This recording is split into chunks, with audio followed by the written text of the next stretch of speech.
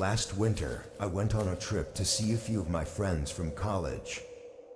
The drive was 18 hours, so I did it in two 9-ish hour sections, staying at an Airbnb on the way there. It was the same thing on the way back, but I booked a different Airbnb, just for fun I guess. I thought it would be nice to see some different areas and whatnot.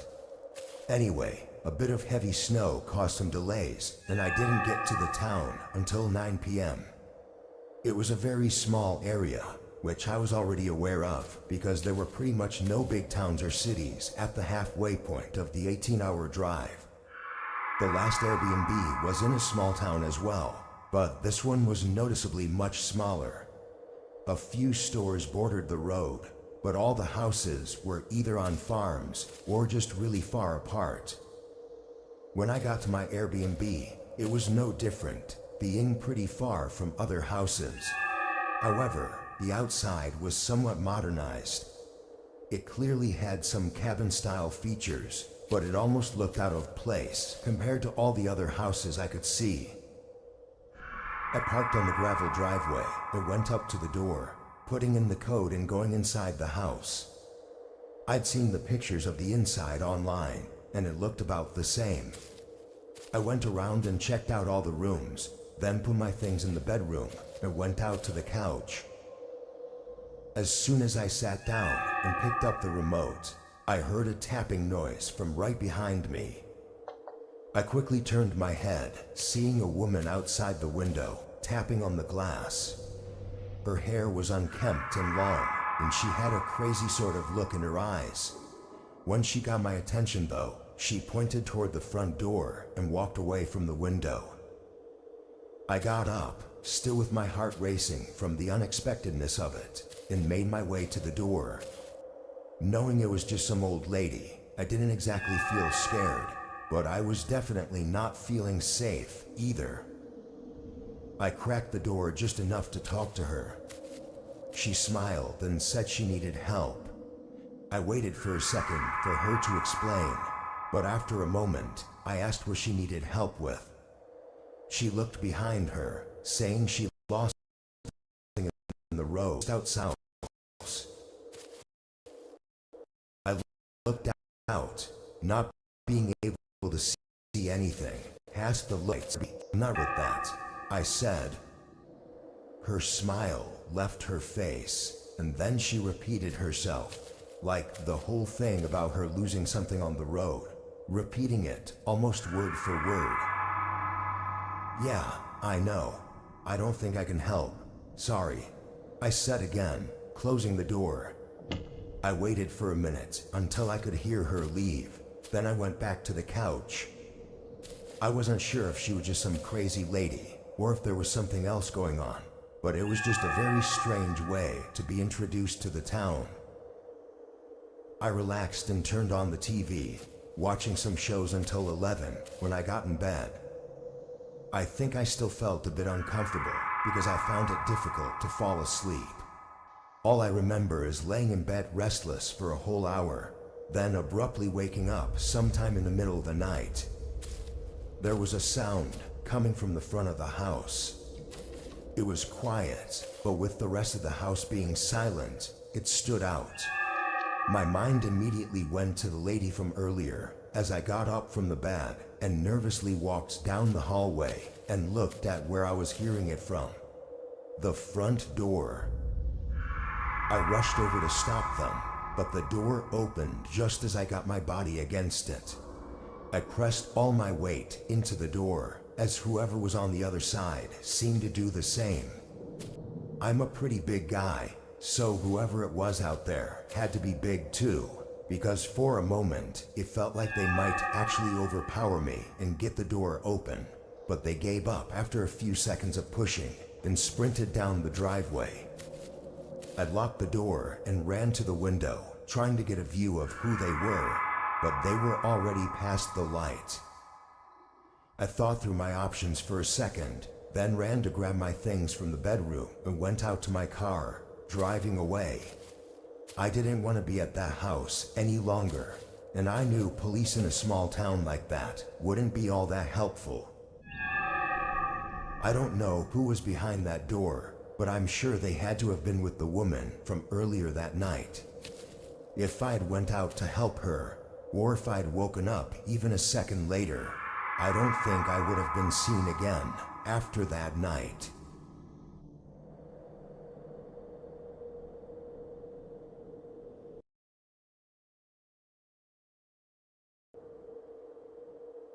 Way back in 2013, I was 22 years old and wanted to sell an old computer I had. It wasn't good enough to take into a shop or anything. It was kind of a piece of junk that I thought someone else could find use of. At the time, Craigslist was the only place I really knew of that you could post and sell things on. And honestly, I'd never heard any bad things happen from it. It seemed like an easy access site that people nearby could get discounts from. I trusted the area I lived in as well, so I really had no second thoughts when I listed the PC on the site. It only took a day before I received an email from someone willing to pay me that listed price, assuming it worked as I said it did. I assured him he could test it out when he picked it up, and we set to do the exchange the following morning. He said his name was Cameron and that he'd send me an email when he was on his way over.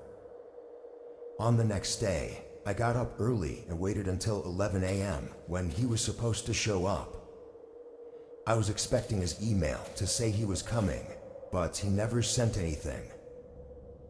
At 11:15, with still no email or signs of him coming, I decided to just open up the blinds and watch TV while keeping an eye outside in case he did show up. There was nothing until about 11:45. From the corner of my eye, I saw a car slowly coming down the road and up to the front of my house. They stopped right on the curb, keeping the car running. Thinking it was them, I paused the TV and waited, but several minutes passed and the car didn't move or turn off. Then they suddenly just turned back onto the road and drove away. I got up and went to the window, looking at the road and just really not understanding what that was. I didn't know if it was Cameron or just some random person that coincidentally stopped there for some reason. I closed the blinds and sent an email to Cameron asking if he was coming, but there was never any response. Shh. After an hour, I was done waiting and just went on with my day, forgetting about the whole thing. I had lunch and eventually dinner, then got in bed early around 9 p.m. because I had to work the next day. I fell asleep quickly, but woke up sometime after. I looked at the clock. It was only 11. It had barely been 2 hours. I closed my eyes again and tried to get back to sleep, but a very faint thump forced my eyes open again. I stayed laying there quietly, waiting to hear another so I could figure out what it was.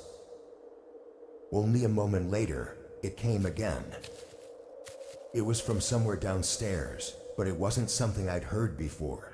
I had no idea what it could be. Worried there may be a problem with the house, I got up and went into the hallway, then over to the stairs, hearing it several more times as I made my way downstairs. It also started to get louder, being much more than just a quiet thump. I slowed down, stepping quietly through the kitchen, and turned the corner into the back hall. As I stared down the dim hallway, another thud rang through the house from directly at the end. When my eyes adjusted, I could see the faint outline of a figure moving outside the window. My heart stopped for a second, then another heavy thud shook the window, causing me to jump and step back. The figure stood still and faced the window.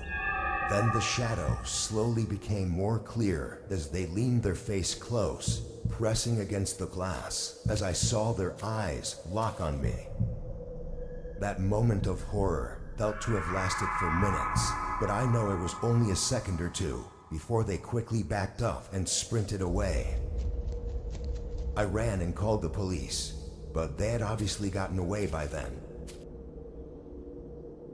Despite it seeming like an easy case of it being the man from Craigslist, Cameron, it wasn't so simple. There really was no evidence of it being him, other than it happening on the same day I was supposed to meet him.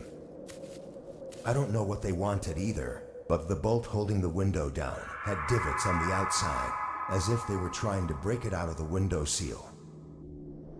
I never found out anything else, but I also never took to using Craigslist again.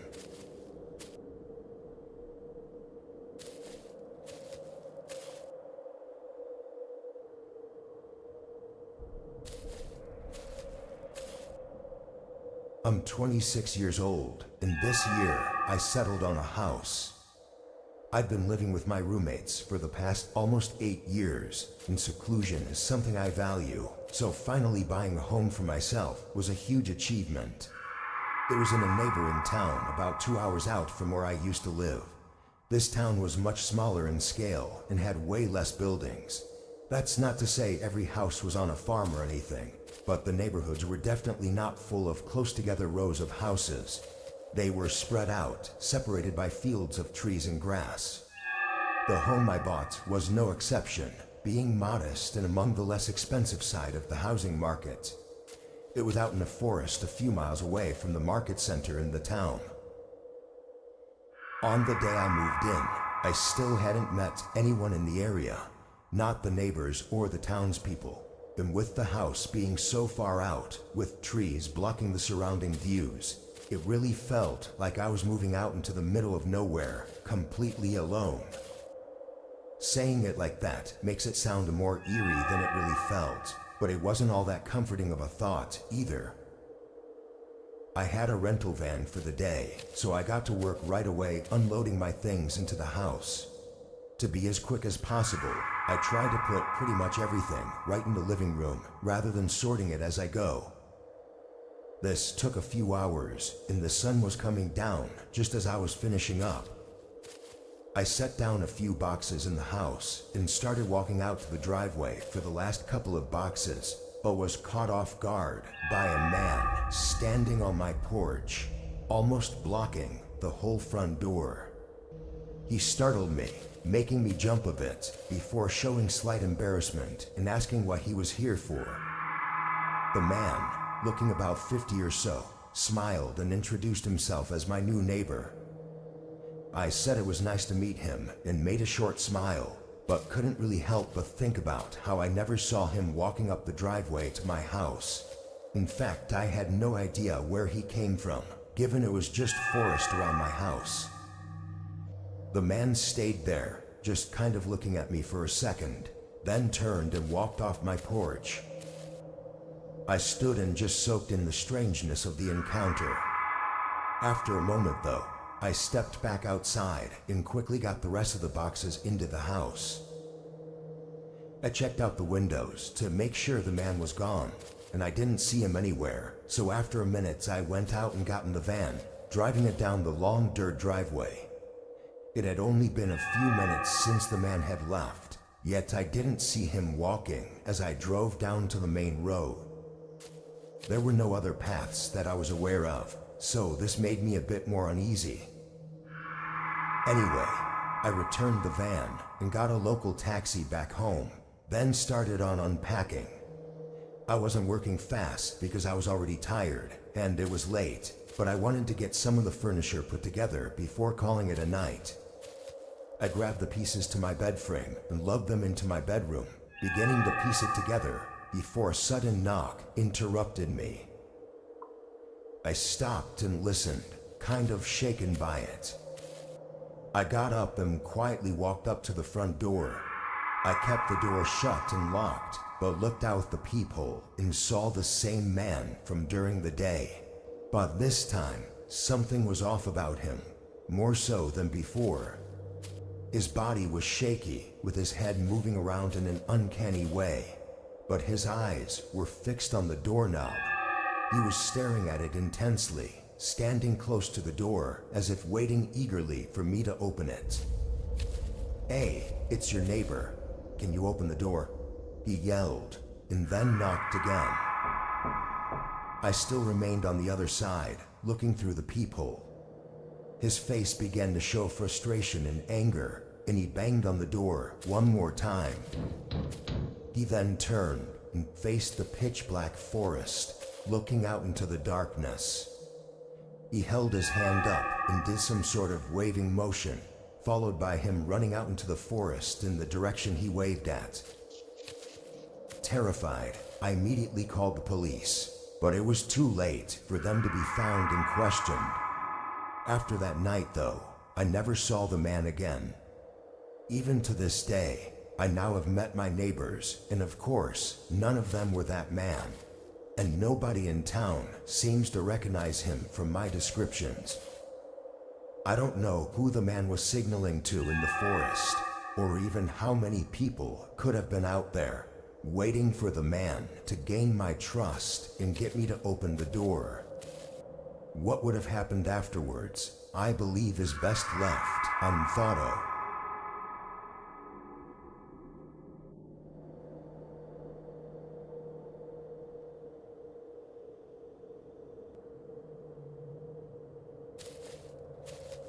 Not more than a week or two ago, I hiked out on a long trail in the dense woods behind my town.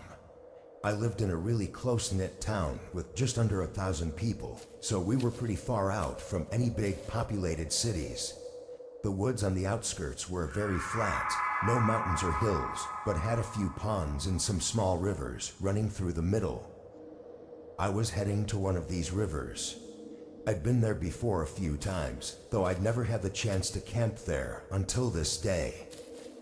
As I could recall from the previous times, I knew it was about a 3-hour walk, almost perfectly north. As I walked between the trees, it was very quiet, aside from birds and other animals rustling the leaves around me. There were no people or hikers, and I didn't plan to see anyone because this was not even a trail, it was just open woods. But as I was just 45 minutes out from the river, I ran into someone. We were both walking toward each other, and it seemed like neither of us had noticed the other until we were just a few feet away, separated by only a couple trees.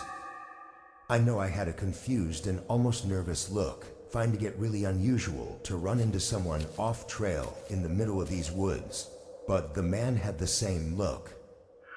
I was about to break the silence and say hello, but after a second, his face shifted into a slight nervous smile, and he turned to walk off to the side. I followed his lead and kept on walking as well, but I looked back once I got a little further away and saw the man was no longer walking, but almost running away. Not saying a word when running into each other gave me a somewhat unsettled feeling. But seeing him run off like that only made it even stranger.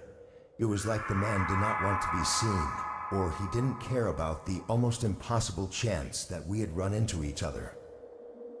Whatever the case, I kept minding my own business and made my way to the river. This was no campsite or anything, so I just plopped my bag and tent down on the flattest area I could find. Then I got a fire going, since the sun was just about to set. I tossed in a bunch of random sticks and twigs that were around and made sure it would burn for a couple hours at least. I was hoping to stay up and wait until the stars came out so I could do some stargazing. Away from town, I can often get a good view of the Milky Way, which is a sight I never want to miss out on. Hours passed while I was sitting and waiting, until a distinct sound came through the quiet woods behind me. Footsteps, slow and careful ones. I turned and looked, not seeing much in the dark. As I gazed around though, the footsteps stopped, telling me that while I may not see them, they can see me. I reached down for my bag and picked up a heavy-duty flashlight, shining it at the trees. I could see decently far now, but as I moved it back and forth, I didn't see anyone. I felt my heart rate increasing a bit as the unsettling feeling came over me again. Anyone out there? I tried again. Hello? Not even the sound of another footstep. After a moment of contemplation, I started to walk toward where I'd heard the sound from. I thought maybe there was a chance I was mistaken, but I needed to be sure. I carefully stepped through the woods, keeping the flashlight steadily pointing ahead, until I got to where I thought the sound was from, and moved the light to my left, looking behind each tree, until the light suddenly revealed a large man. It was the one I'd run into only a few hours ago. He was no more than 20 feet away, but even with the light on him, he stood still. In an act of quick thinking, I tried to not react and continued to move my flashlight across the woods, hoping he would think that I somehow didn't see him. Then I began walking back to the tent, trying to act as unbothered as possible. I picked up my bag and looked around once more, before quickly leaving my tent and campfire behind and walking into the woods along the riverside. Once I felt I'd made enough distance, I sprinted as far as I could until I was without a doubt away from that man. I found a spot to rest at and sat there awake until sunrise. I don't think I was followed, as I was able to make it out without ever hearing or seeing that man again. I'm not sure why he was out there, or why he had shown up and hid by my campsite, but I never went back to retrieve my tent, in fear that I might find out.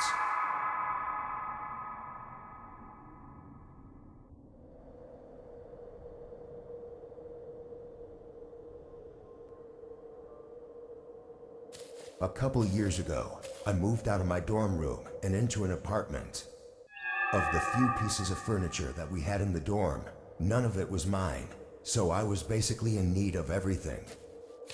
I had more money than I did before and was planning to save for a few more months before making a bunch of purchases on things for the apartment, but there were still a few things that I did need right away. One of these was a bed frame, but they were all really expensive. And after buying a new mattress, I was really not trying to drop a whole stack of cash on a frame. I pulled up a few used furniture sites, but landed on Craigslist as it had the most postings. A lot of them were really cheap, or even free, but they all looked horrible. Then I came across one that wasn't too bad. It was just a plain old wooden bed frame that didn't look too beat up. I sent a quick email asking if it was still available, then went on with my search. A minute later, I got a reply. The man said it was still available for $35. That was a perfect deal for me, so I quickly accepted his offer and we set up a time to meet later that day at 6. While I waited, I unboxed some things and moved a bunch of stuff around in the bedroom to make some space for the frame. And then at 5:30, the man emailed me his address. It was 20 minutes away in an area that I hadn't been to yet, though I wasn't exactly familiar with anywhere too well since I just moved. I grabbed some cash and headed out. As I drove, I looked around frequently to try to get myself familiar with what was around. But about halfway there, everything sort of dropped off. The town I was in very quickly ended, and the area became a lot less populated with buildings and houses. It was not what I expected. As I got to the neighborhood his house was in, I felt a little bit better, seeing that the houses weren't too far apart, and it did look mostly normal. However, they were definitely not nice-looking houses. I pulled up to the address and parked in the driveway. The lights were on, and the front door was left open. I got out and walked up, ringing the doorbell. The man came a moment later. He was tall and heavy, wearing a hat and jacket as he invited me inside. He didn't really look strange in any way, but something about him made me feel strange. It was just the way he talked, I guess, kind of like we'd been buddies for years. I followed him upstairs and down the hallway that led to a small spare bedroom. We stepped into the room, and I was immediately confused. The room looked occupied, with a dresser, nightstands, and even clothes laying around. And even the bed frame had a mattress on it with sheets and blankets.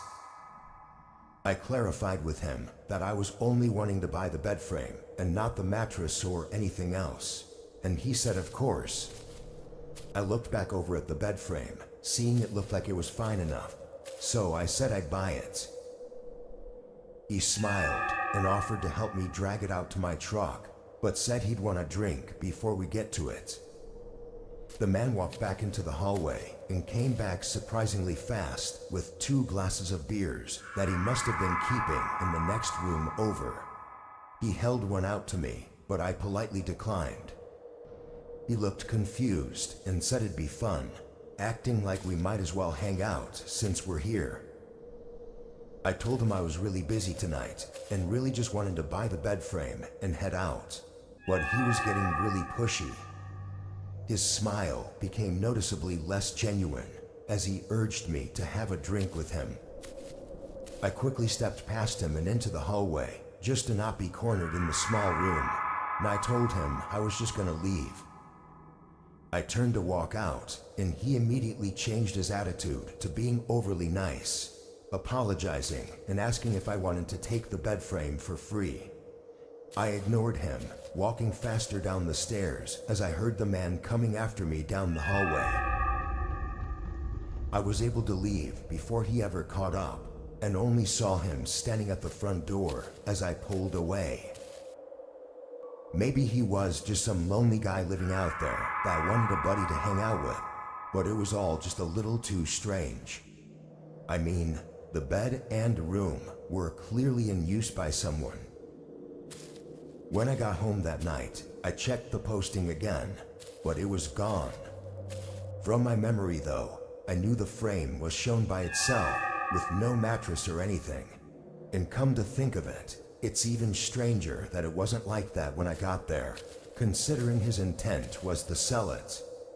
But whatever that man was up to, I didn't like it.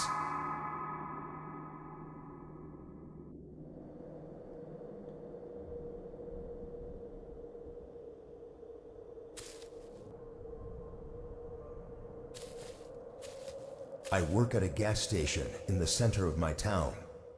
My shifts aren't always the same, but I find myself on overnights and early mornings most of the time. I'd been there for a whole year at this point, and honestly, I didn't have many negative things to say about it. It was just a normal mid-paying job that only required me to stand in one spot for 8 hours and talk to the occasional customers.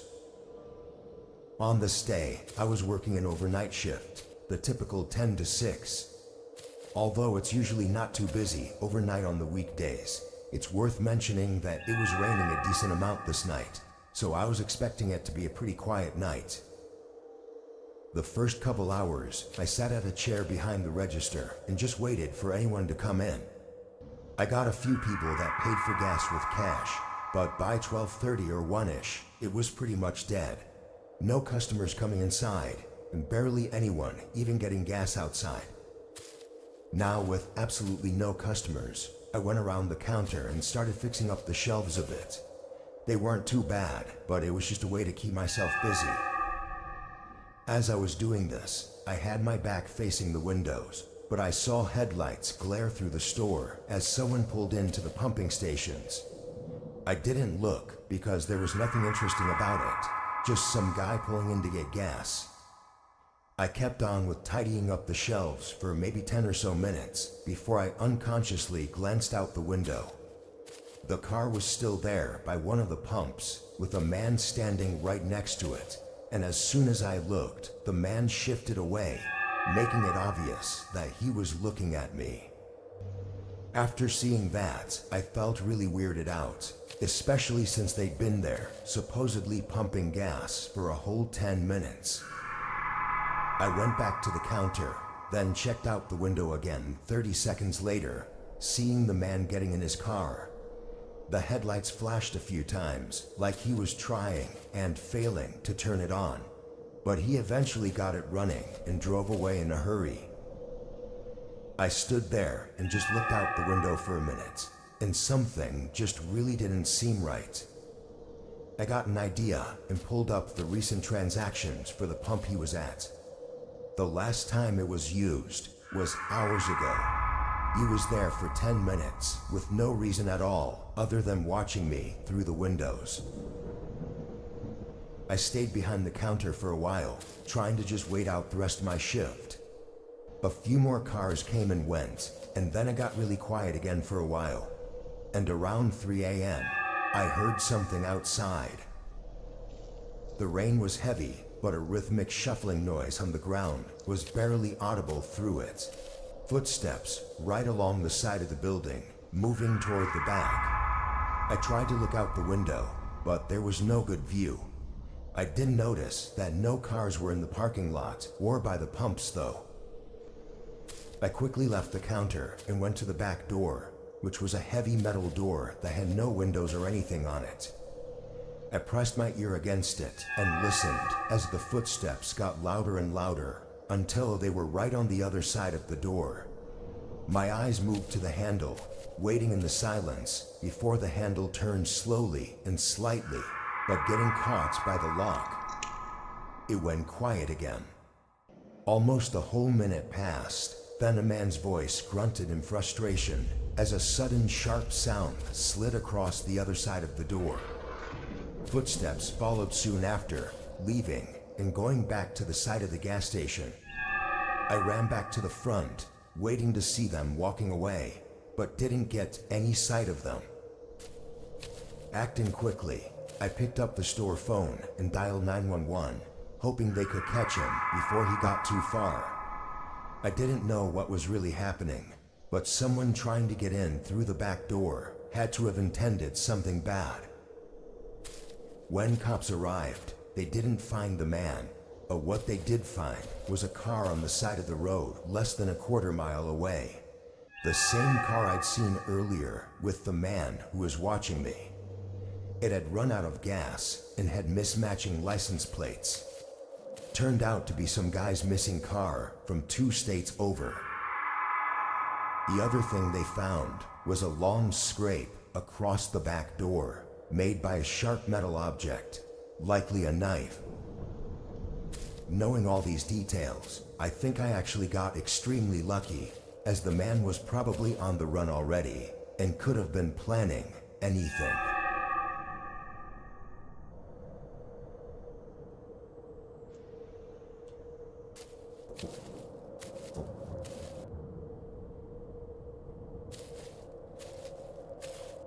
I was working late at the office one night. We have a big 2-story building in a business complex, and sometimes if we have to catch up on work, we kind of have to stay late. I had taken 2 sick days the week before, so I really had to get my project done and didn't have much time left to do it. I planned to stay a few hours this night and a few hours the next night to get caught up, leaving anywhere between 1 and 2 a.m. Often others would be there late as well, but this night it was just me. I was working at my desk, which was in the middle of a whole room full of desks. As I typed away on my laptop though, I started to get a little drowsy, and after fighting it for a bit, I got up to make some coffee in the break room. I started the machine and leaned against the table, barely keeping my eyes open as it slowly poured into the mug. But a sudden thud shook me awake. It sounded like it was downstairs, but it was really loud, resonating through the whole building. Nothing followed the sound though. It was just the one thump. I walked over to the doorway and looked out at the stairs, debating whether or not to see what it was. Honestly, I was so tired, I thought it had to just be something falling in one of the rooms downstairs, and chose to not investigate. I grabbed my mug and went back to my desk, continuing to work. I sat there for an hour, non-stop working, but the coffee really wasn't fixing my sleepiness problem. I kept working though, trying to power through it, but I was only prolonging the inevitable. At some point, I dozed off on my desk. When my eyes opened, I remember being immediately irritated and somewhat dizzy, like I'd been annoyingly woken up from a deep sleep. As I regained my senses though, I noticed a sound coming from somewhere in the building. It was a beep, sounding every 4 or 5 seconds, but was very faint. I looked at my laptop, seeing it was nearly 2 a.m. I decided it wasn't worth trying to work anymore, so I packed up my things and brought them with me as I left the room, to both check on the beeping and to leave afterwards. As I got to the stairwell though, the beeping started to make me nervous. I'd never heard it before, and there was something eerie about it. Maybe I was too tired before to fully comprehend it. I walked down the staircase, and now with the beeping much louder, I peered into the long main hallway. At the far end, there was a metal rod laying on the ground, right in front of the open entrance door. I felt blood rush from my face, knowing it should be locked up, and realizing the beeping was from the building security system.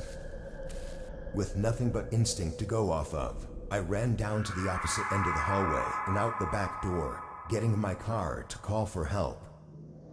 Although I was out of the building, what I learned next was far more terrifying. Police pulled in and searched around, not finding anyone or anything, and that's when we checked the security cameras. At 11 p.m., a man could be seen walking up and breaking the door open with a single hit from some kind of tool, creating the bang sound that I heard while getting coffee. He then quietly moved around the first floor and up to the second, where he came into the office I was in and stood quietly, only a few feet behind me while I was working at my desk. He then went back downstairs, coming up again while I was sleeping and walking around the whole office, even going right up to me and searching around my desk. It's not clear if he stole anything, as there weren't cameras in every room, but there didn't seem to be any obvious answer as to what he was doing there. After seeing the security tapes though, I've never stayed alone at that office again.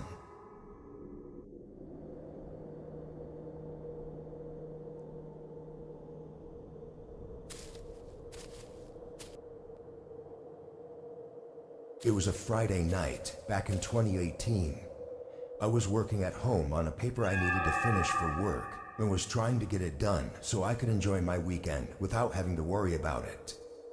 It was probably somewhere around 10 at this point, but I'd been working in my office for a good 3 hours. This was after a full day already too, so I was getting pretty exhausted. I kept finding myself getting distracted or losing focus, so I paused what I was doing and stood up to stretch my legs and try to wake myself up.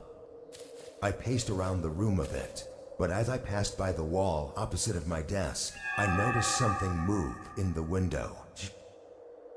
I stopped and did a double take, looking out the window again. I was on the second story of my house, but the window has a view of the front portion of the property by the garage and porch. At first, I didn't see anything and thought my mind was playing tricks on me, but then I saw a bit of movement again. It was a shadow hovering over the sidewalk leading up to the porch. Someone was standing outside the front door, or at least that's what it looked like from the shadow. After looking out the window for a couple minutes and seeing the shadow barely move, I left my office and went downstairs. I leaned on the front door and looked out the peephole.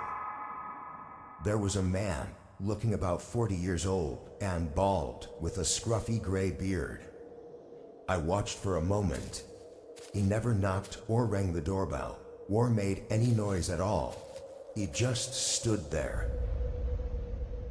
What started freaking me out more was that I didn't know how long he'd been there for, since I was working and never noticed him until just a couple minutes ago. Wanting some answers to why the man was here, I opened the door. Immediately, I was taken aback because the man didn't even flinch. His face stayed the same, being cold and lacking emotion. "What are you doing here?" I said in a stern tone. The man continued to look at me, but didn't answer. Then his eyes moved past me and looked down the hallway of my home. I moved the door further in toward my body to hide the view. "I don't know why you're here, but you need to leave," I said, closing the door firmly. His strange behavior was both creepy and aggravating. Him ignoring me and just standing there made me really frustrated. But then I heard his footsteps begin walking off the porch and away from the house. I sighed in relief and checked to be sure he'd gone away, then went back up to my office. Trying to forget about the man and focus back on my work, I continued where I left off. About 5 minutes later, and just as I was beginning to really start working, a sudden knock echoed through the house. It was from the front door, but the knocks were loud, like someone banging on the door with their whole fist. Irritated, I got up and quickly ran down to the front door, swinging it open aggressively with the intent to yell at the man. But when I saw him, I quickly changed my mind. Something about the look in his eyes and the way he was standing instantly shifted my anger into fear. I looked down at his hands, seeing him holding something to his side, like he was trying to conceal it from me. All I could make out was the top of a small handle, resembling that of a knife. I looked back up at him, only to see his whole body jolt toward me. I jumped back and slammed the door shut, then fought to lock it as the man was trying to turn the handle from the other side. Once I got the handle and the bolt lock latched, the man started banging on the door again for several seconds before running away. I stood there with barely any breath in me, feeling my adrenaline still surging through my body. Shakily, I went to the office and called 911. The man was never seen after that, and no real answers to what happened that night were ever found.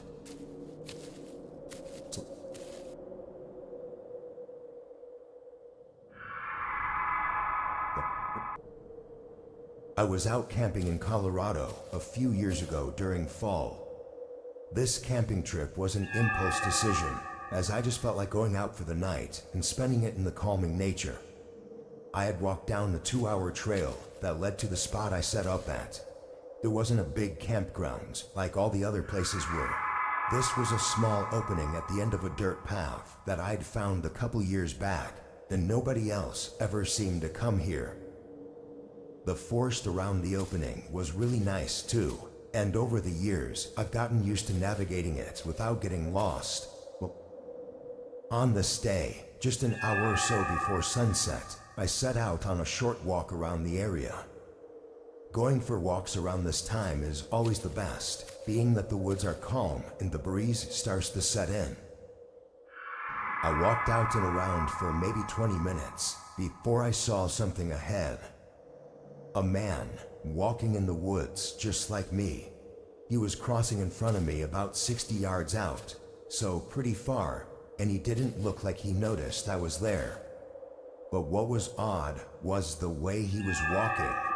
He was motioning his hands around and nodding his head, and although I couldn't hear him, I could see his mouth moving like he was talking. I waited to see if maybe someone was following behind him, but no, it was just him talking to himself.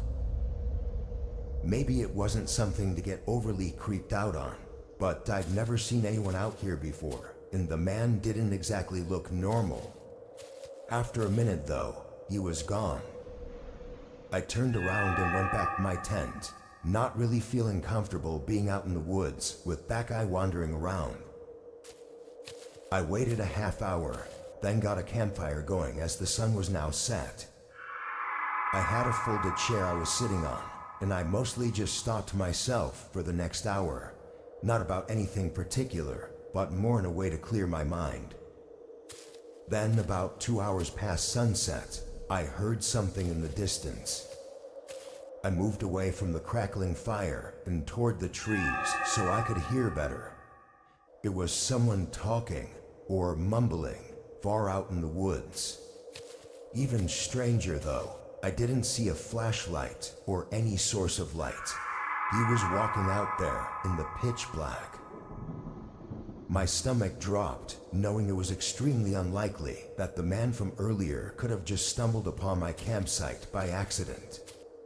I stayed and listened, hoping that by some chance he didn't know I was here, it was just passing by. 30 seconds later, the voice faded out.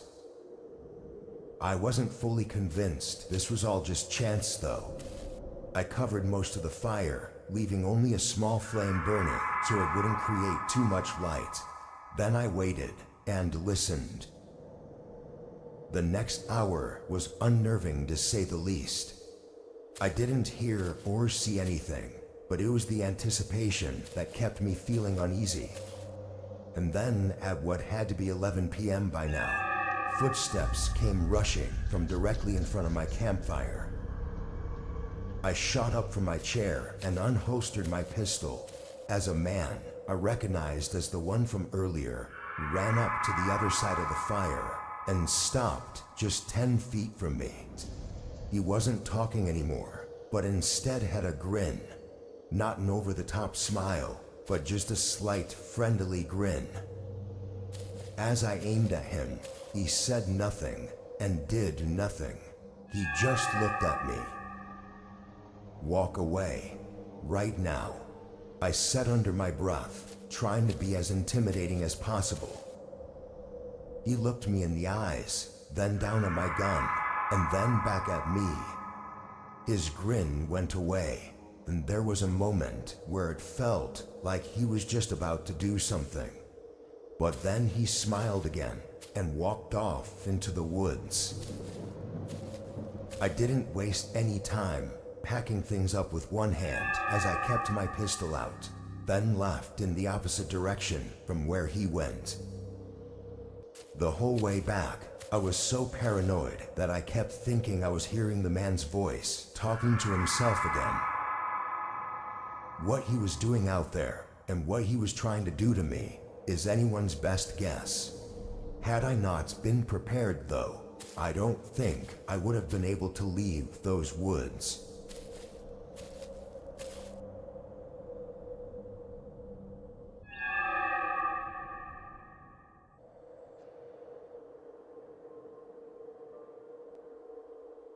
Two years ago, I lived with my younger brother on the East Coast. For the most part though, we didn't really go out much. I mean, we'd hang out with friends a lot and get food or whatever, but we never really went out and did anything interesting. I started to look up things to do, and one of the most common suggestions was camping, because we were right along the Appalachians. I told my brother, but he didn't seem very interested. A couple days later, I went out and bought a few things, like a small tent and some safety tools, then packed up one of my old backpacks and drove out to a nearby trail. Yes, I was really inexperienced, and going camping alone was not a good idea, but I'd only planned to be out for one night, so I figured even if there was a problem, it wouldn't be so bad. After an hour of driving, I got to the trail. No other cars were parked, and I didn't see any other people. I got out and put on my backpack, then walked to the trailhead. It was thin and not a really well-made path, but was good enough. I don't think it was a popular trail. I just found it by scrolling through a huge list and choosing one that wasn't too long.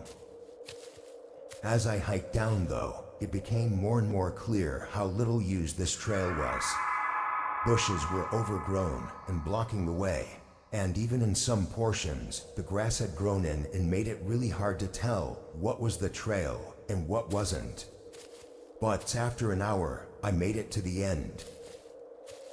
After seeing the trail, it was about what I'd expected the camping ground to be. It was small and mostly overgrown, but there was something I noticed right away that caught my attention. A pile of logs on the other side of the camping ground.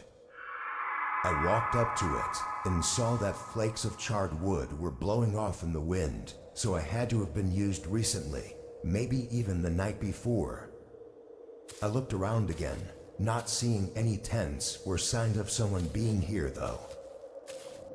Unsure about it, I went to the other end and put my things down, then got to work on the tent. It wasn't that late yet, so I took my time to make sure the tent was well made. Once I was done, I took a breather, sitting down and chilling for a bit. There was about an hour left of sunlight, and I spent it eating and sitting inside the tent on my sleeping bag. After a while, I could tell the sun was setting, but soon after, a sound came from somewhere nearby. A crackling sound, like from a campfire. I unzipped the opening and stepped out, being immediately faced by a man sitting across the campsite, right next to where the half-burnt logs were. He was older than me, probably in his 40s, but there wasn't much else I could see from the little amount of sunlight coming in through the trees. He was already looking at me, so I nervously waved my hand at him. The man waited a few seconds, then lifted his hand as well. I went around to the back of my tent and got a pile of sticks, then made a small campfire. It only took a few minutes before it was mostly dark out. There was only the light from my campfire and the man's campfire on the other side. I kept looking over, trying to see if he had a tent or a backpack or something, but all I could see was him. Every time I looked, I only got more weirded out and uneasy. Where did he even come from? My tent was set up right next to the trail, so I would have heard him walk up, unless he came from the other side, which was just empty woods. I sat out there for at least an hour, probably 2, and never saw the man move from his spot. He just sat by the fire, looking forward. Eventually, I went inside my tent, figuring I had to be overthinking all of this, and the man was probably just another camper. He was at a public camping ground after all. I laid down and tried to rest, but I don't think my mind would let me sleep for some reason. So I just stared at the ceiling and listened to the faint crackling of the man's campfire. I was in there for probably another hour before I heard leaves slowly crunching, making their way toward my tent. I sat up and listened more carefully until I could see the shadow of the man standing on the other side of the fabric. My whole body froze, watching him just stand there for a moment, not moving, not speaking. Then his shadow started moving away as I heard the leaves crunch into the distance. I quickly unzipped the tent and looked out. The campground was empty. The man was gone, having left only the burning logs. I started to pack up, shoving the tent into its holder and even breaking some of the rods just to move faster. I left without ever seeing the man come back. As for what happened out there, or what was going to happen, I really don't know.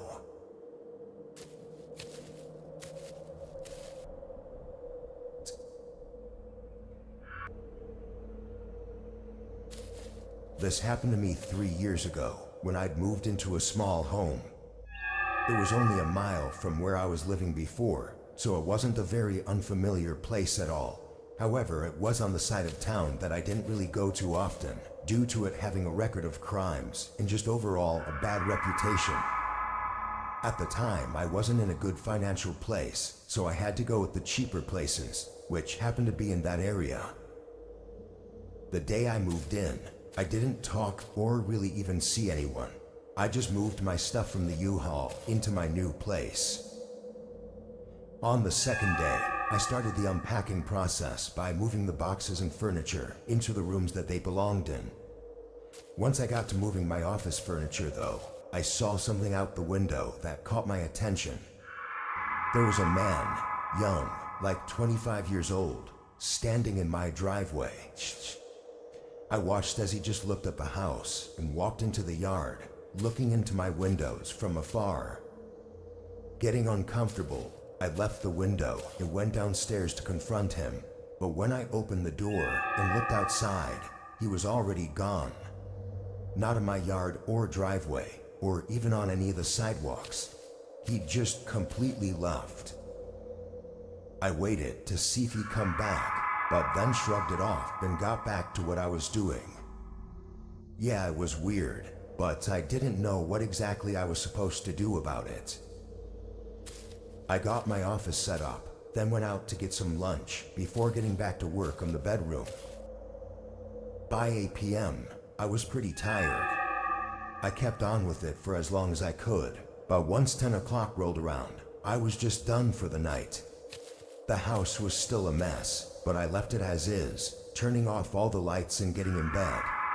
It only took a few minutes for me to fall asleep. When I woke up, I rolled my head over and looked at the clock I had laying on the floor. 3 a.m. I rolled back over and closed my eyes, but a muffled sound woke me right back up. I lifted my head and listened again, hearing a faint sound from downstairs. It was like something being dragged across the floor. Still in disbelief, I sat up and listened even more intently. A few seconds later, a similar sound came again. I stood from my bed and walked over to the bedroom door, opening it and looking down the hallway as I listened. But as soon as I opened the door, all the sounds stopped. I walked into the hall and over to the staircase. I went down a few steps and looked over the railing, but I didn't see anything, and the house was still completely quiet. When I got to the last step, I flipped on the light. At first, everything looked okay, nothing missing and nobody in the house. But then I noticed something really strange. All of the furniture and boxes that were against the walls had been pushed away, and behind them, there were several carved out portions in the wall. I felt blood rush from my face as I realized that someone had to have broken into my house and may even still be inside. I ran up to my room and called for help, but the house remained quiet the whole time I waited. What's more unsettling is that the cops couldn't figure out how the intruder gotten inside or back outside, nor did they figure out why the person broke in. The only idea is that it looks like they were looking for something in the walls. I don't know what, but there was nothing else to go off of. I think back to that man I saw standing outside my house, wondering if he was the one to have broken in. But even 3 years later, nothing else is known about what happened that night.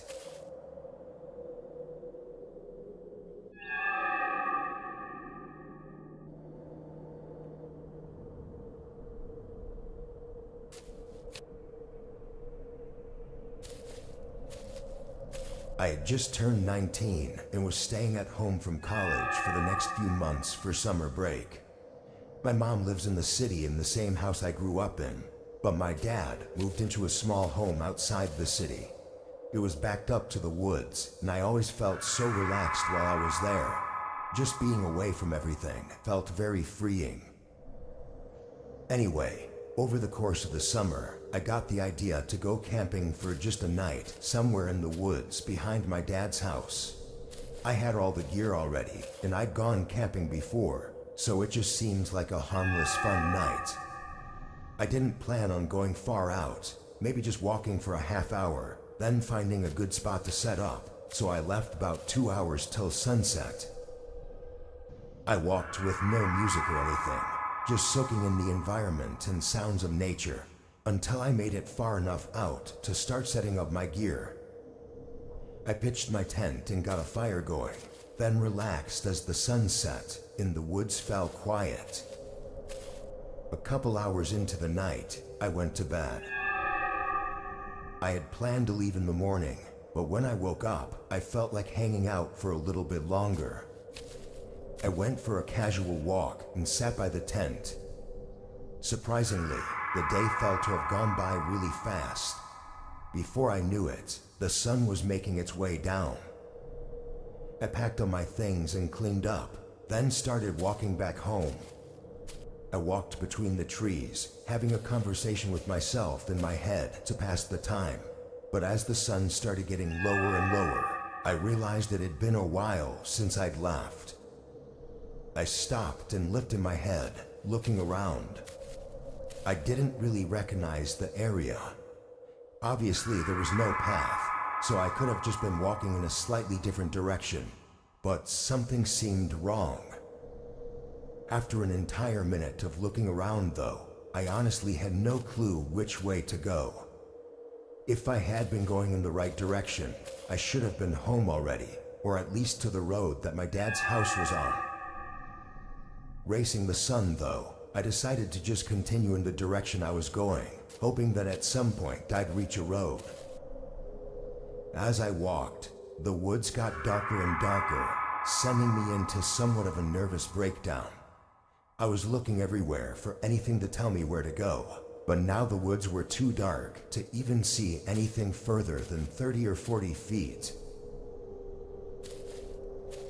But then I saw a light flickering in the distance. I got excited, walking quickly toward it, until I could make out a dark house sitting in the middle of the trees. I thought it was maybe one of my dad's neighbors, or that it would at least lead me to a road that I could walk along.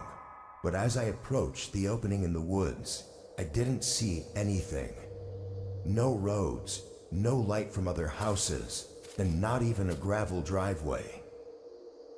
The house was old-looking too, resembling more of a cabin, but there was a light in the downstairs window that was on, so it definitely wasn't vacant. I walked around to the other side of it, staying in the tree line still, but there were no signs of any roads or houses on either side. Regrettably, I decided my only option was to ask whoever lived there for help. I walked up to the front door, listening for a second before ringing the doorbell.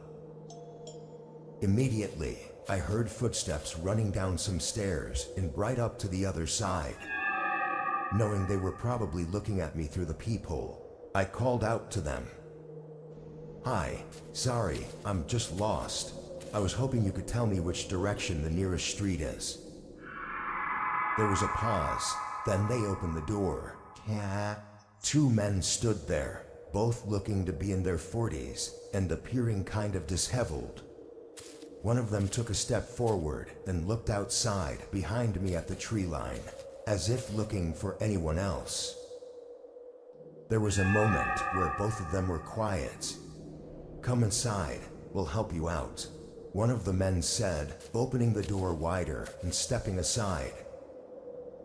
"I'm okay, I just need you to point me in the right direction, please," I said, not wanting to go in some random house in the woods, and also not really seeing the point to it.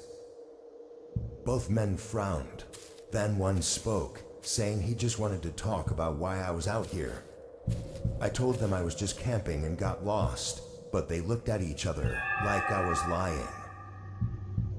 Then one of them stepped out and stood pretty close to me as he looked around at the trees more intently.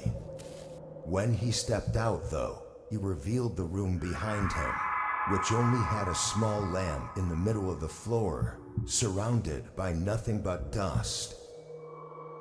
I took a step away from the man, and both of them suddenly turned cold.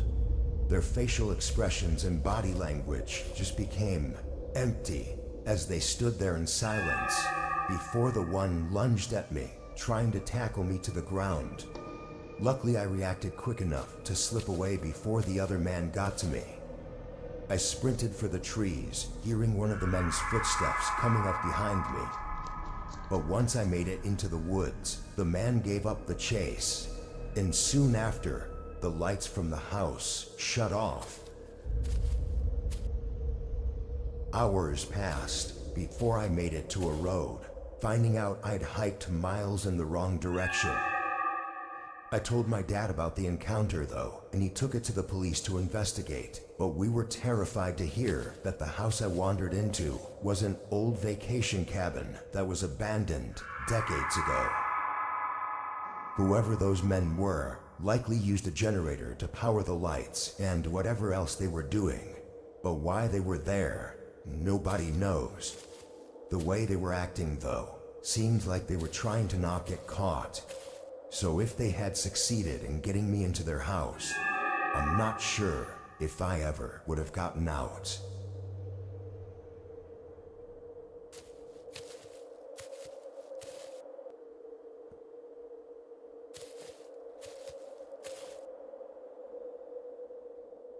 I was driving back to my hometown from a work trip I had earlier in the week.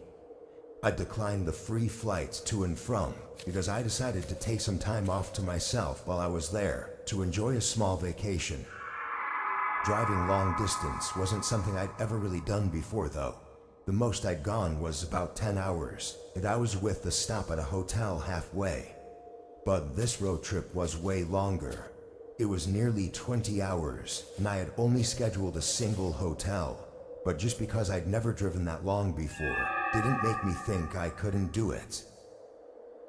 The drive started out okay, going through cities and towns, and having plenty of other cars around me, seemingly taking the same route. As I got further out though, cars became a lot less common, and the towns had pretty much disappeared. The roads were nothing but fields of grass on either side, or dense forests. By 5 p.m., the light drizzling that had started earlier became more intense, pouring rain down hard enough to make it difficult to see. It seemed like the more I drove into this forested area, the harder the rain fell. I'd hoped it would stop by sunset, but it didn't. I was now really focused on the road, driving really slow and trying to make sure I navigated the road carefully without sliding into a ditch. I drove through this awful rain for probably an entire hour past sunset when I started to realize the road was getting a lot more winding rather than straight. It began taking me much deeper into the forest where the trees were close together and blocking all views.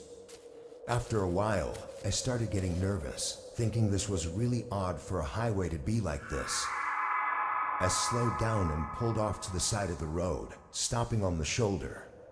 I took my phone out and tried searching up the directions, but there was no service. All I'd remembered of the route was that I had to take the same highway pretty much the entire way there. Maybe I was on the right road and was just paranoid.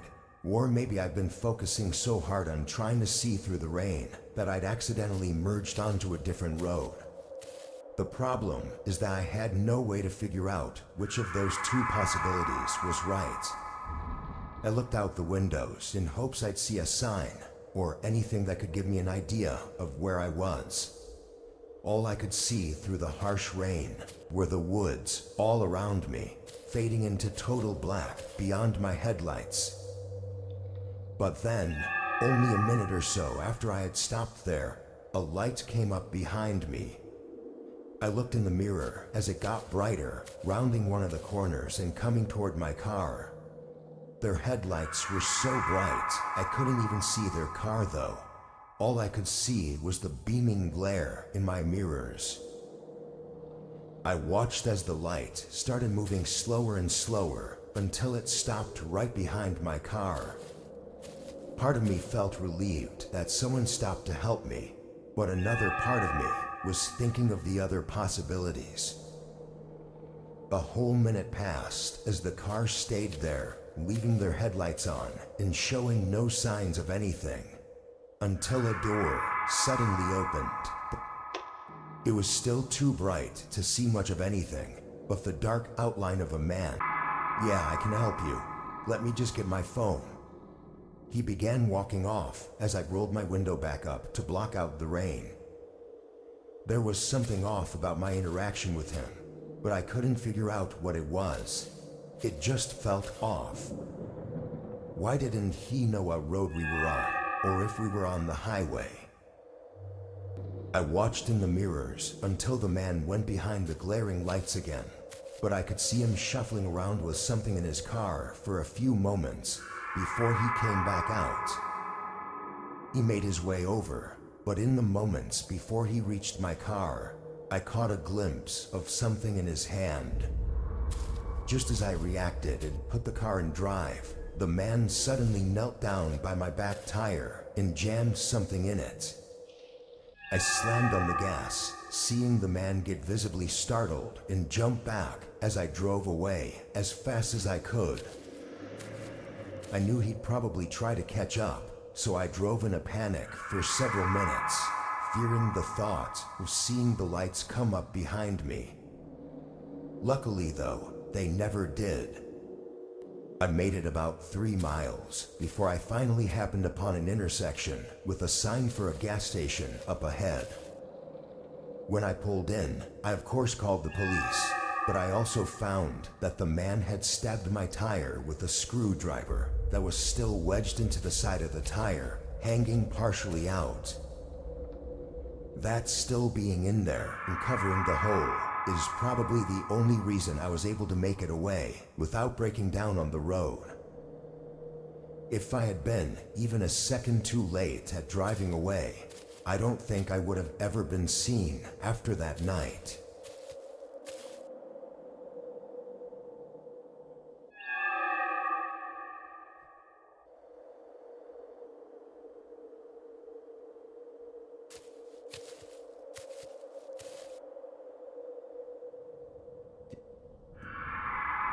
Actually, Mr. Masakia, it's a key like it's secret, tia.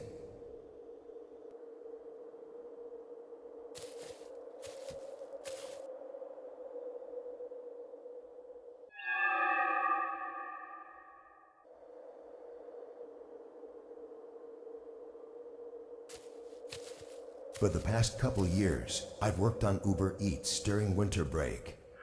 College lets out for a whole month, and Uber Eats is the easiest work to do without having to go through job interviews and all that stuff.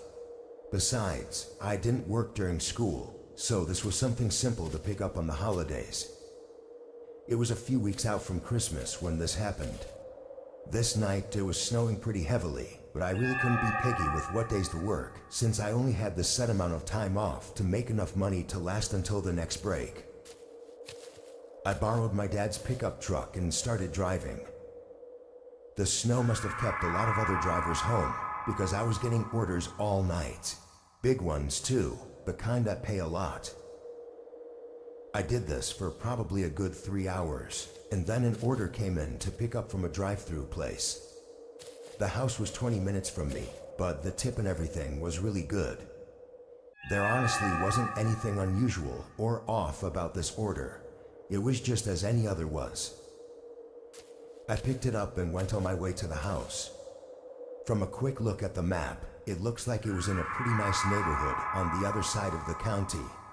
I'd been around there before, but not really inside the neighborhoods.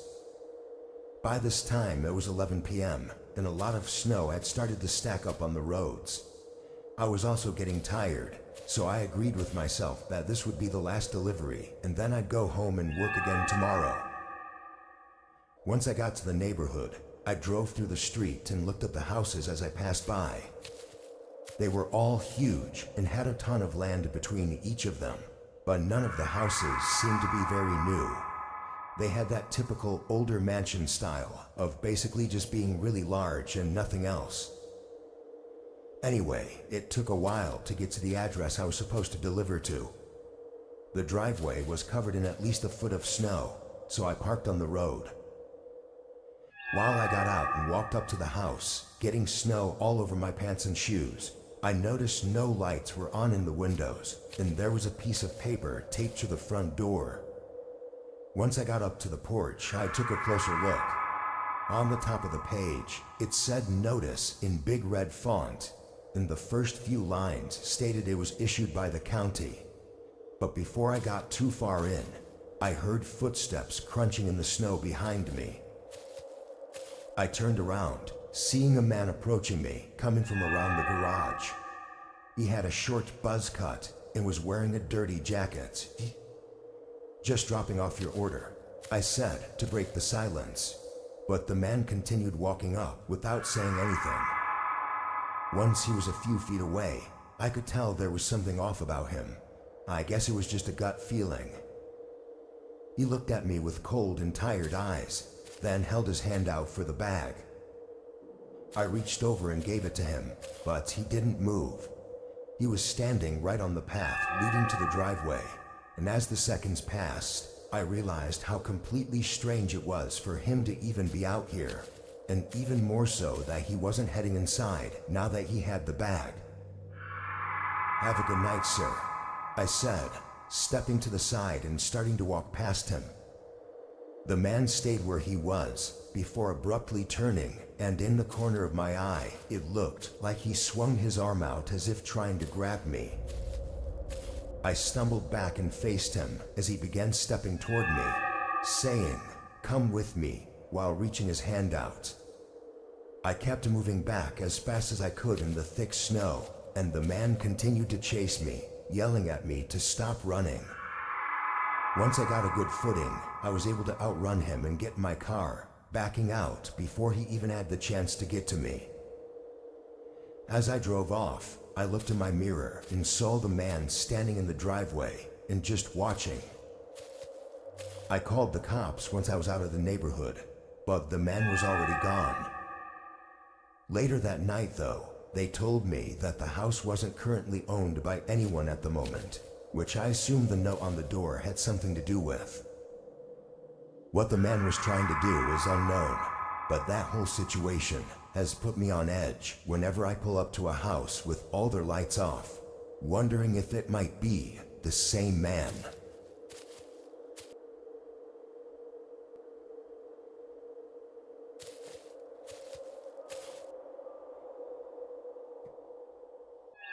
Last New Year's, me and my two best friends decided it would be fun to get together and rent out a house for the night. We weren't big on going to huge parties, but just enjoyed hanging out among our small group. Also, all of us lived in dorm rooms, so having a house to ourselves for once sounded like a great time even without partying. My friend Jason rented out an Airbnb on the outskirts of the town we were in. I carpooled with my other friend Christian, and we met Jason there on New Year's Eve around noon. This place was more of a cabin than a normal house, being all wood and having the typical cabin features.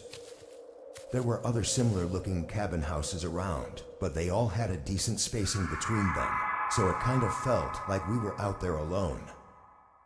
The inside wasn't as great, but this was one of the cheaper places available, so none of us were expecting luxury. We spent the day just hanging out in the living room and talking, and around 6, Christian went out to the store to grab some snacks and drinks. During this time, Jason and I were still sitting in the living room when there was a knock at the door. We looked at each other in surprise, knowing it was really weird for anyone to be out here and knocking on the door to an Airbnb. I got up and looked out the peephole, seeing some guy standing on the doorstep. I noticed the door had one of those metal latches on it, so I flipped it over and opened the door just enough to see them. I wouldn't usually answer the door to a random guy, but being in someone else's house, I wasn't sure if maybe it was the host or something. The guy looked at me, and I was instantly aware of his displeased look. He seemed angry about something, and it became more blunt when he opened his mouth. He told me in a disrespectful and stubborn tone that we needed to be quiet tonight and not disturb the entire neighborhood. The way he said it was almost threatening, and as if we'd already been making noise, but we hadn't even done anything loud, nor were we planning to. And all the houses were so far apart, even if he was a neighbor, there's no possible way he'd hear anything, unless we were lighting up fireworks or something. I really wasn't in the mood to argue, so I just said sure and closed the door in his face. But not even a second later, he banged on the door again. I ignored him that time, making a face at Jason like this guy was crazy. We heard him leave after a moment, and when Christian got back, we told him about the encounter, and he almost didn't even believe us. The next 3 hours went by quick, as we watched a movie and played some games on Jason's Switch. Then, come almost midnight, we heard something outside. It sounded like someone dropping something on the ground, and a few seconds later, the piercing sound of glass shattering came from right outside the door. All of us stood up and ran to look out the window, seeing that same guy from earlier standing by Christian's car, which now had glass covering it from a shattered windshield. The guy was holding a metal baseball bat and looked like he was in some psychotic state, pacing around and just going crazy. Christian was pissed, going to the door and storming outside to confront him. Both Jason and I went to stop him, but before we even got to the doorway, a gunshot echoed through the cabin. I stopped in place, knowing what had likely happened, but it almost felt like a miracle when I saw Christian sprint back inside and lock the door behind him. A few more shots went off, hitting the side of the cabin, and followed by the man swinging the bat against the front door. Then, just as suddenly as it all started, the man just ran away. After an investigation, it was found that he wasn't even one of the neighbors of the Airbnb. Nobody seems to know who he was, or where he lived, or even why he went absolutely insane. It was just an incredibly dangerous, unpredictable encounter that almost took our lives.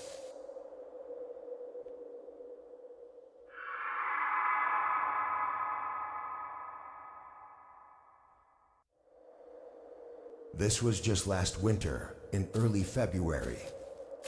I was driving to my next DoorDash order.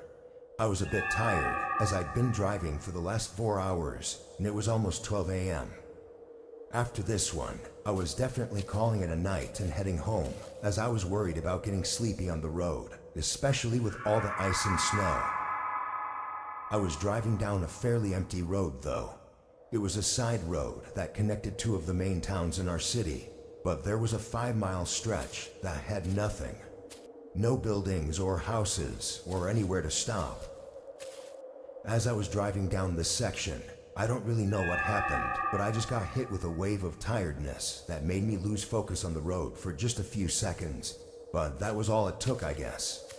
I hit a patch of ice and slid toward the side, and although I fully woke back up at this point, it was too far gone. I tried to steer back onto the road, but my car just slid straight off and into the small ditch between the road and the woods. It wasn't a bad crash at all, since the snow lightened the impact, but it still made me a little shaky, and I knew right away that it was going to be impossible to get out of this. My car was stuck on the incline of the ditch and in thick snow. I didn't even bother getting out to try and see how bad it was, though I did test my luck at trying to maneuver the car to get some traction, but if anything, I just made it worse. In the middle of trying to figure everything out, I noticed the car's headlights down the road. At first, I thought it was just a car passing by, but after a few seconds, it was clear that they weren't moving. Someone must have just been parked down the road with their headlights on, which I found to be a little unnerving at the coincidence of it being on this long, empty road. They weren't close enough to have stopped to try and help me, but they weren't far enough either to not see my headlights. I pulled out my phone and called my dad, knowing he'd still be awake and hoping he'd be able to help me. I'd never been in a situation like this, so I really didn't know what to do. He said he would call roadside assistance and then drive down to wait with me. I thanked him and felt relief knowing he would be down there in just a few minutes. I looked back out on the road, looking for the headlights from the car I'd just seen, but now they were gone. It was too dark to see anything that far without light, so I didn't know if they'd driven away or were still there and had just turned off their lights. It started to creep me out the more I thought about it. I kept my eyes down the road, not looking away for more than a few seconds as I began getting paranoid. It was something about the silence as well that made it more uneasy, only hearing the wind outside my car and nothing else. Then, after 3 minutes of waiting, I saw a figure walking toward my car. He was down the road, coming from the direction where the headlights had been. I watched him as he slowly made his way through the snow, getting to just about 15 feet from the front of my car. Then he stopped. He stood there in the snow, facing me, but not moving. I couldn't see much of him as he had a hoodie covering his face, but the way he just stood there, my headlights started to terrify me. After a moment, I honked my horn softly a few times, just to let them know that I was in the car and that I could see them.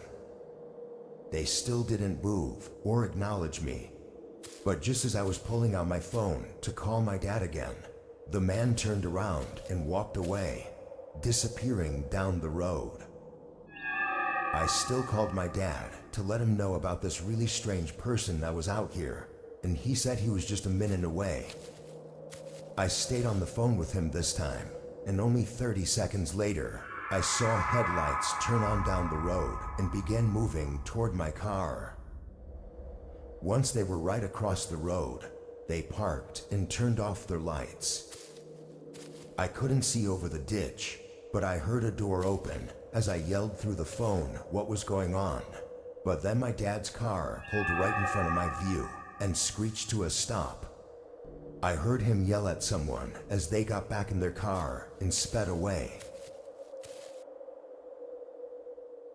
They didn't come back, but my dad said the guy was holding something in his hands that looked like he was going to break into my car with. Everything went okay after that though, and the car ended up not even having much damage to it.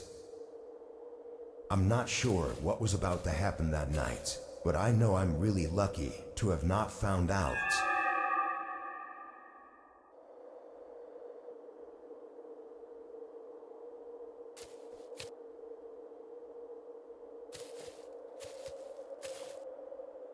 I work part-time at a gas station in my city. It's more on the edge of the city, near the suburbs, and overall it's just a very typical gas station. It's not super creepy or isolated or anything like that. I only really chose to work here though because rent prices were going up. My other job wasn't cutting it. The only shift I could do to work around my other schedule was overnight, and gas stations are one of the few places offering those shifts. Anyway, this was just 10 months ago. It was pretty cold out this night, and there was some snow on the ground still from a heavy downfall a few days ago. But other than that, the night was going pretty typical.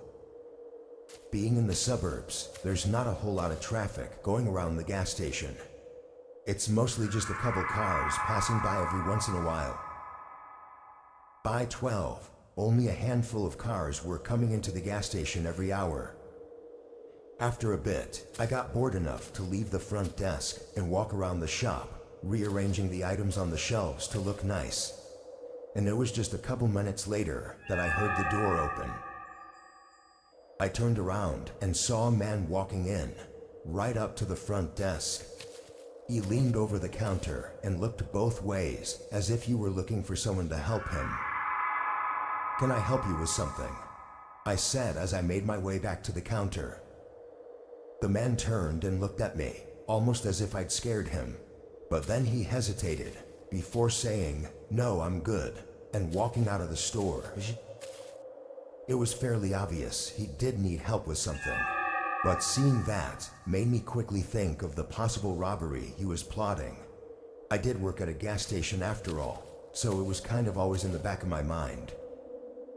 I watched the guy go outside and into a car that was parked in a very strange spot, kind of near the pumps, but not actually in the parking section. He got in and drove away. I had no way to tell if he was actually planning something, but all the signs pointed to it. I figured maybe being behind him when he walked in, and not at the counter, threw him off, and somehow that was enough to deter him. Whatever happened, I was confident after a few minutes of thinking that this was definitely an attempted robbery, and I called the police to report it, just in case they were going to try a different gas station. They said an officer would come by in just a couple minutes to get a report, so I hung up and waited. But not even a minute later, that same car pulled back into the parking lot. They went right to the spot that they had parked before, then just waited there with the car on. But I was almost positive that I could see movement in both of the front seats, like there were at least two people in there. I quickly locked the front doors and prepared myself for what could soon happen. As I continued looking out the window though, the car just stayed there. Nobody getting out, like they were watching or waiting for the perfect moment. Luckily though, cops pulled in and immediately recognized the car as I described it. They pulled in behind it, blocking them in. Surprisingly, there wasn't much of a scene. The officer pretty much just walked up and then pulled two men out, one of which was the guy that had come in earlier. I guess they were trying to play it off like they weren't doing anything, but that didn't really work out for them. While it seemed to be straightforward what they had planned, their car showed a different, more disturbing possibility. In the trunk, there was a stash of weapons, along with rope, tape, and an assortment of similar items. Both men are behind bars, but I still feel almost traumatized after knowing what they had in the car. If I hadn't reported them after the first strange interaction, I would have been through far worse than just being robbed, and possibly would have never been seen after that night.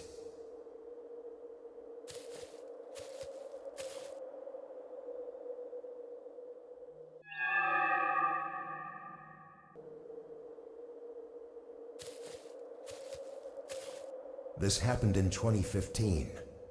I had just moved to a small house far from my hometown the year before, so I was still getting used to the area and hadn't met many people yet. I worked from home as well, which made it even harder. Anyway, for Christmas I had no plans at all. My family was too far and I didn't have enough vacation time to go out and see them, so this was actually going to be my first Christmas alone. On Christmas Eve, I stayed up working, figuring I'd just get ahead on some things so I didn't have to worry about doing anything on Christmas Day. I was working in the living room, listening to music as well, when through it, I heard something coming from outside. I pulled out one of the earbuds and listened, but didn't hear anything else, so I got up and looked around.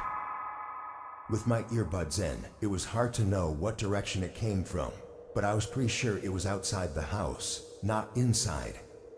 I looked out the back window, not seeing anything, then moved to the front window and again saw nothing.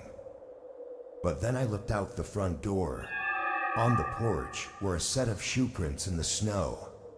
They led right up to my doorstep and then back out to the driveway.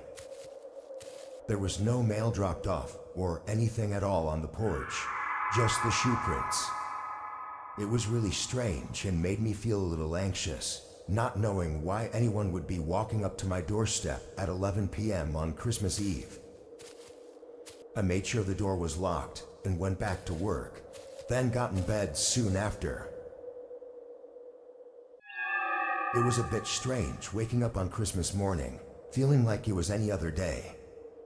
I brewed a cup of coffee and sat on my chair to watch TV. I think I spent the whole morning just sitting there and watching shows and movies. I gave my parents a call and talked to them for a bit, but that was really about all I did. I thought about going out, but it was really cold and the wind was really strong, so I just stayed in for the day. By 6 p.m., I had basically done nothing all day and made some dinner, planning on going to bed early. But then I heard something outside. It was the shuffling sound of footsteps in the snow, coming toward the front door. I stayed quiet, knowing nobody should be here. After a few seconds, the footsteps sounded again, walking away from the house. I went up and checked, seeing almost an identical scene to what I saw the previous night. After that, I forced myself to stay up later. I kept my eyes open until probably around 10, before I guess I fell asleep on the couch. I remember getting really tired and trying to stay up, but I didn't plan on falling asleep out there. When I woke up, the TV was still on and flashing light throughout the dark room. I sat up and paused it, then got up to go to my bedroom. As I walked down the hallway though, my eyes instantly locked on my bedroom door. It was open, but I knew I always kept it closed. I walked over and pushed it open wider, then flipped on the light. Wet shoe prints were scattered around the floor, going to and from the window. In a complete state of shock, I spun around and turned on the hallway light, now seeing more shoe prints going down toward the living room. I followed them, but they stopped right outside the living room, looking like they turned and went back right after seeing me on the couch. The shoe prints were nowhere else in the house. Police did what they could, but if I'm being honest, they weren't of much help. The current theory is that the man had come by the previous 2 nights to see if I was home. After not answering the door though, he likely thought I was away for the holidays. I know it's likely that he only broke into my house to rob me, but still, it's extremely disturbing, especially since I was at home sleeping when it all happened. Whoever it was though, they never came back.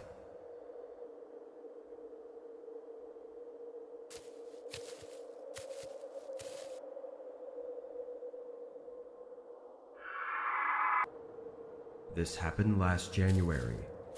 I had taken a week off of work following New Year's, mostly in hopes that everyone else would be back at work by then, and I could enjoy the week without it being busy everywhere. My plans consisted of shopping around, and really just chilling at my apartment by myself. On this day, I was out driving around in the snow and going to a few stores, then made my way back to the apartment by 7 p.m. I went inside and cooled off, then took a seat on the couch with some snacks I had just got. I was watching TV and even dozing off a little bit from the long day out of the house. But then at some time around 8:30, the PA system in my apartment buzzed, meaning that someone was outside and wanting me to let them in the building. I had no plans of anyone coming over, so I had no idea who it was. They buzzed my room again, so I got up and went to the window that faced the front of the building. I tried to not lift the blinds too much, only enough for me to see who it was. At the door to the apartment building was a large man. It was still snowy out and kind of dark, but I could tell he was older, like mid-40s, but I had never seen him before. There were only 3 other people living in the complex at the time, so I was at least familiar with who lived here, and he was not one of them. I also figured that if he did live here, or was visiting one of the other people, then they would let him in. I walked over to the PA system and muted it, then got back to the couch and continued watching TV. I really didn't put any more thought into it, and even dozed off several times in the next hour. Eventually, I shut off the TV and went to bed. By then, it had to be around 10. I fell asleep just about as soon as I laid down. A few hours into the night, my eyes shot open to a thud from just outside my room. It was extremely loud, but having just woken up to it, I didn't know what it was or exactly where it came from. My heart was racing as I stared across the room at my door, listening for anything else. It was very quiet now, almost like nothing even happened. I got out of bed and slowly moved toward the door, then leaned my ear against it to listen to the other side. It was still quiet, nothing more than the walls creaking from the building. I turned the handle and looked out into the living room, not seeing anything out of the ordinary. The whole place was really dark though, and for some reason, I still felt like I needed to be quiet and not make myself known. So I left the lights off as I moved through the living room and looked down the front hallway. The door to my apartment was fully open. I froze up, staring at the open doorway and feeling fear run through my whole body. It almost didn't seem real. I took a few steps back, staying quiet, and made my way back toward my room. And now on the other side of the door, I could see a huge dent in the wood right by the knob. Once I saw that, I ran in and locked it behind me, then called 911 while hiding in the closet. I was sure that whoever it was had to be somewhere inside my apartment still, and it would only be a matter of time before they get into my room. But as I waited for the police, the apartment stayed silent. Whoever had broken into my apartment was gone. Even the police couldn't find anything to help in finding them. What they think happened is the intruder tried buzzing all the other rooms as well, until one of them was nice enough to let them in. Once he was in the main stairwell, it's not really clear why he chose to go for my room. Maybe they thought it was empty. What's really strange is the dent on my bedroom door, which was likely the source of the thud that I'd woken up to. But it was just one single hit, not looking like a real attempt at breaking the door down, but more like something out of frustration before he left.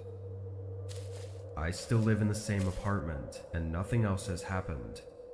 Who it was and what they wanted is unknown.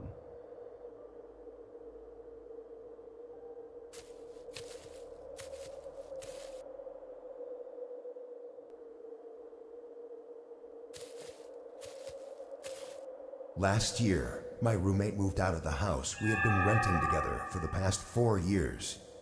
By then, both of us had gotten better jobs and were getting paid more, and the house we had wasn't the best, so it was only a matter of time before one of us moved out to get their own place. After he moved, though, I was able to use more of the space in the house and actually just decided to stay there for another year or two. This happened during this time in early December. Our area was going through a week of some pretty bad snowstorms, and the office I worked at allowed us to work from home for a few days if we wanted to. Obviously, I chose to take the offer. I used my old roommate's bedroom as an office and worked throughout the day, but at one point while I was working, there was a knock at the front door. I left the room and checked who it was. There was a man on the porch in a heavy winter jacket. He didn't seem to be a worker or delivery person of any kind, just some regular guy. I opened the door, getting hit by a rush of snow and wind. "How can I help you?" The man smiled and apologized for interrupting my day, then explained his situation. He said his car got stuck in the snow right on the side of the road next to my house, and he didn't have a phone on him, so he asked if he could borrow mine. Obviously skeptical, I told him to give me a minute. Then I closed the door and went to the other side of the house. I looked out the window at the road he was supposedly stuck on. There was a small SUV that looked like it had actually slid into the curb and gotten stuck in the snowbank.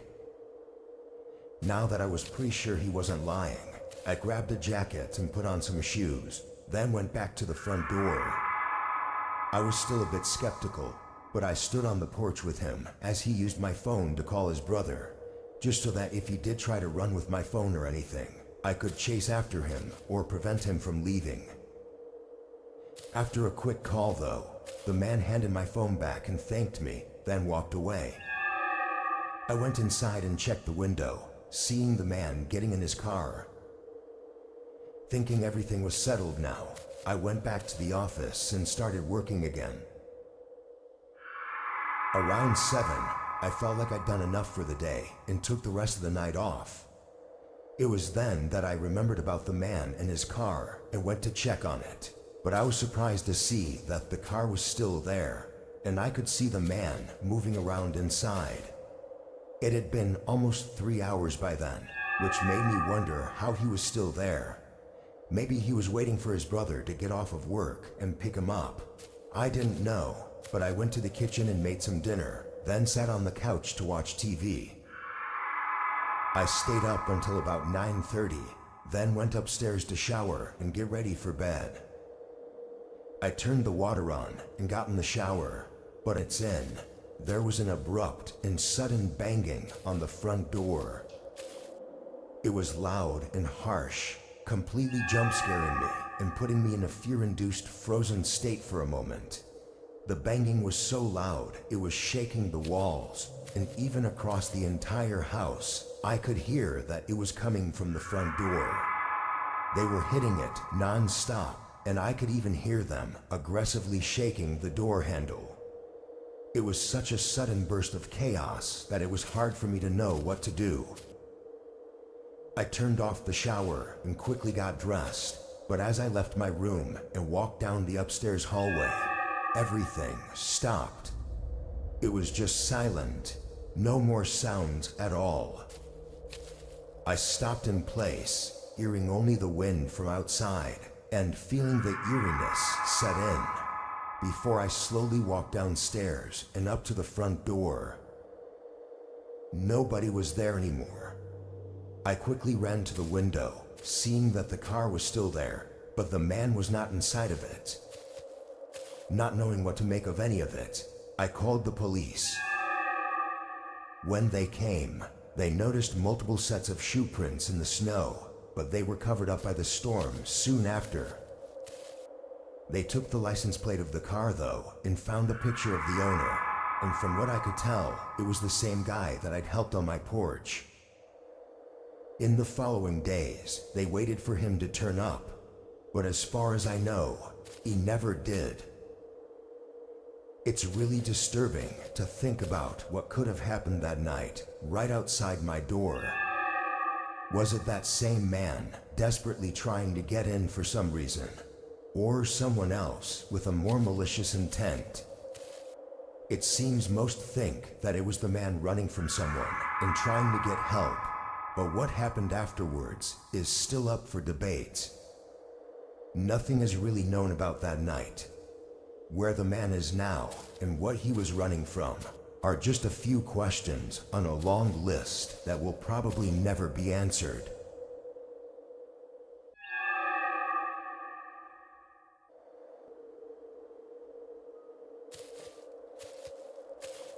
It was a snowy night when I pulled into the parking lot of my gas station.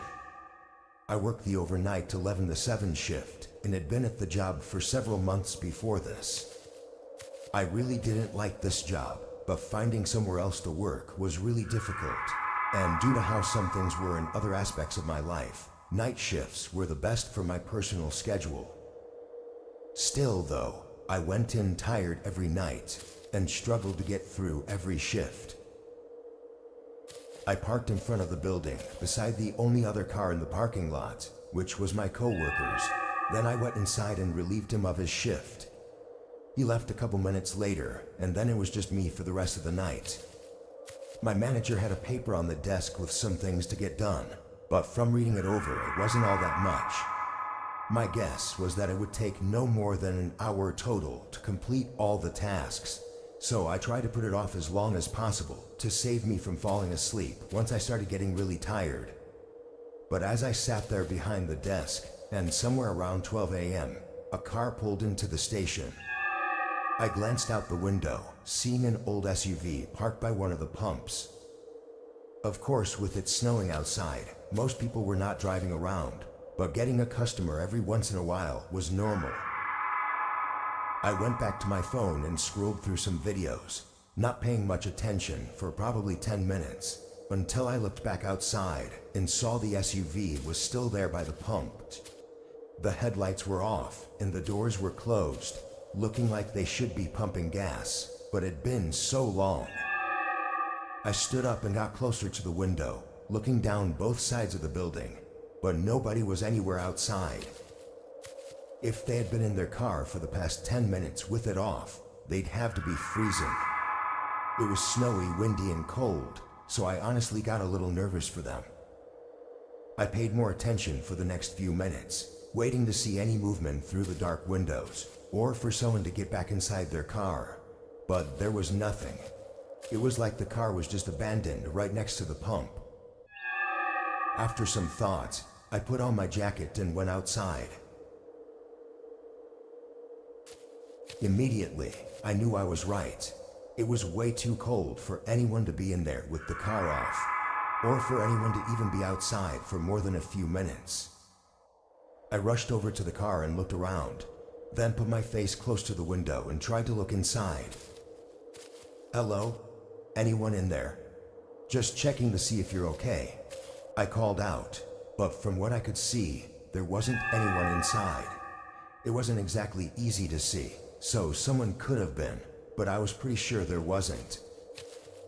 Now even more confused, I backed up and looked around at the empty gas station parking lot before starting to walk back. Now with my eyes not focused on the car, I was just looking at the ground and noticed shoe prints in the snow going toward the building. Not really the front of the building, but kind of off to the side. I looked back and saw that they seemed to come from the car, but at this point I was freezing and didn't want to investigate further without warming up a bit first. Got inside and turned on the small heater next to the counter, putting my hands in front of it to warm them up. I was only inside for 30 seconds to a minute though, before a thump resonated through the building from behind me. I spun around, not seeing anything, then walked around the counter and toward the back. On the floor, there were puddles of dirty water, like snow that had melted off someone's boots. Feeling a chill run through me, I stepped closer to the back room and turned the corner toward where the supply room was. Standing in the dark behind one of the shelves, I could see the outline of a figure. They were tall with broad shoulders and had a large scruffy beard, and they were looking right at me. My heart stopped for a moment, but after the initial shock, my reaction was to just walk back to the counter. I don't know why. Maybe I was just too shocked to react appropriately. After staring at the doorway to the supply room for I don't even know how long, I quietly picked up the store phone and called the police, whispering for help. Then I endured the most unnerving 10 minutes of my life as I waited.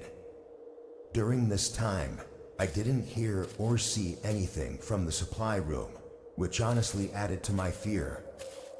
For some reason, the man never came out to confront me. When 2 cops finally pulled in and came inside, I quietly told them where the man was. They searched the room while I stayed by the front, but I was shocked when they came out with nobody else. The man was gone. Watery shoe prints surrounded the back door, but outside were fresh tracks in the snow going straight away from the gas station, straight into the completely dark, empty field that led on for miles. Obviously, nobody could search that at night, but even when they did in the following days, they didn't find anything. I mean, the field was huge. He could have gone anywhere, but it was so cold and windy that night that I was almost sure that they'd find a body. The SUV was taken in for hopefully more information. I don't know how or why, but for some reason they couldn't find any history of ownership, so that left us with just what we know from that night. And we are still left with just that. Who the man was and what he was doing remains unsolved, and where he is now is just as much of a question.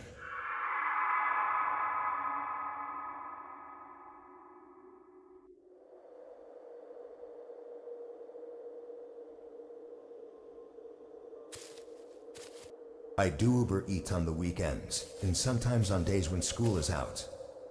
This happened just a couple weeks before our school's holiday break.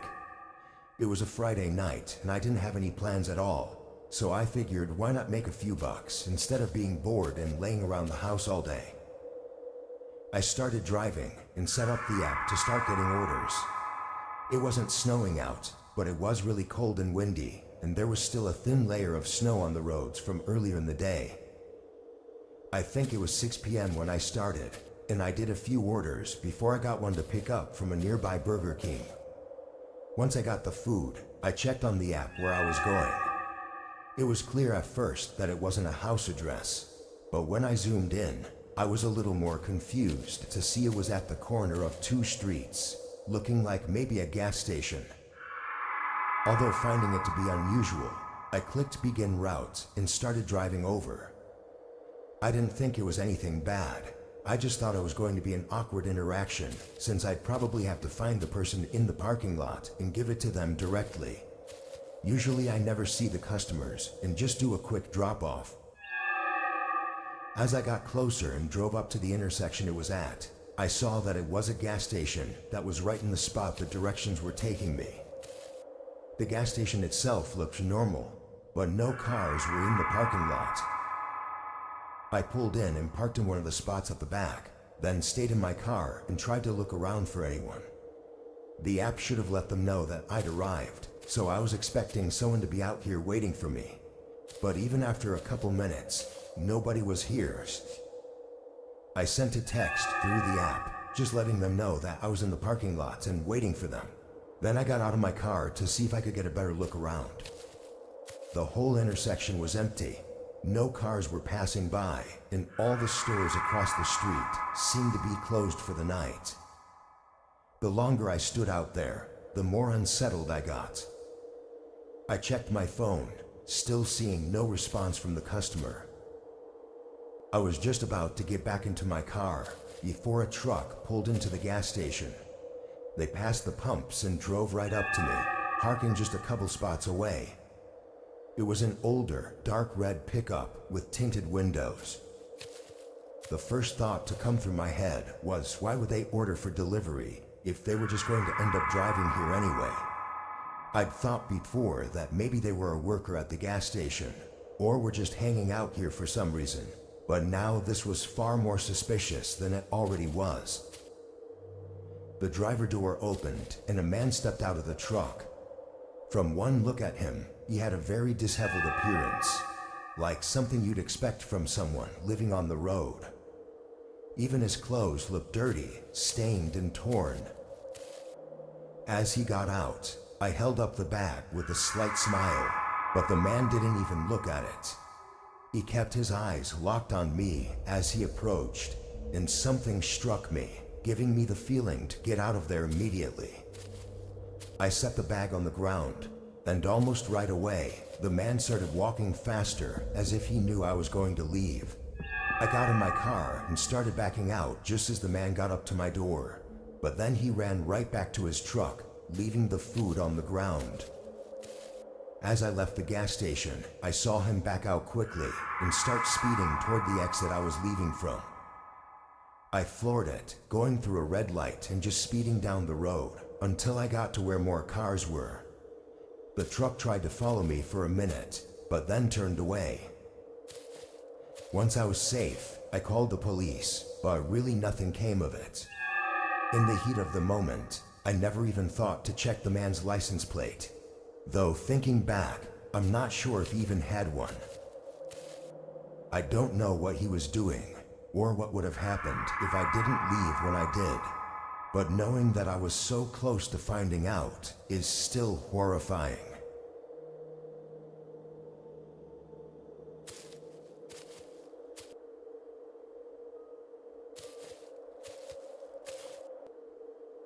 I do deliveries for my local Papa John's.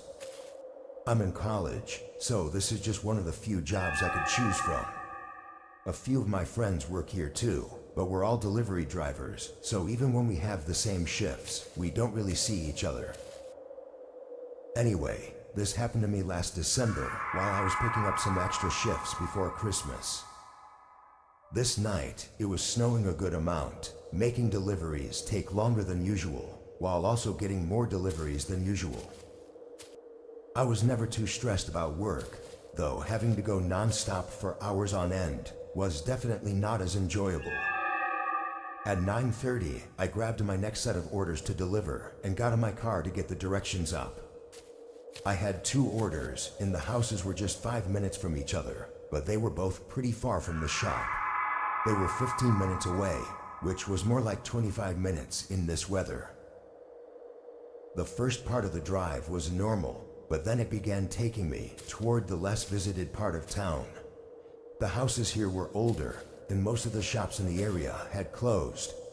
Nobody ever came around here unless they lived here, because it was so old and just wasn't up to today's standards.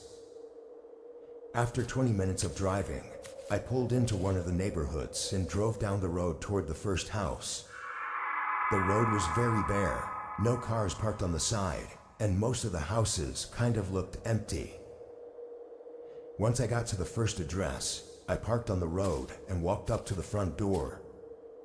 A kind old man entered the door and paid for the pizza. Then I went back and set the directions for the next house. It was in the same neighborhood, but I realized as I drove that it was taking me deeper into the neighborhood, to the point where there were less houses and more space between them. By the time I got to the address, I couldn't see any other houses around. It was just trees surrounding the area. Again, I parked on the street and walked up to the front door. I knocked and waited patiently on the porch. It was pretty cold out though, and the snow making my clothes soaked wasn't helping. Finally, after a minute, the door opened. It was a middle-aged woman who looked like she'd just woken up. Her hair was messy, and she had tired, emotionless eyes. "I have your order here for 2 pizzas," I said, holding out the boxes and giving her the total to pay. She took the boxes and placed them on the table next to her, then told me to wait a moment for her to get cash. Another minute went by before they opened the door again. She started sifting through some cash, counting it slowly and trying to add it all up. There was definitely something weird about her. It's hard to pinpoint what it was exactly, but everything she was doing was just very odd. Then, as if she wasn't struggling enough on counting the cash, she started up small talk with me. Normal stuff, like how my day was and all that. I responded politely, but it was just really weird, like she was stalling. At some point while she was talking, I looked back on my car just to distance myself from the uncomfortable situation for a moment, but I was quick to see a man standing right next to it. He was looking in the windows and doing something to the door, but when I looked back at the woman, her face had shifted into anger. I figured it all out too late though, as she reached out and grabbed me, then started yelling to the man by my car. He turned around and started sprinting towards us as the woman tried to pull me into the house. I pushed her away and broke free. Then my instincts took hold of me and I sprinted into the trees. I could hear the man's heavy footsteps crunching in the snow behind me all the way through the forest, until finally they started to fade away. After 2 minutes of sprinting, I stopped to catch my breath. Luckily, the moon was lighting up the forest enough for me to navigate through it and back to one of the streets in the neighborhood. I called 911 once I got service, and after 10 minutes of waiting in the cold, an officer arrived. Another patrol car went to the house, finding the man outside in the act of trying to break into my car. To keep things from dragging on, basically the motive was likely due to the couple running out of money and resorting to robbing my vehicle. The whole distraction was so that the man could rob my car without me ever knowing. But since I saw what he was doing, it's not really clear what they would have done. Maybe they would have just let me go, but it's obvious I would have reported them, so I don't think it's likely they would have. I'm just thankful for getting away unharmed and for being the first victim they tried it on before getting arrested and never having the chance to do anything to anyone else.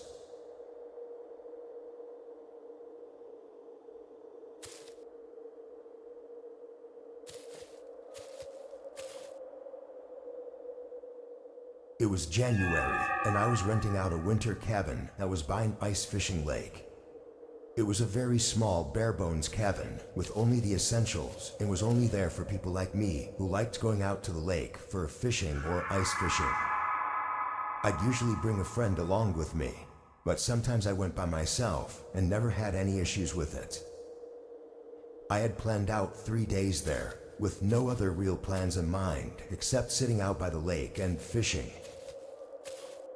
On the first day when I got there, I set up my things in the cabin and made myself at home, brewing some hot coffee and relaxing by the fireplace for most of the afternoon. This cabin was only a single room, so the bed, fireplace, and everything else was all in one area.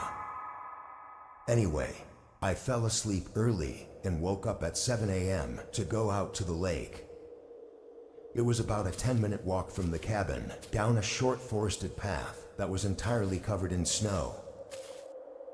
Once I reached the lake, I found a good spot and got my things situated, drilled into the ice, and started fishing. I find it to be really stress-releasing to just sit there and fish, though I do know a lot of people find it to be boring.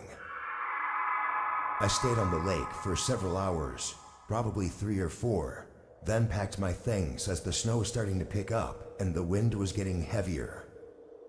I walked off the lake and back onto the path, but immediately noticed a set of footprints in the snow going alongside mine from earlier. They went right up to the edge of the lake I was at, then turned around and went back down the path toward the cabin. Feeling a little uneasy that someone was out here and had been right behind me, maybe watching me, I chose to follow the prints and see where they led.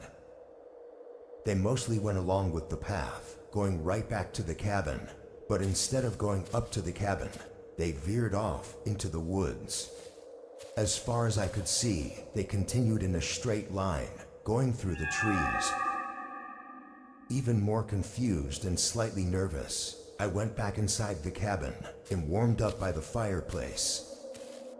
There was nothing else out here for miles from what I was aware of, so anyone being out here was just odd, especially in the winter.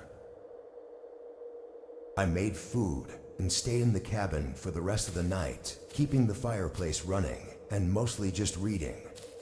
But about an hour after sunset, I heard movement outside. A very light crunching in the snow, but in the recognizable pattern of someone walking.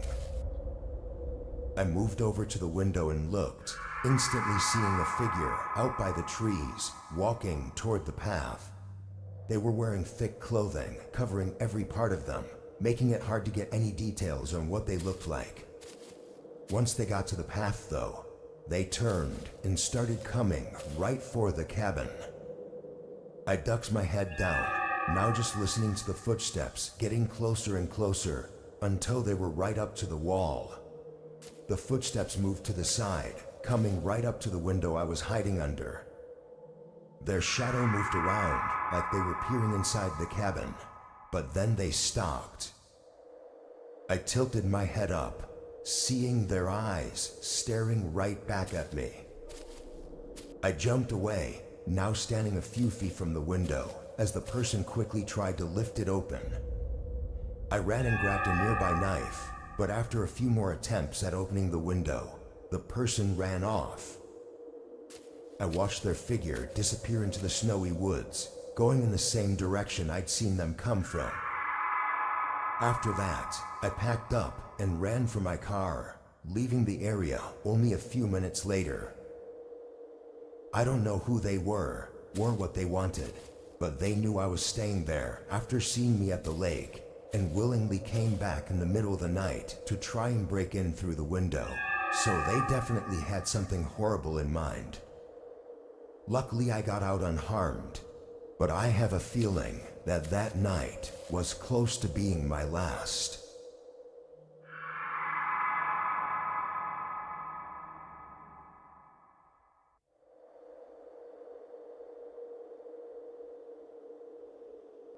Two years ago, I spent Christmas with my roommate.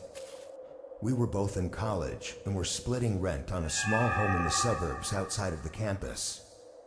Neither of our families apparently were really big on Christmas, and we were also kind of broke, so we stayed home for winter break. We still did a bit of decorating, and I'd gotten each other some cheap little gifts so we could have our own small Christmas. But other than that, we mostly planned on watching movies and maybe going to a party at night. On Christmas Day, we opened up our gifts and hung out, and around 5, my roommate wanted to go to a party by the campus. I'd planned on going too, but for some reason, I was just tired and not really in the mood to go out. I encouraged him to go if he wanted to, and he took up on the offer, heading out by 6. I sat back and ate some junk food, watching TV, and just relaxing, I guess. But then around 8, I just felt like getting up and doing something. With no places open, I grabbed my jacket and decided to go for a walk around to look at the houses with Christmas lights. It was cold out, but not insanely freezing.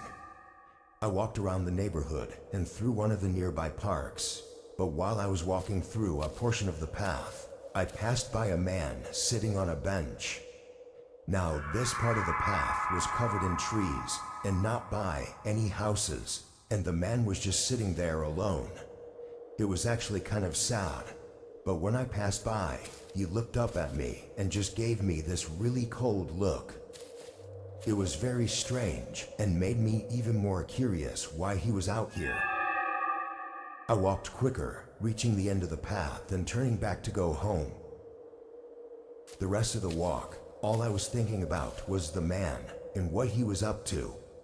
Something about his look just gave me a bad feeling.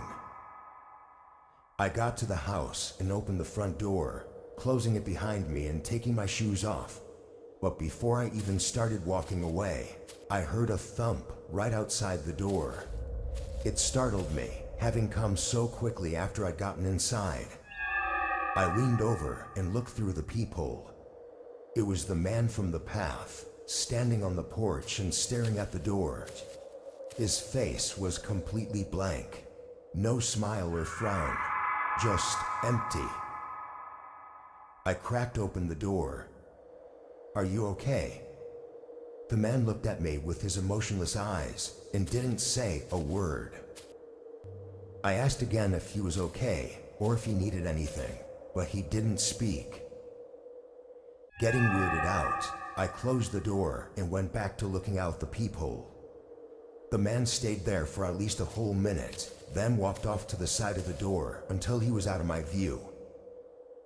I looked over, seeing the window curtains were open, giving the man a view into my house.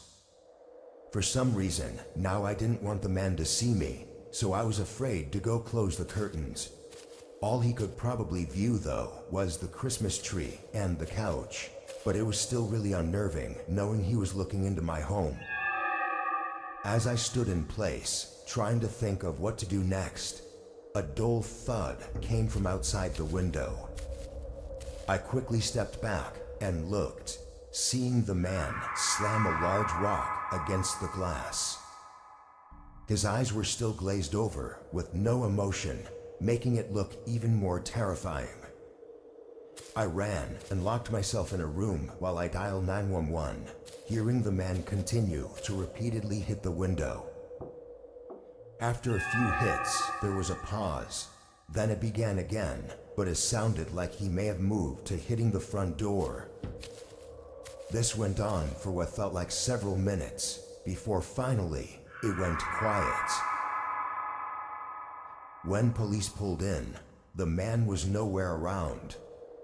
Outside, though, there were multiple cracks in the window, and the door had entire chunks of wood smashed out and laying on the ground. The police seemed to think that it was just an intoxicated person based on the information I told them, and he likely had no real reason to target me specifically. Whatever the case, the way he was acting was just insane, and if he had gotten in, there's no saying what he would have done.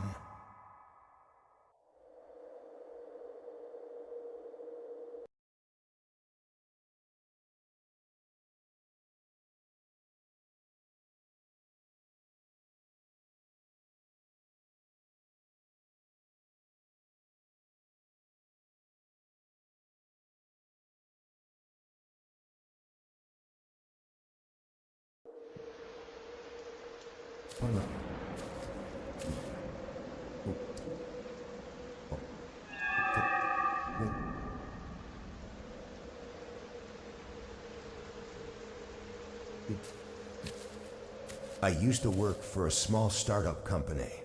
I'm not even really sure what I did because I was just a security person, but I always thought it was a little strange that they even felt they needed a security guard. The office was really small and looked somewhat unimportant, like any other office. It made my job easy though, because I didn't have to parade around multiple floors all night.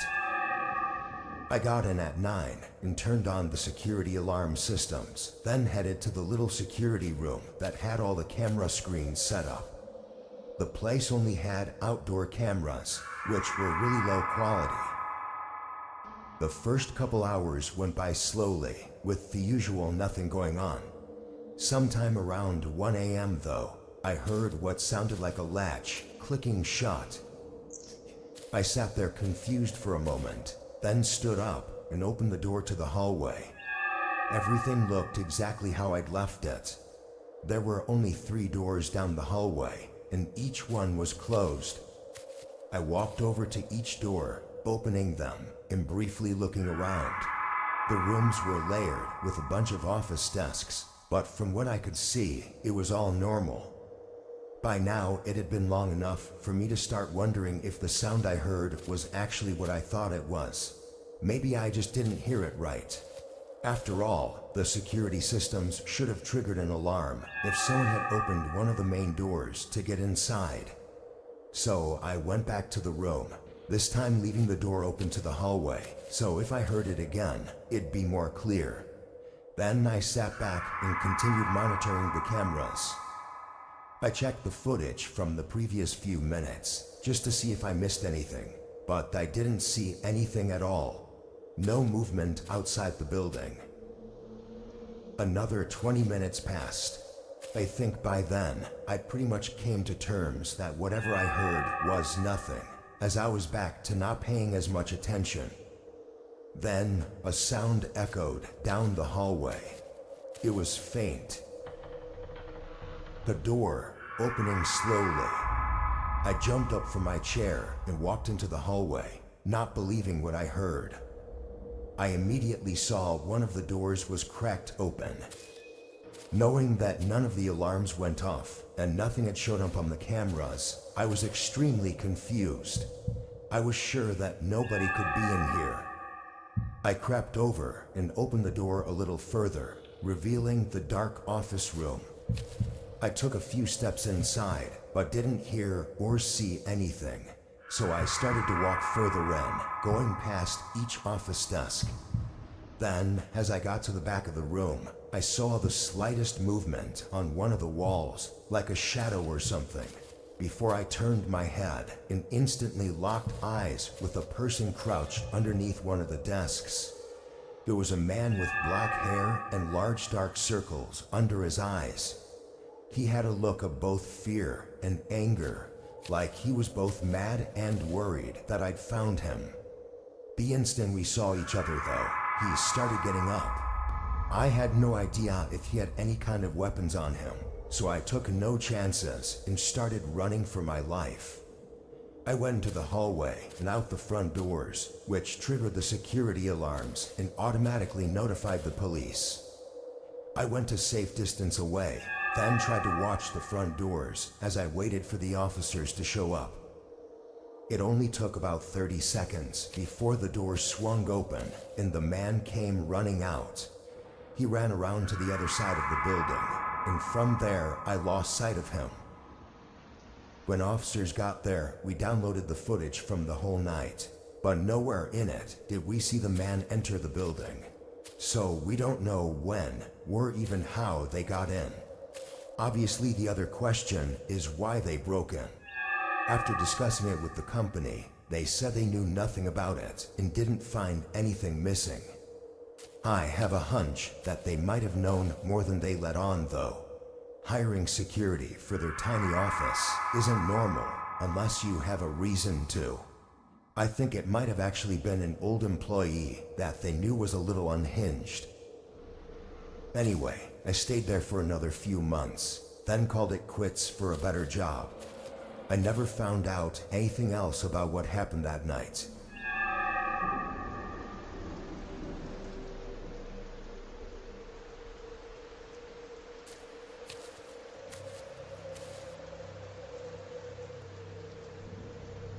This was during our school's winter break. It was the day after Christmas, and I had a part-time job at our town's pizza shop. This place was pretty popular, and it felt like pretty much every kid at my school also worked there.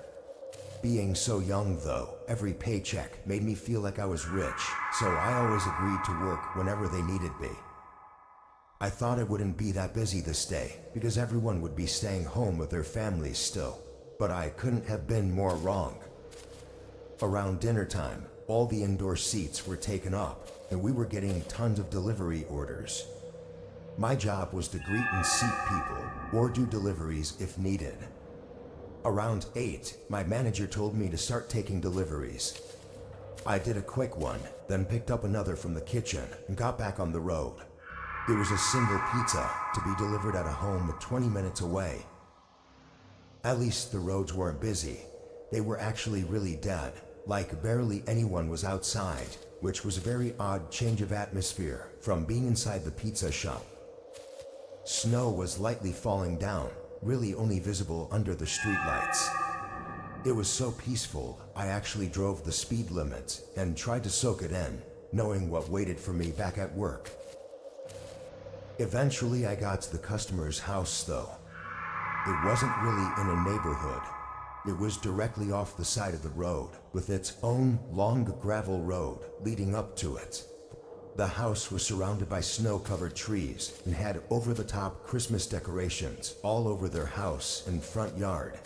They hadn't plowed their driveway though, which made it difficult to find a place to park without getting stuck. I did the best I could, then got out with their order. One thing I noticed when walking up to their house was that while all the outdoor lights and decorations were turned on, not a single light inside was on, at least from what I could see from the front of the house. But as I walked closer, I realized there were shoe prints in the snow going up to the front. I figured it was the owner, obviously. When I got up to the porch though, the shoe prints didn't go up to the door. They went around to the side of the porch. I thought that was weird, but hey, it was none of my business anyway. I knocked on the door. It was pretty cold out there, so after 30 seconds, I knocked again. It was quiet outside, just the low breeze and falling snow, and yet I still heard nothing inside the house. I double-checked the receipt to make sure I needed the payment, then knocked for a third time. I mean, the shoe prints in the snow were fresh, so they had to be home. Getting frustrated and starting to shiver, I knocked one last time, very loudly, probably shaking the whole house. Still, nobody answered. After that, I gave up. I left and went back to my car, getting in and trying to turn it on, but it wouldn't start. The engine kept stalling. I swore under my breath as I tried relentlessly to get it going, only getting more frustrated by the second, and my hands getting colder and colder.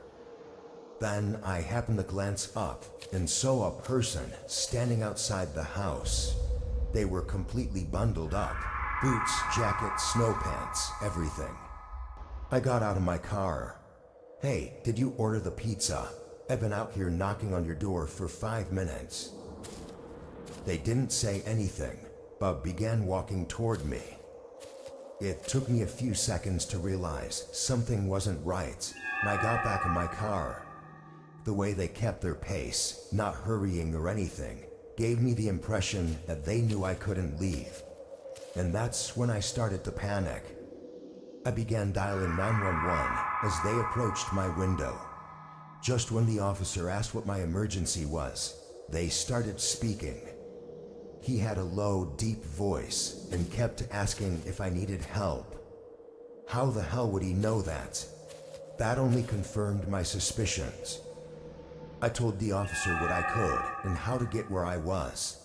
The man outside started getting impatient, moving faster and looking around like he was trying to find a way in. It was absolutely terrifying, sitting helplessly in my tiny car with this likely dangerous man outside and only a thin window between us. I kept trying to get the engine running, praying for it to work. He then started reaching into his pockets, looking for something. but I could see the panic in his face when he couldn't find whatever he was looking for. He then punched the window a few times, trying to break it, before running back to the side of the house like he was going to get something. 2 minutes passed as I sat there trying to decide whether to wait for the cops or leave my car and try to make a run for it. Then I saw the flickering blue and red lights in my mirror, and at the same time, the man showed up on the side of the house, holding something in his right hand. He saw the lights and instantly took off. I'm sure it doesn't need too much explaining as to what happened that night, but that man didn't live there. The owners were gone for the holidays, but the man had plugged in their decorations in the outlet outside the house to make it look like they were home. While I was on the porch, he tampered with something outside my car to keep it from turning on. I'm not a car guy, so honestly I didn't really understand it. Likely the man planned to kidnap me, but out of sheer luck, he must have dropped his knife or whatever tool he needed to break the window. So that's what he ran back to get. Nothing's for certain, of course. That seems like the most likely case. Anyway, I stopped doing deliveries after that night.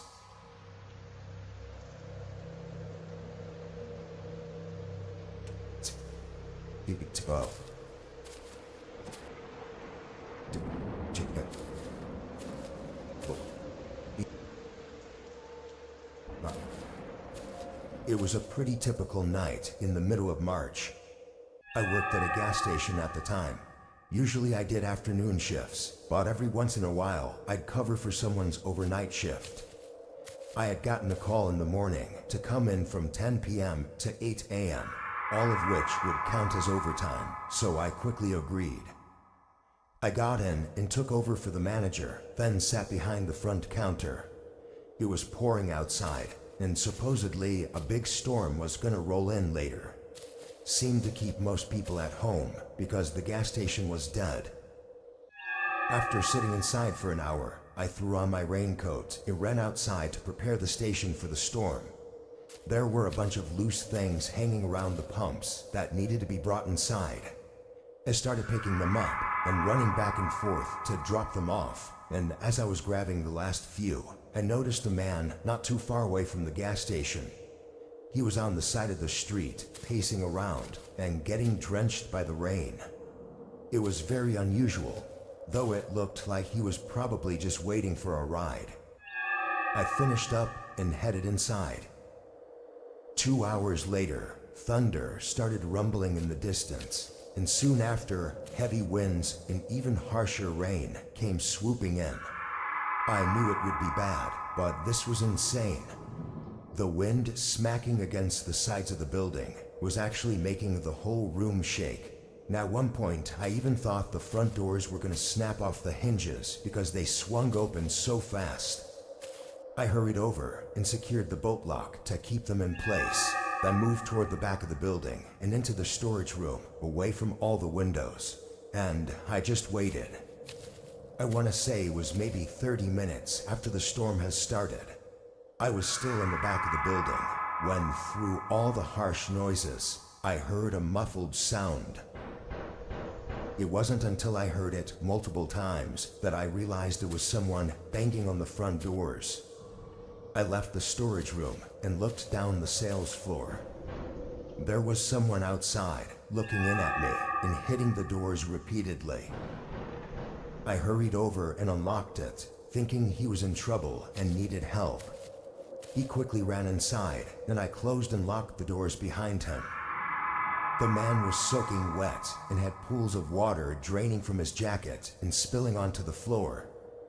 He didn't stop to thank me or explain himself.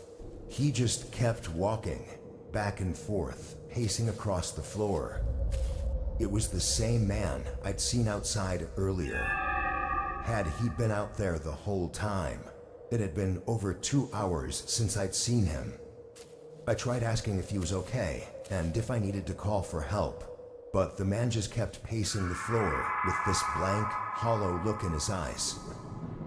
After watching him for a minute, I got really uncomfortable and started to walk to the front desk to call the police. As I picked up the phone though, his eyes snapped at me and he stopped walking.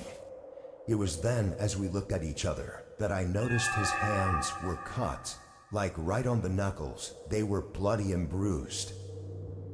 I caught myself looking for too long, and by the time I looked back up at the man's eyes, I could tell he was pissed. "Don't," he said, clearly talking about me using the phone. I wasn't trying to test him, so I lowered the phone. There were a couple seconds where he just stared at me, like he was thinking about whether or not to do something. But then he turned and continued to pace the floor. The storm picked up outside, chaotically shaking the building and adding to the horror of whatever was happening. I tried to think out all my options as this maniac walked around just feet from me. I could try running, but I'd have to get the door unlocked and outrun him in the storm, which seemed really risky. I could also try calling the cops and hope he just leaves, but that was also risky. Funnily enough, I ended up choosing probably the most risky option, which was to do nothing and just wait. I stood there and watched him for, 20 minutes at least.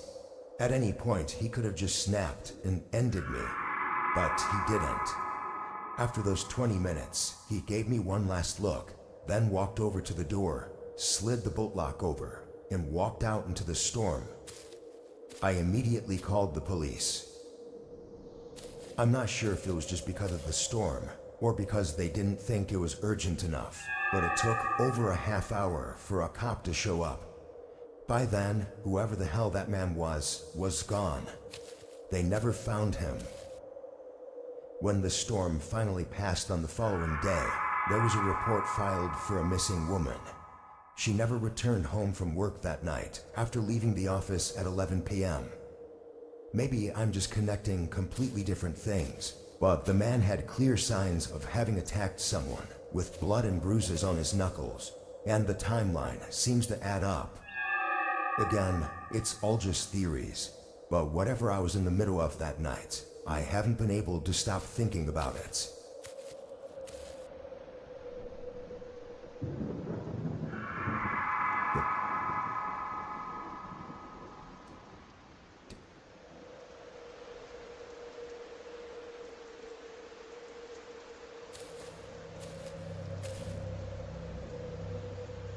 Last fall, I turned 16 and started my first job at a really small pizza place in my town.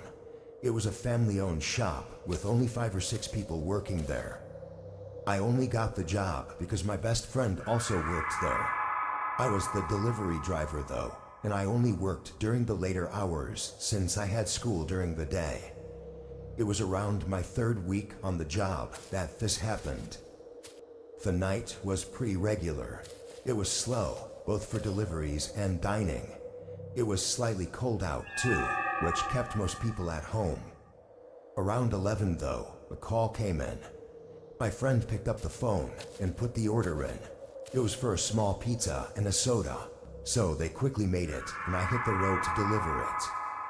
The address wasn't too far, just 8 minutes away, but when I pulled onto the street, I immediately hit a pothole and realized that the whole street was cracked and full of potholes. It looked torn apart and completely uncared for. Our town wasn't exactly the nicest, but this was still far worse than most other places. I carefully drove down, avoiding any potholes I could see, until I made it to the address. It was a 2-story wooden house. The house itself looked just as old and uncared for as the street. But strangely, the yard was full of fresh flowers and plants that clearly had been tended to. I parked at the bottom of the driveway and grabbed the pizza and soda, then walked up to the front door. The wooden steps to the porch felt like they were going to give out, and I got a weird sense of something unsettling. I glanced back at my car, seeing the dense woods behind it and realizing how isolated this place felt. I knocked on the door. Right after knocking, I could hear movement inside the house, and floorboards started creaking. It was soft though, like they were walking lightly and slowly, but I could hear the creaking get closer and closer to the other side of the door until they were right behind it. I prepared myself for them to open the door by smiling and holding out the pizza, but they never opened it. After 10 seconds, I started getting uncomfortable. "Hello? I'm the pizza guy, just delivering your order." There was no response and no other sounds from inside. I could feel something off, so I backed up and walked off the porch. I was still a little hesitant about fully leaving without them paying though. I took one look back, and when I did, I physically felt my body shudder. There was a man standing by the side of the house, staring right at me, looking like he was walking toward me, and I'd only just stopped once I saw him. He looked old and skinny, but had an eerie look in his eyes. I hurried back into my car, and the man didn't say a word and just watched me. I pulled out of there and drove back to the pizza shop. I didn't know what that was. My friend thought it might have been some kind of prank, but that man looked like he was way too old to be pulling something like that. I'm just glad I left when I did, because I don't know what would have happened if that man made it to the porch before I got out. Oop, Hey. This was only a month ago. It was late September, and where I'm at, we were having a lot of rain. Pretty much every day, it was pouring down. I work as an outdoor security guard for a warehouse on the outskirts of the city, so rain doesn't exactly make my job any more enjoyable. Luckily, the company I work for lets me stay inside on rainy nights, but it always made the shift go by a lot slower. Instead of getting to roam around outside the building, I just had to stand by the glass entrance doors and watch for anything. Anyway, this night I got in at 9, locking up the place after all the employees left. It was pouring outside, so I stayed in and stood by the door, and honestly just tried to stay awake. There was nothing to see except rain and the occasional thunder and lightning. A few hours went by. During that time, I just leaned against the wall and made a few trips to the bathroom. But then, as I stood by the entrance doors, fighting to stay awake, there was a deep, creaking thud. It echoed through the whole warehouse. It sounded like bending metal, or maybe a heavy metal door scraping open. It was enough to make the hair stand up on the back of my neck. I was sure it was nothing, and just a creepy sound because of the circumstances, but it was kind of my job to check on these things, so I walked down the hallway and looked through each of the corridors. I'd never actually explored much of the warehouse since I was usually outside. All I knew of was the one main hallway that had 5 or 6 corridors branching from it, leading to large open warehouse areas. I looked down each of these until I got to the last one. At the end, the door was cracked open. I felt a chill run through me, although I still didn't know if it was already opened or not. I walked over and opened it further. The whole room was dark. Hello, hello. My voice echoed through the otherwise silent warehouse. After a few seconds, I started to step back and close the door until I heard something in front of me. It was a voice. It sounded like a man, either mumbling or softly laughing, somewhere in the darkness near the tall shelving units. "Is someone there? What the hell are you doing here?" I called out. "Come here." He said something softly. "What?" "Come here," he said a little louder. Still, I couldn't see anything at all. After a couple more seconds, I said "fuck this" and closed the door. I used my radio to contact the police and left the building through the front. 5 minutes later, they showed up and walked through the building. They came out alone. Security tapes were reviewed, showing what looked like a 50-year-old man with a dark jacket slipping in through a gap in one of the back garages. From there, he made his way into the warehouse room, where I heard him in. And disturbingly, on the footage, it looked like he was holding some kind of knife. He made his exit soon after I left.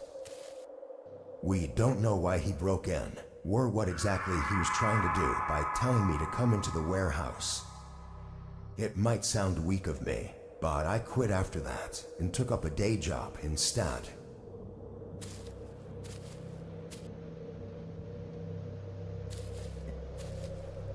Well,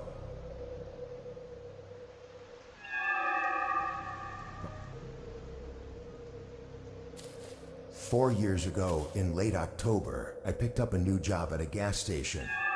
My friends were throwing a big Halloween party on the 31st, but because of when I got hired, I didn't have any vacation time, so unfortunately I had to work that night. At least I had most of the day to hand out candy and watch some movies though. I went into work at 8.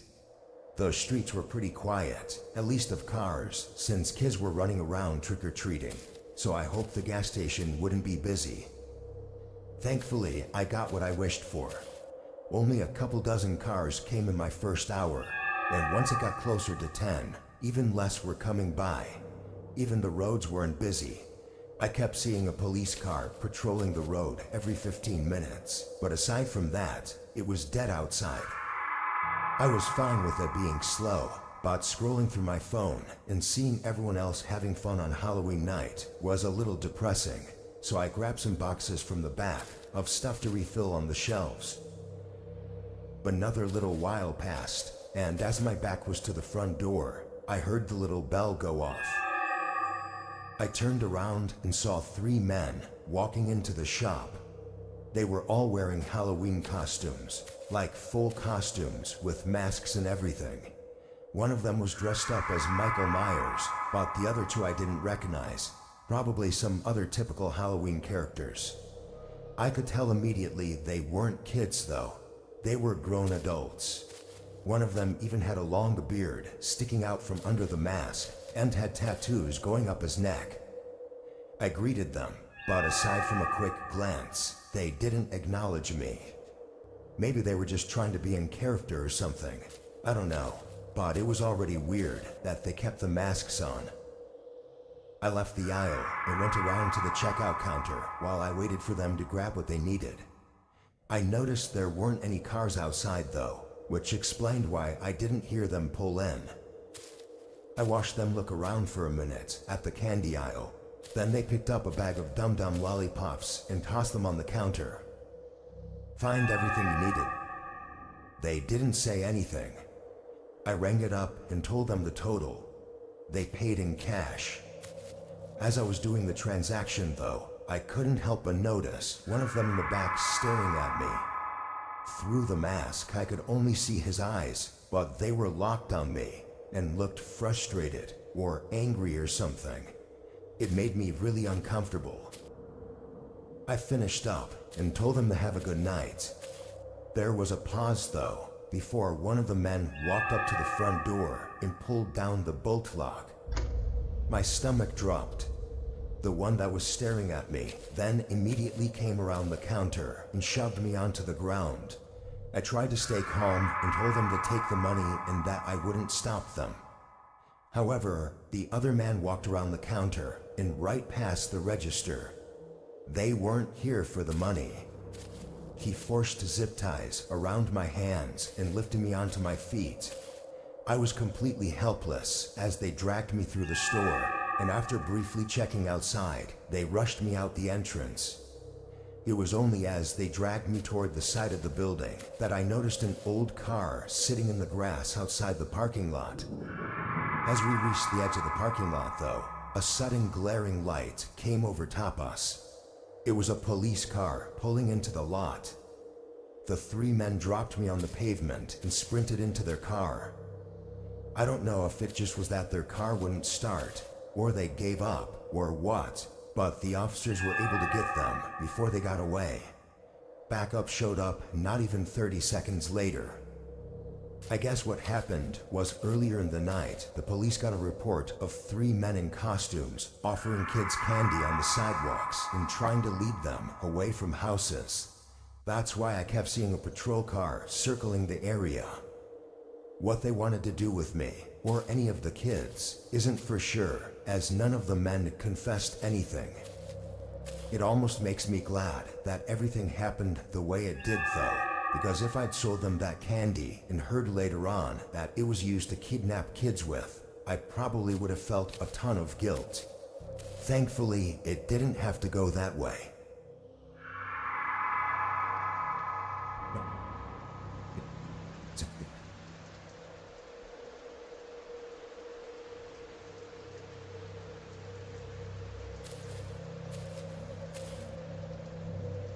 I was on my way to deliver an order from the sandwich shop I worked for. It was a quiet night, around 11 or so. I had my music playing in my car, and I was just running through the motions of the delivery. On my way to their neighborhood, I pulled up to a red light.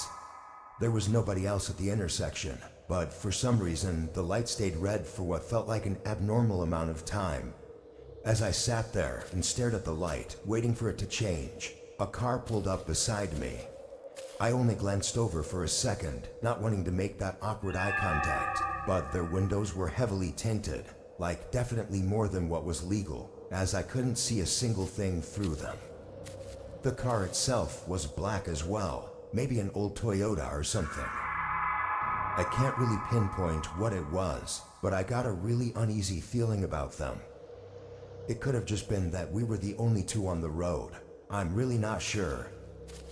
Eventually the light turned green and I started going. I didn't get very far though, before noticing they hadn't moved. They were still parked at the intersection. Once I got further down the road, I shrugged it off and just thought it was weird and nothing else. A couple minutes later, I pulled off into the section of housing that the delivery was in. I'd say neighborhood, but it wasn't really a neighborhood. It was just a line of 10 or so houses leading to a dead end. Something about it seemed really off-putting. Of all the houses on the street, not a single one had a light on. I 100% would have thought these places were abandoned, if not for the fact that the houses themselves looked really nice. They looked like ordinary neighborhood homes, with not a single sign of anything wrong with them. I figured it had to just be a coincidence that every resident down the street had their lights off. Anyway, the address I had was for the second to last house. I pulled up and parked on the curb, getting out with the order and walking up to the door.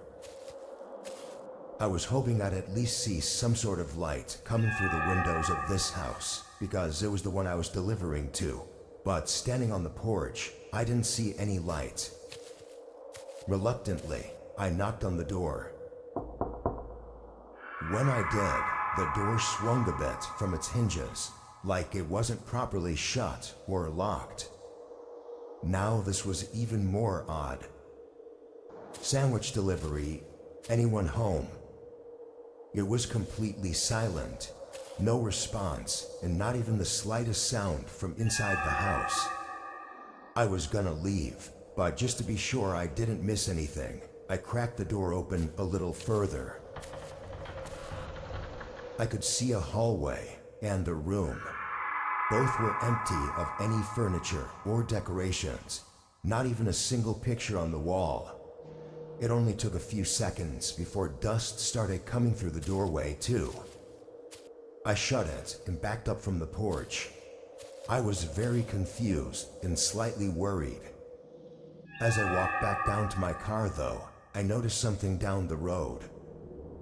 A few houses back, there was a small black car that wasn't there when I pulled in. Its headlights were off and it was parked. Once I saw the tinted windows, I immediately recognized it. I felt my face go white, knowing this could not possibly be a coincidence at this point. I started to hurry to my car, but as I got just a few feet away from the road, I saw something move in the reflection of one of the windows. I wasn't sure what it was that I saw, but I stopped in place. I was standing near the passenger door, and through the window, my eyes fell on the back seat. It was dark, but there was something blocking the back window. It only took me about a second for me to realize what I saw. I turned and bolted back to the house. As I did, the back door to my car swung open, and a man in a black hoodie and black pants came running out. He didn't chase me though. He ran straight down to the road and into his car.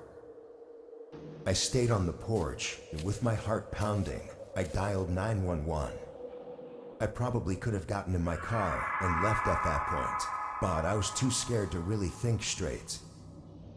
Police arrived and immediately told me that this whole street was unoccupied, as the homes were new builds. Guess that explains why I thought they looked so nice and not abandoned.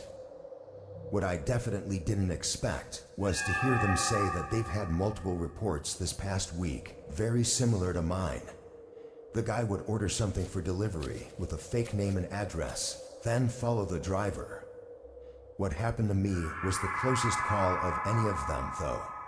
The guy had snuck inside my car, was waiting for me to get in, and maybe even drive away. Who knows what he was trying to do? Unfortunately, there haven't been any updates on finding him.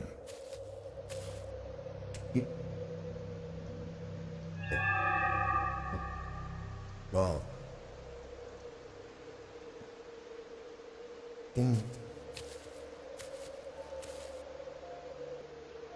I was pretty young when this happened. I think 16 or 17. It was at my first job, which was just some trashy pizza place. They paid slightly more than other places, and I made extra from tips when I did deliveries, so I stayed there for a while. I don't remember too much about the beginning of my shift this night. I probably started at my regular time, around 6, then was scheduled until 12. But the whole first half of my shift went by like any other day. It was sometime around 10 that we got an order for delivery, so I packed it up and left to drop it off. The place was 15 minutes away in a small neighborhood. It took me a minute to find the house though, because all the trees were blocking the address numbers, and a lot of the homes had long driveways leading far from the road. Eventually I did find it after circling back a few times. I drove down the driveway and parked closer to the home. It was one of those large houses that looked like it was built forever ago. I got the food and walked up to the front porch. It was hard not to notice how quiet it was in this neighborhood. It felt like I was so far away from everything, especially with the trees everywhere. When I got up to the porch though, the front door was wide open. I'd seen a lot of people leave their doors cracked open before, but the way this one was fully open was a little bit excessive. Anyway, I walked over and knelt down to set the food inside the house, when a voice called out, "Hey, would you mind bringing the pizza in here? I'm just setting up the table." It was a man's voice, but they sounded friendly.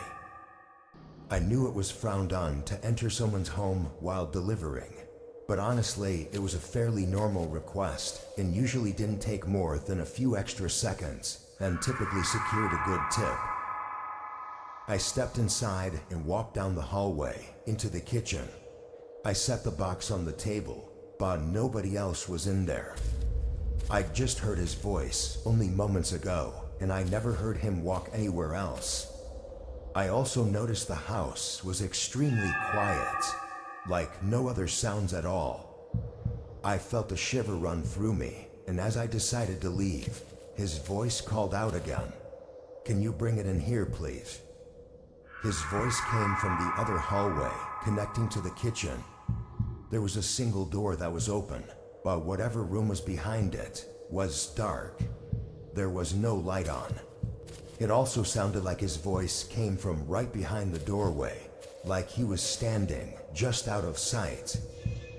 After a few seconds, I turned around and fast walked back out the front door. I got in my car and drove back to work, and I never said a word about it.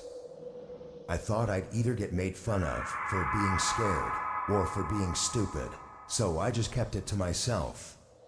Thinking back on it now though, there was definitely something up with that guy.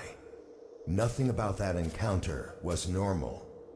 I'm just glad that at least I was smart enough to leave when I did, because there's really no saying what would have happened if I went into that room with him.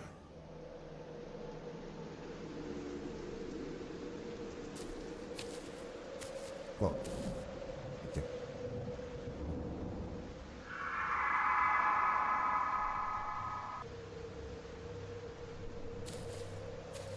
I was 20 and worked with my parents at a really small takeout restaurant. We specialized in to-go orders. I was in college at the time and was on a very hectic schedule, but my parents were kind enough to offer me a laid-back position just as a general worker, usually just working the to-go table or cleaning up the place after closing hours. This was during early December, and with finals coming up, I didn't have much time to work during the day, so I was taking up mostly late night shifts where I'd just clean for a few hours, then head home. One of the nights I was working, I noticed around an hour into my shift that a car was parked in the parking lot. The way our restaurant was laid out, it was a standalone shop with a tiny parking lot in front of it, so there was no crossover between other stores or businesses. I thought whoever parked there probably just didn't think anyone would care, and they were right, because I really didn't care. 20 or so minutes later, they left. However, the next night, around the same time, the car pulled into the parking lot again. The first time it was fine, because I thought it was just a one-time thing, but coming back again was strange. I walked up to the front of the building and looked out. It was an older gray sedan right at the building, and they kept their headlights on. I double-checked that the doors were locked before getting back to cleaning. It was hard not to feel like they were watching me through the giant glass front windows, but just like last time, they left not too long after. I finished up my work and clocked out an hour later. Walking to my car in the parking lot, I felt really uneasy. I knew they had left, but it was just concerning that the same car came by 2 nights in a row for seemingly no reason. I drove home and got some rest. Having a lot of schoolwork to do, I decided to take off the next night, so I didn't return to work until the following night. The whole time I was inside cleaning, I had this anxious feeling that made me constantly look out the windows, expecting that car to come back at any point. But I never saw them pull in. I was inside for nearly 3 hours and finished everything I had to do. And not having seen the car come by this night, I felt like maybe it really was all nothing. I packed my stuff up and headed out, locking the door behind me. As I walked through the parking lot, that anxious and uneasy feeling rushed back to me. It felt like I suddenly got a burst of adrenaline, making me sweat and look in all directions. Then, as I was halfway across and standing out in the open, my eyes spotted a car sitting in the far back of the parking lot, away from all the street lamps that lit up the area. Within seconds, it started moving, quickly driving toward me. I sprinted to my car, but I could hear their tires skidding on the pavement as they sped up right beside me and slammed on the brakes. I stumbled forward, thinking they were about to hit me. I was only a few feet away from my car at this point, and suddenly the doors of their car swung open. I didn't even turn my head to look, having my focus completely on getting into my car. Footsteps rushed behind me just as I opened my car and got in. Through the windows, I saw 3 men wearing masks and hoodies sprinting up to me. My hands were shaking as I tried to get my car to turn on. The men started banging on the windows and trying to get the doors open, but I barely got it in drive and drove past them. I got out of the parking lot and onto the road, and from there, I was safe. I called 911 and pulled into a well-lit gas station nearby to wait for them. Unfortunately, the outside of our shop didn't have any cameras, so the information the police had to go off of was minimal. I couldn't even see any of the men's faces. After that night, it's no surprise that I never saw the car or the men again.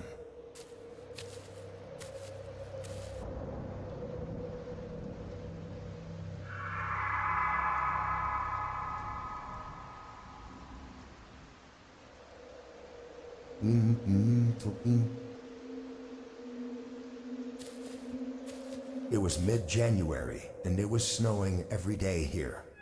I work from home, thankfully, so I didn't have to deal with the awful weather too much, aside from going to the grocery store and whatnot. Some of the days it was pretty bad, with heavy snowfall and gusts of wind. This day, I was in Zoom meetings all day for work, but my connection was really poor and not making for the best experience. Around 6, my connection had cut out completely, and I ended up just having to call it a night from work. The sun had already set by then, but I took my dog outside to use the bathroom really quick. The wind was so cold, it was painful. But while I was out there, I noticed a person standing near the road.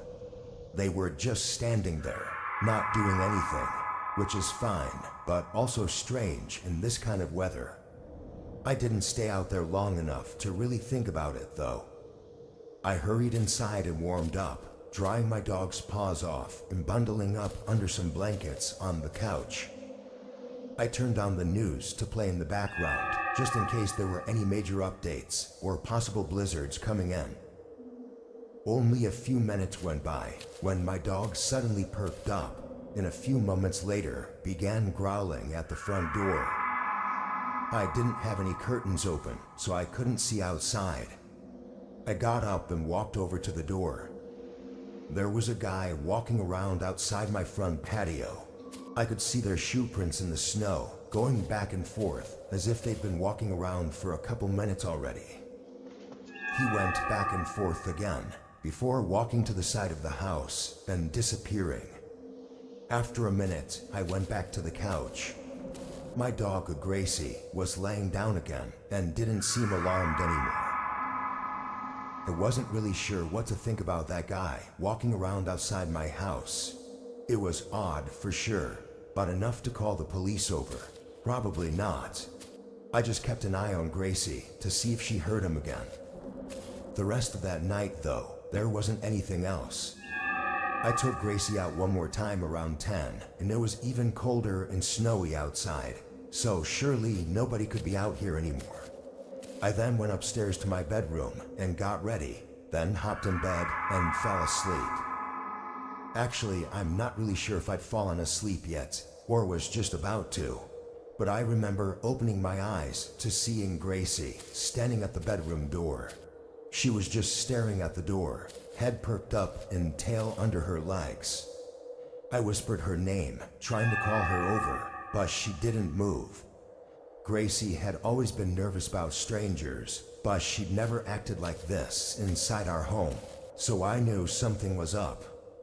I threw the covers off me and got out of bed, quietly walking to the door and putting my ear against it to listen. I don't know what I expected to hear, but it was quiet. I put my hand on the doorknob, about to unlock and open it, when someone on the other side twisted the handle. I stared in fear as it slowly moved back and forth. Someone was on the other side trying to open the door, and I was just moments away from unlocking it. I could feel my heart pacing faster, and at first I tried to stay quiet, but as the person started to get more aggressive with trying to open the door, I realized they already knew I was in that room. I ran to the bed, getting my phone and dialing 911 as I tried to look for some kind of weapon to defend myself with. It seemed like after I started moving around though, the person fell quiet, not trying to open the door and not moving in the hallway. Still, I grabbed my clothing iron from the closet and proceeded to tell the operator that I needed help. I want to say I waited 10 minutes for cops to arrive. They came in and found no one else inside. The front door was wide open though, probably lockpicked, and snowy boot prints were all over the hallways. They had no intent on stealing anything. They were just looking for me. Unfortunately, that's where the trail ends. The guy came and left with no other traces. I don't think I'd even be able to sleep at night, if not for Gracie watching my back.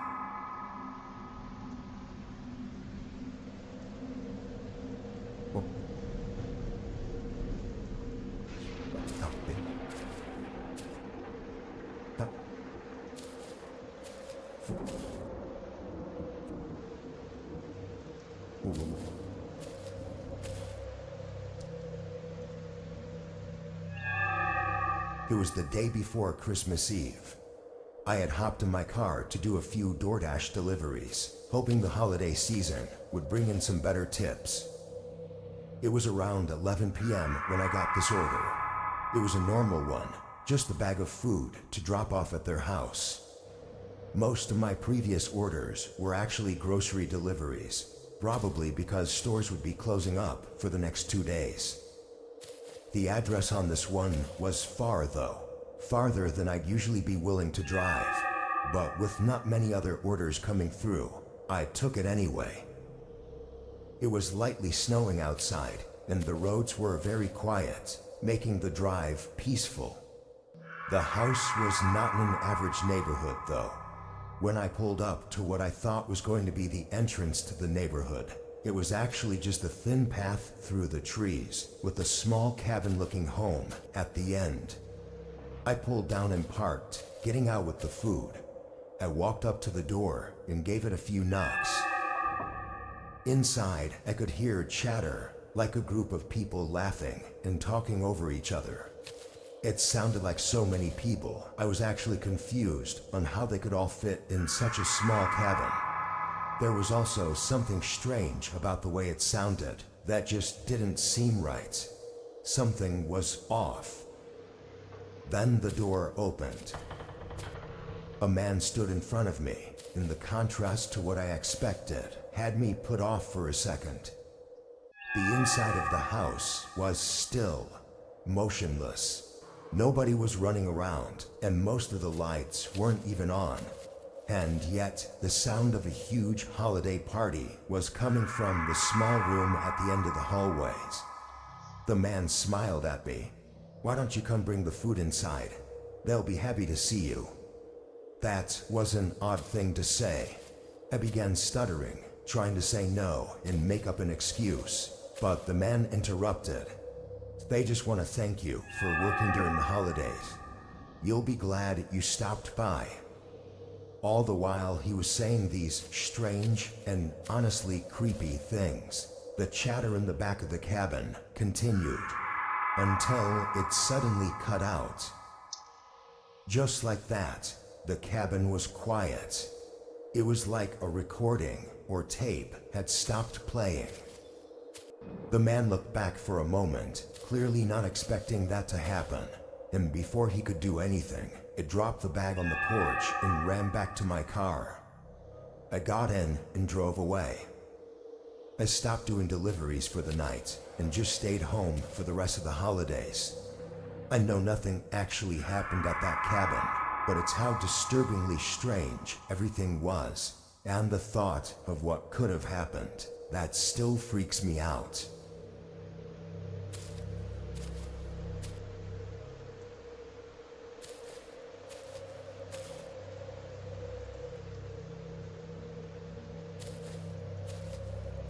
It was the day after Christmas, and I worked at a small family-owned grocery store as an overnight stalker. I'm not even sure why I was scheduled this night, because we were closed for Christmas, and it was probably really slow during the day, so there wasn't much for me to do as far as stalking. I spent the first hour filling what little needed to be filled on the shelves, but then I kinda just wandered around. As I was walking past the front of the store, I noticed a person outside, unusually close to the building for this time of night. It looked like he was just walking around, but he quickly noticed me looking at him, and instead of going away, he came closer to the window. He didn't say anything or try knocking. He just stared at me. I felt really uneasy and wasn't sure what to do. After a few seconds of him not looking away, I turned and walked away from the window. I guess I was just trying to play it off like I wasn't bothered. That was very strange though, like no normal person acts like that. I waited a few minutes before going back to the front of the store and looking out the window. He was gone. I sighed in relief, then continued walking around the store to pass the time. I was just weaving in and out of the aisles, fixing up some of the shelves. Maybe 10 minutes had passed when I rounded the corner at the end of one of the aisles and immediately stopped walking. There were several boxes that had fallen off the shelves and were scattered on the floor. They weren't small things either that could have just tipped over. They had to have been knocked down or moved by someone. Just as I was trying to process it, I heard something from down the aisle. A soft but deep and eerie laugh, like a man quietly laughing right around the end of the aisle. It almost sounded unnatural, like a grown adult giggling like a child. Part of me thought about going to confront him, but when I remembered the man I saw by the window, they were fairly big and could have had something hidden in their jackets.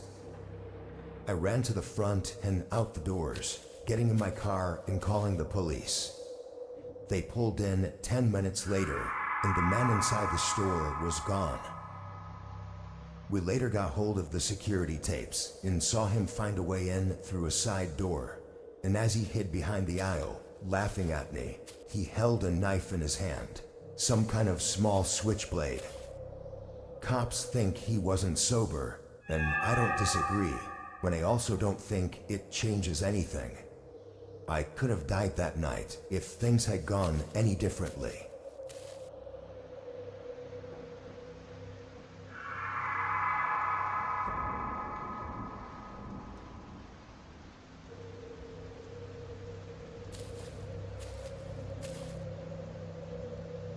I worked at a gas station for 2 years, starting in 2015.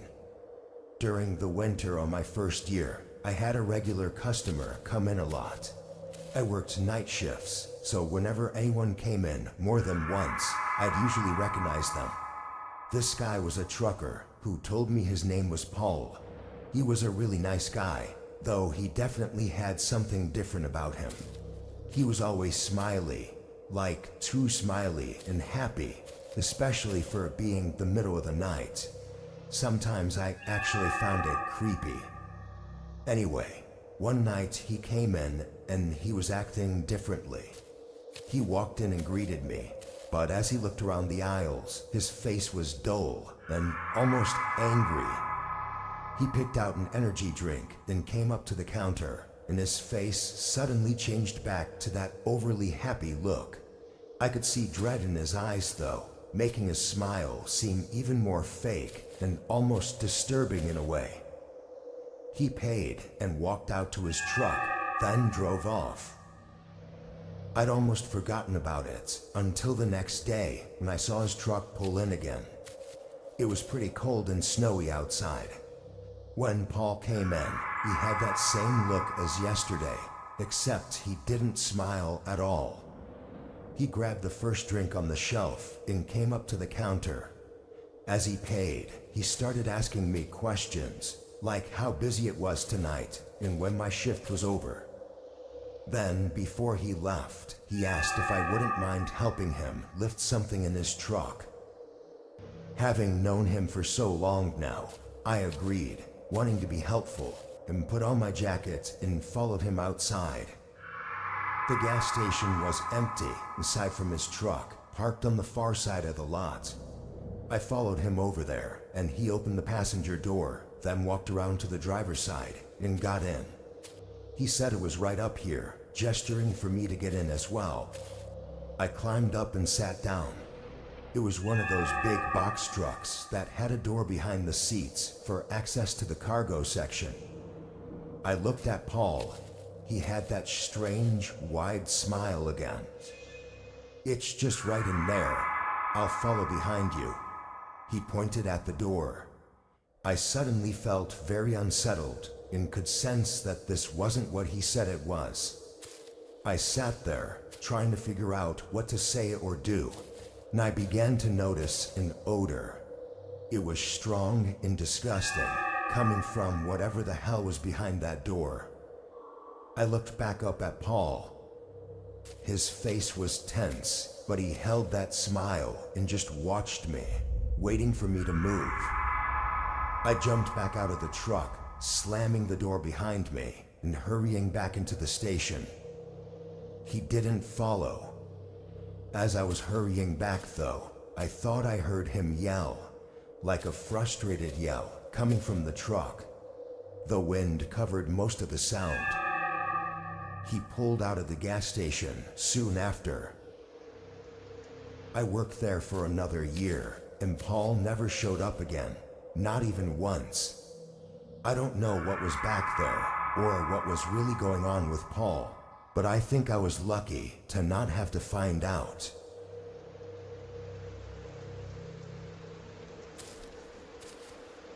Well,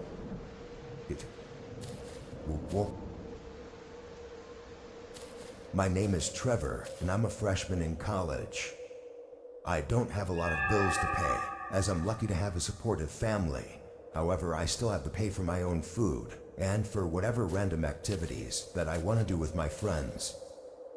I do Uber Eats every once in a while, just to make enough to afford these things. I drove an old beater Honda Accord that probably belonged in the scrapyard, but it did the job, I guess. Anyway, I had been delivering for a couple hours on this day, and it was about 10 p.m. when I picked up an order from Wendy's. There was nothing abnormal about it, at least from what I knew. I drove 15 minutes down the mostly empty highway. The turn was directly off the highway on some gravel road. It was in a forest, and without any streetlights, it was very dark. The headlights on my Honda were really dim too, which made it really difficult to drive down this road. All I could see was about 10 feet ahead. After a minute, the road stopped very suddenly. I checked my Uber Eats app, and it showed that I'd arrived. However, I didn't see a house anywhere. I stepped out of my car and took a few steps in front of my headlights, trying to see if there was a path or something. I didn't see anything. It was just woods and trees. I started to wonder if maybe I had missed a turn somewhere along the gravel road.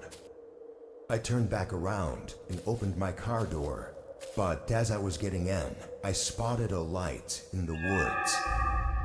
It was just a small, dim light coming from between the trees. It wasn't moving at all, which made me think it might be a porch light.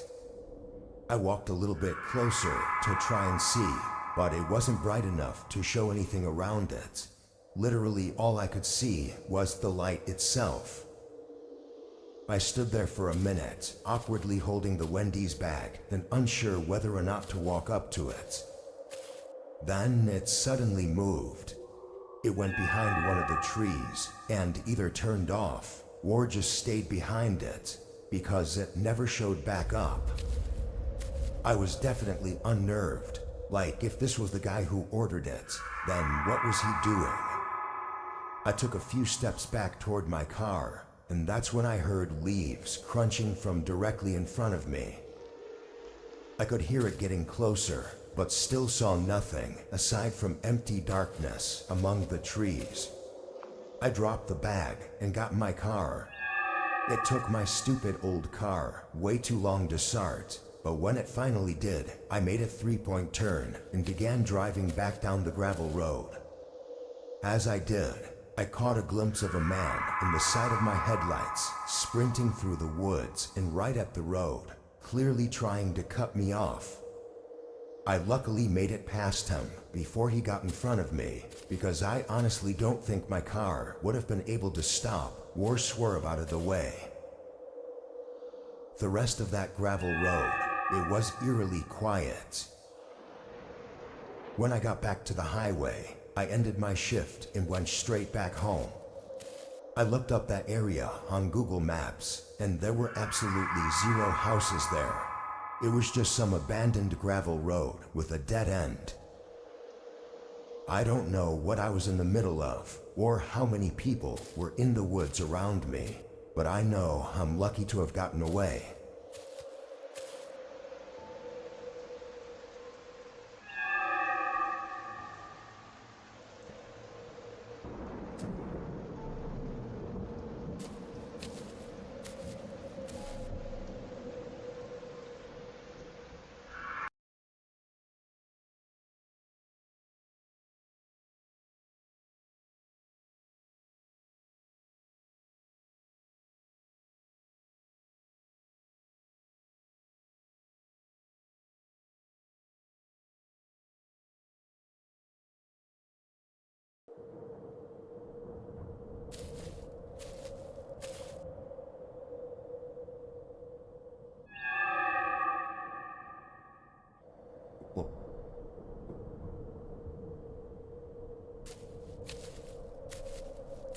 This happened when I was 18, making the road trip from my hometown to my new college.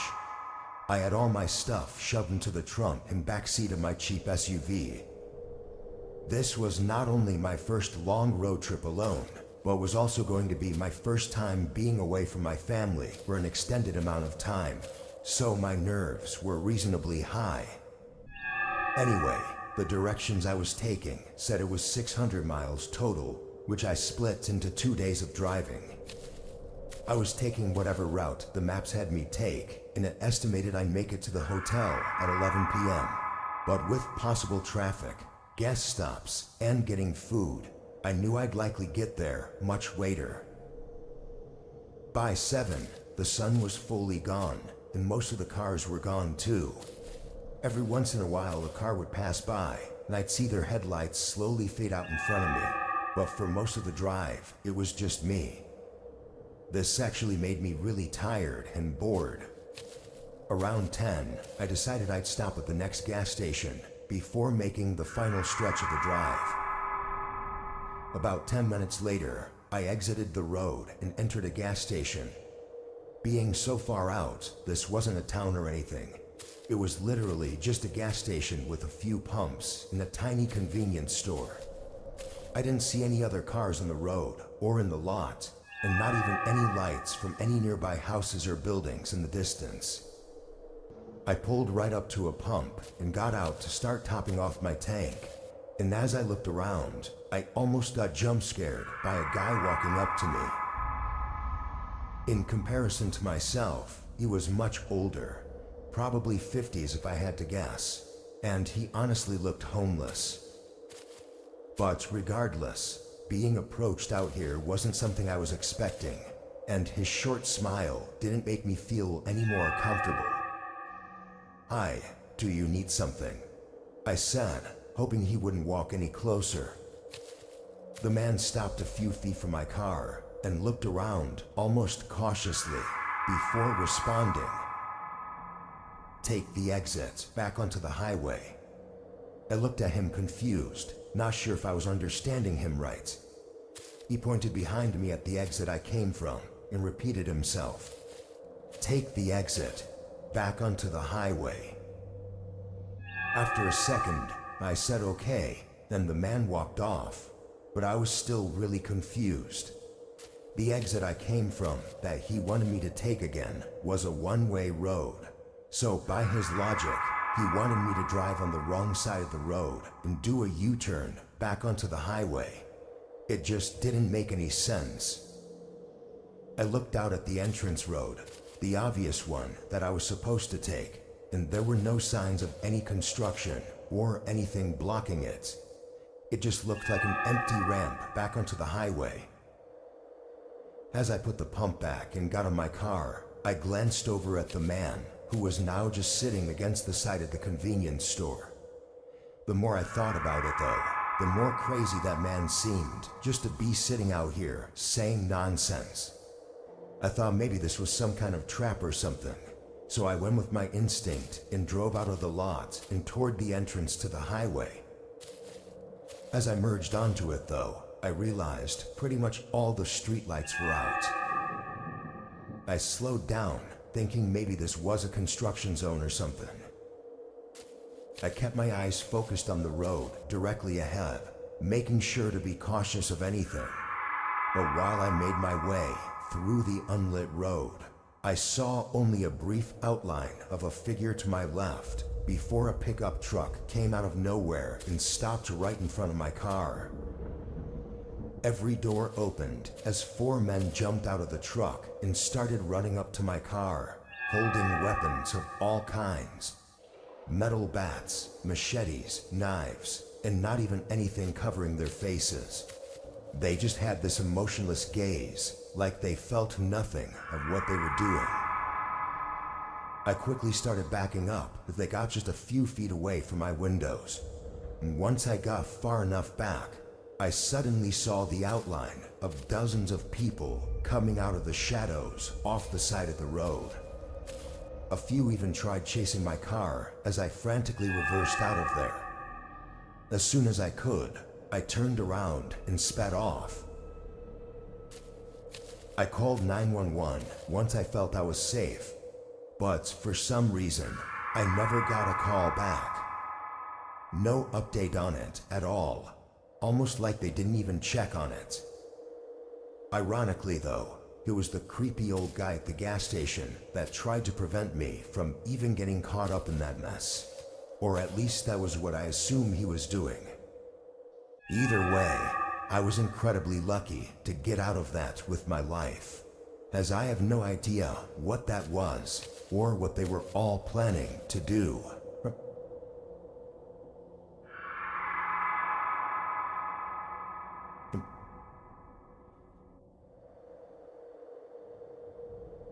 This happened during a road trip I was taking on the way back from seeing my family for the holidays. I'm not usually one to drive more than a couple hours because I much prefer flying, but this year the tickets to where I was going were way more expensive for some reason. It would have cost me over $1,000 for a round-trip flight that only went a few states over. I had planned everything out so that I'd get home a few days before I had to go to work, but a snowstorm blew in on the day I was going to leave, so I had to stay an extra 2 days before finally starting the drive. The roads were empty since it was past the holiday rush, and most of the drive is pretty out of the way from the big cities. The hardest part of it was always staying awake and fighting the boredom. The first 8 or so hours went by without any trouble though. Sure, I was tired, but the snow on the road kept me awake and attentive. It was about 10 p.m. and I had a hotel booked in a small town just 2 hours further ahead. But as I drove, a small light came up in my mirror. It was the headlights of someone behind me, which was actually the first person I'd seen on the road with me in over an hour. Their lights were getting bigger quickly though, showing that they were coming up really fast. And soon, I could see that it was actually a large van of some kind. It was only a one-lane road, so I couldn't get out of their way, but I figured they would still swerve around me, given they were going so fast. Once they reached the back of my car though, they matched my speed and stayed behind me. After a few seconds, I realized they weren't trying to get around me, and we drove like that for almost 10 minutes. It was kind of unnerving, being that it was only us on the road, and yet this huge van was trailing right behind me. It wasn't a normal following distance either. They were so close that I couldn't even see their front bumper or license plates in my mirror. Maybe I was quick to feel uneasy about it, but an exit came up for a gas station, and I chose to turn off, hoping they would stay on the road and that I could put some distance between us. But as I veered off and down the exit ramp, they stayed right behind me. I pulled into the gas station and parked at one of the pumps as the van pulled into the pump behind me. At this point, I just didn't know what was happening. Part of me thought that this was something bad, but another part of me thought I was just overreacting. I knew that this was the only gas station in the past 30-ish minutes, so it wasn't all that unlikely that they would also need gas. Before getting out to fill up my tank, I shut my car off and looked around. The store part of the gas station had its lights off and a closed sign hanging from the door. I looked to the sides of it, seeing nothing but empty darkness. No houses, no buildings, just a field covered in snow with a single road going through it. I looked in my mirror. A man was now standing outside of the van and putting gas in, so I got out and began doing the same. As the numbers slowly ticked on the gas meter, the man quickly put his pump back and sealed his gas cap. I looked over, seeing him walking to the back of his van. Then I heard the loud ratcheting sound of the back door being lifted open. There was something in that moment, maybe a gut feeling, or just an instinct of some kind, that told me to get out of there. I pulled the pump out of my car, and not even a second later, 3 men were sprinting at me from around the back of the van. I dropped the pump on the ground and quickly got in my car, locking the doors just as one of them grabbed the handle and tried to rip it open. I was shaking and moving as quick as I could to get the car on. All 3 of them went around trying each door, but then immediately sprinted back to their van before I'd even had the chance to pull away. When I did, though, I saw them drive away soon after, going in the opposite direction, down the way we had come from. I let the police know what happened, but never even got a call back with any updates. I think it's obvious they were trying to abduct people under the cover of night on the vast, unpopulated highway.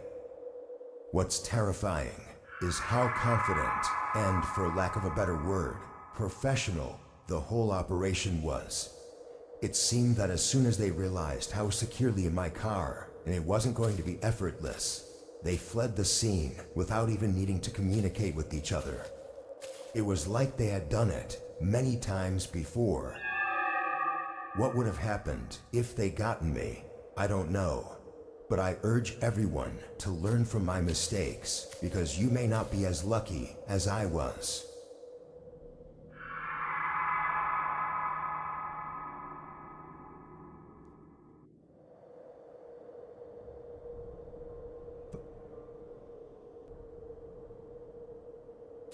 It was a typical Friday after my college classes were out, and I was spending the night doing DoorDash.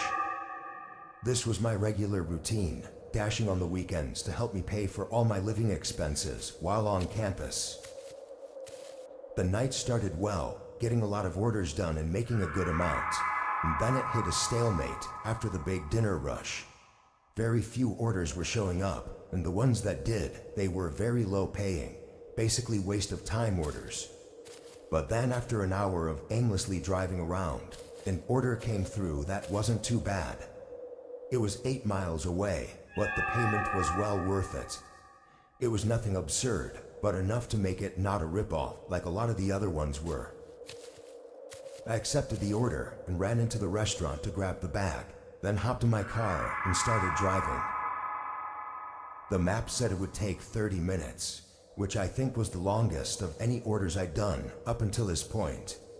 Most of the houses were right around campus, because any further than 15 to 20 minutes out, it becomes pretty much just bare fields of grass.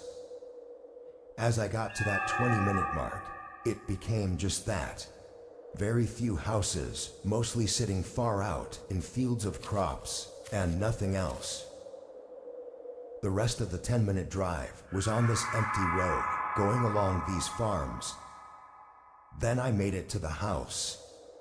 There was a dirt driveway connecting to the road, leading through a large field, and in the far back was a small house. Driving through the field felt very eerie. Even though I'm not one to get nervous without reason, this felt different. As I got further out from the road, the only sound was the low rumbling of my car on the dirt. I parked out front and got the bag ready, then left the car on as I stepped out. The night was quiet and the house was dark, having only the porch light on to illuminate the outside. I walked through the unkempt grass and up to the porch, knocking on the door. As I waited, I looked back at my car, sitting in the dark with the field of pitch black behind it. A moment went by, then I knocked again, but there was no response, not even the sound of anyone inside. It didn't take long for me to realize the strangeness of the situation, seeing no lights on in the windows and noticing how decayed the house looked up close. The only thing that made me think it couldn't be abandoned was that I had an order for this address, and the porch light was on. I looked at the light, thinking, why would that be the only light? But by some odd chance, I happened to recognize the top portion of the casing having a cheap solar battery. It was just an automatic light that charges during the day and turns on in the evening, meaning nobody had to be here to turn it on. Just as I was piecing this all together though, I heard a rumbling sound behind me. I turned, seeing a car driving down the dirt path and coming up right behind my car. I stood there and stared at their headlights until a man stepped out. I yelled from the porch, asking if this was his order, but he didn't reply.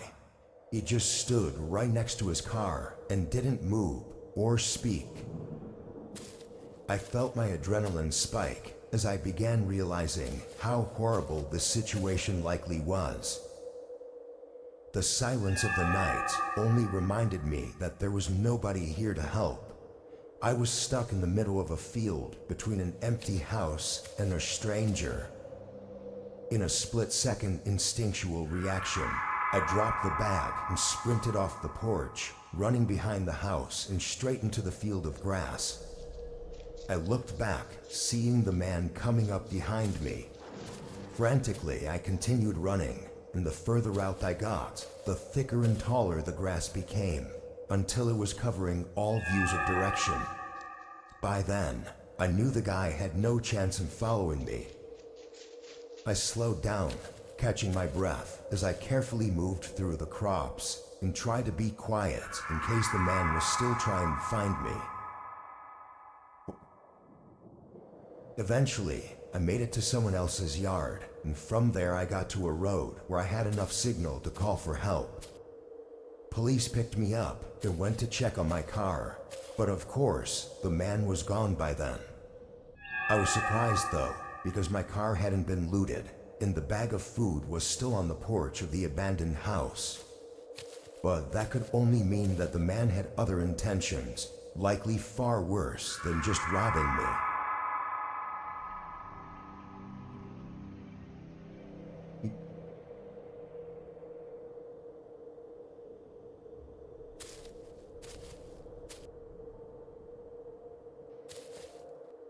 I used to deliver Chinese food for a local restaurant. I was just a teenager in high school at the time, and whatever job I got wasn't going to be for more than a year or two. I'd say this job was fairly typical to most first jobs or retail and food service jobs, because it had some slow and boring days and some busy and stressful days. As the delivery driver though, I was always thankful to not have to be working in the store and dealing with mobs of customers. On this night, I started at 6 p.m. It was a Friday, so I was working a late 6 to 12 shift. As soon as I clocked in, I was delivering orders non-stop for the next 2 hours with no time to breathe in between them. At 8, orders were slowing a bit, but I still had a few more to deliver before I could take my lunch. So I grabbed the 3 orders and set out to get them done before 9. The first one was close, but the next 2 were further out. This isn't uncommon, as our town isn't all packed together. I got to the second house and dropped it off, then headed out to the final stop. It was 10 minutes from where I was, and the tag said it wasn't paid for yet. All I was thinking about during this drive was the break I'd get afterward. Going back and forth for 3 hours straight tired me out more than usual this night. I pulled into the neighborhood and followed the GPS until I got to a back portion where the whole atmosphere quickly changed. I turned down a thin road of cracked pavement and potholes with barely visible small houses on the side, covered by the thick bushes and unkempt lawns. When the GPS told me I'd arrived, I stopped the car but didn't see a house. I turned my brights on, and ever so faintly, I could see the outline of a small house pretty far from the road I was on. I then looked at the grass leading up to it and realized there was actually a driveway. It was just engulfed in vines and tall grass. I would never have seen it if I hadn't seen the house first. Knowing I would be unable to even drive on it, I put the car in park and got out with the bag, then began to walk through the overgrown driveway. I couldn't believe how awful it was to walk through, and I couldn't imagine anyone letting their driveway get to this point. Getting closer though, I could see more of the house. It was very small, kind of like a trailer home, and looked to be in a matching condition to the driveway. Vines growing over the windows, and bushes covering every inch of the nearly decaying house. As I made my way up to the front door, I knew something was wrong. I knew it in my gut and in my head, but I was just some kid with a first job that was scared to lose it, so I felt like I had to do my job, which was to deliver the order to this address. I pushed all my bad feelings aside and knocked on the door. Right away, I heard footsteps coming up to the door. It opened, revealing a young lady behind it. At first, in the dim lighting, she looked very normal, and I felt a huge relief. But it only took a few more seconds to realize that her normal look was eerily out of place. With the house in this condition, there was no way she could be so well dressed and taken care of. As these thoughts scrambled through my head, she opened the screen door and said in a creepily calm tone, "Come in." Everything hit me in that moment as I stumbled back a few steps and decided that I needed to leave right away. I turned around, and only a second after beginning to leave, I heard a thud from the side of the house. I looked over, seeing two men running out from behind the house and sprinting through the bushes toward me. I dropped everything and started running. I did everything I could to get through the thick grass and vines, but just as I reached the end of the driveway, I stumbled to the ground, tripping over something. I hurried up, hearing their footsteps closing the distance on me. I couldn't even get myself to look back as I ran straight into my car. Turning it on, the men immediately stopped and ran back to where they came from. With my whole body still shaking from the adrenaline, I turned the car around and drove away. Of course, I let my boss know what happened, and he urged me to call the police and report it. I was really relieved to know he didn't care about the order, and only for my safety, which, looking back on it, it would have been horrible if there were any other way. Police interviewed me and my boss and did a whole investigation, ultimately unable to find any of the people. The property I was on, though, was actually state-owned, and the trespassing sign at the beginning of the road had been dug up and thrown into the tall grass.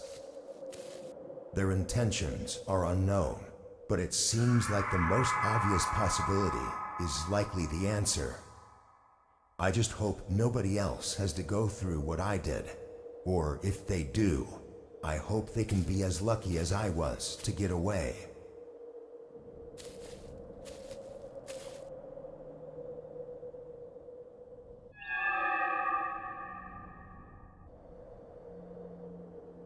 I had some spare time. I was delivering a truckload to a company on the far west coast, coming from the east coast. The route across the country is one I've taken many times before, being a truck driver for almost 20 years. It's always the same every time I make one of these drives. Same roads, same truck stops, and same everything. Over these 20 years though, I've never really had anything crazy happen. I've had a few odd scenarios, but they'd never amounted to anything. So when I was driving this route again, I had no worries in my mind. It was just another day on the job.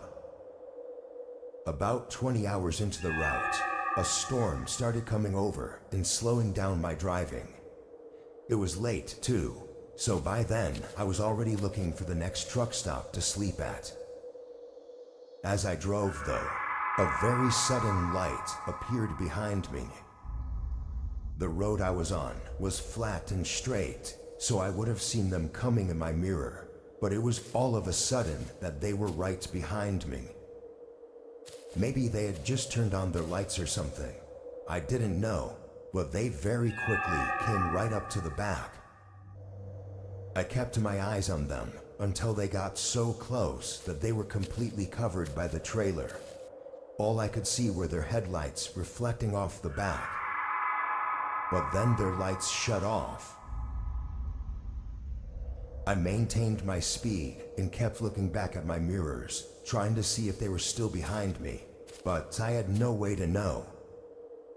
For someone to turn off their lights in the middle of a heavy storm was insane though, and to be tailing behind me so close was just as insane. Thankfully, the sign showed a truck stop was only 5 miles ahead, so at least I knew I was close to getting away from whatever this was. I didn't want to jump to conclusions based on just some weird behavior, but as a trucker, it's hard not to think about the possibility of it being an attempted robbery, especially when alone on the road at night. For the rest of the 5 miles, I saw no signs of them behind me. I was still on edge because I couldn't really see anything anyway, but I started feeling less worried as I was coming in on the truck stop. I pulled in, trying to check my mirrors to see if they followed, but with the rain and lack of lighting, it was really too hard to tell. The truck stop was mostly empty though, aside from a few trucks at the gas pumps. I pulled off to the side and parked in the middle of the lot. After waiting a minute and getting some of my stuff organized, I opened the truck door and leaned my head out, looking along the side of the trailer. I was drenched from the rain in just a matter of seconds, but from what I could tell, there was no car behind me. I closed the door and finally felt a bit of relief, grabbing my pillow and blanket from the passenger side. I locked the doors, turned off the truck, and tried to get some shut-eye. The rain pounding on the metal roof made it easy to fall asleep, blocking out any possible sounds coming from other trucks pulling in and out. When I woke up though, I felt I had only been asleep for a few minutes. I looked around, seeing it was still dark out and the storm was the same, if not worse. But before I could check my mirrors, a loud thump shook the truck. My eyes opened wider. I reached for the door handle and opened it, looking out at the back of the trailer. Through the rain, I could barely see the outline of a car with its headlights off, then 2 men moving around in front of it. Terrified, I hesitated to step out and confront them. And as I sat there in that moment of hesitation, the door suddenly slammed against my body, shoving me back further into the driver's seat. Another man stood outside, yelling at me to stay where I was, then slamming the door again. His right hand was shoved in his hoodie, and with 2 other men behind the truck, I was in no position to try anything. I could feel the truck shake as I just sat in place with the guy outside my door watching my every move. He didn't even look away for a second. This went on for a few minutes, then they ran back to their car and drove off. I was still in shock, watching their car disappear onto the road. I called the police and put in a report, but no information ever came up on who the men were. All I know is that if I had been any less aware and had just tried to drive off at first sight of the men, I probably wouldn't have been able to make it out as safely as I did.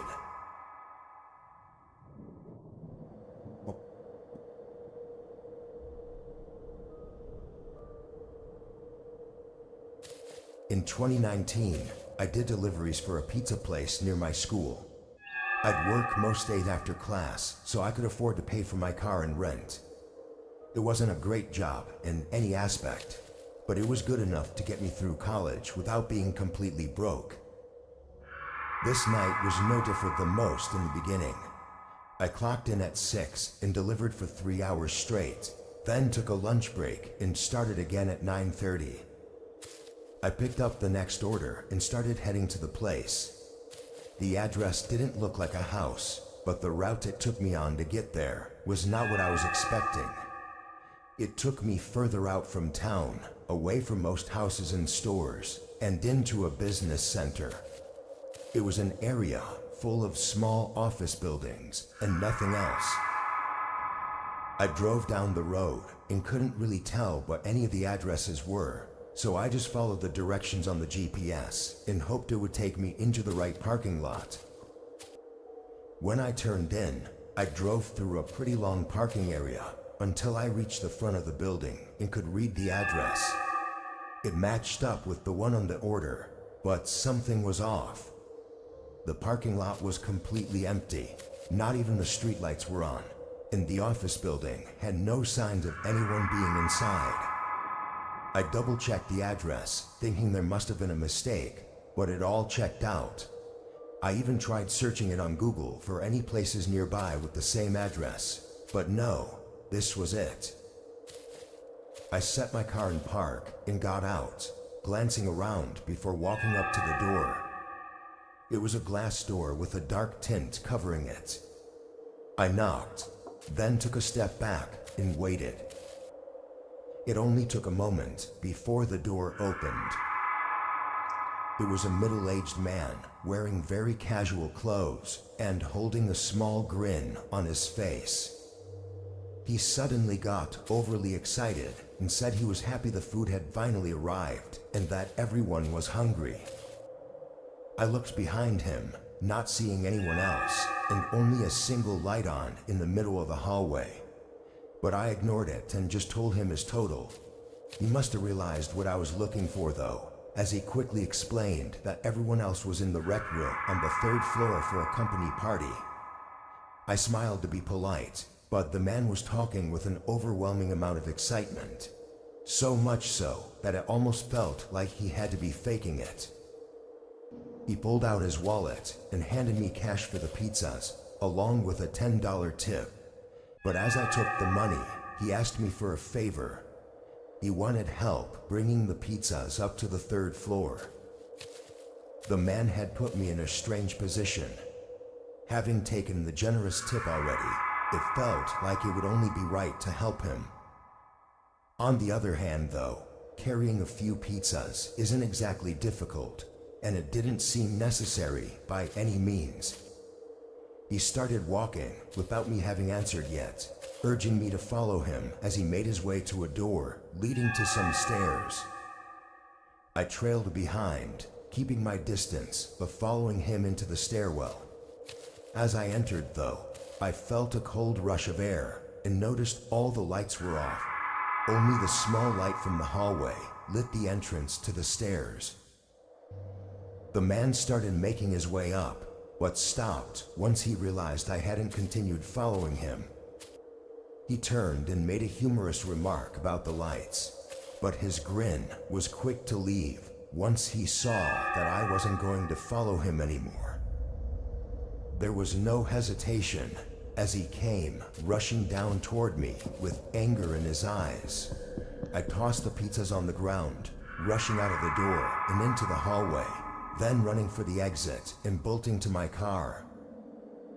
I saw the man come partly out of the front doors before going back in and slamming them shut.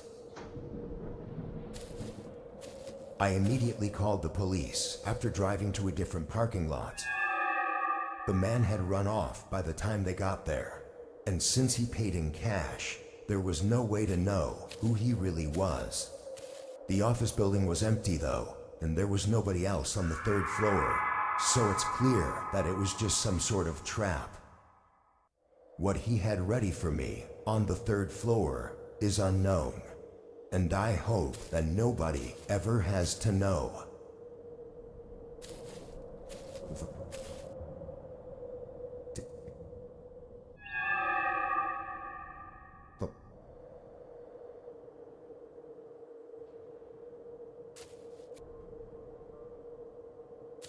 I work for my dad at his small construction business.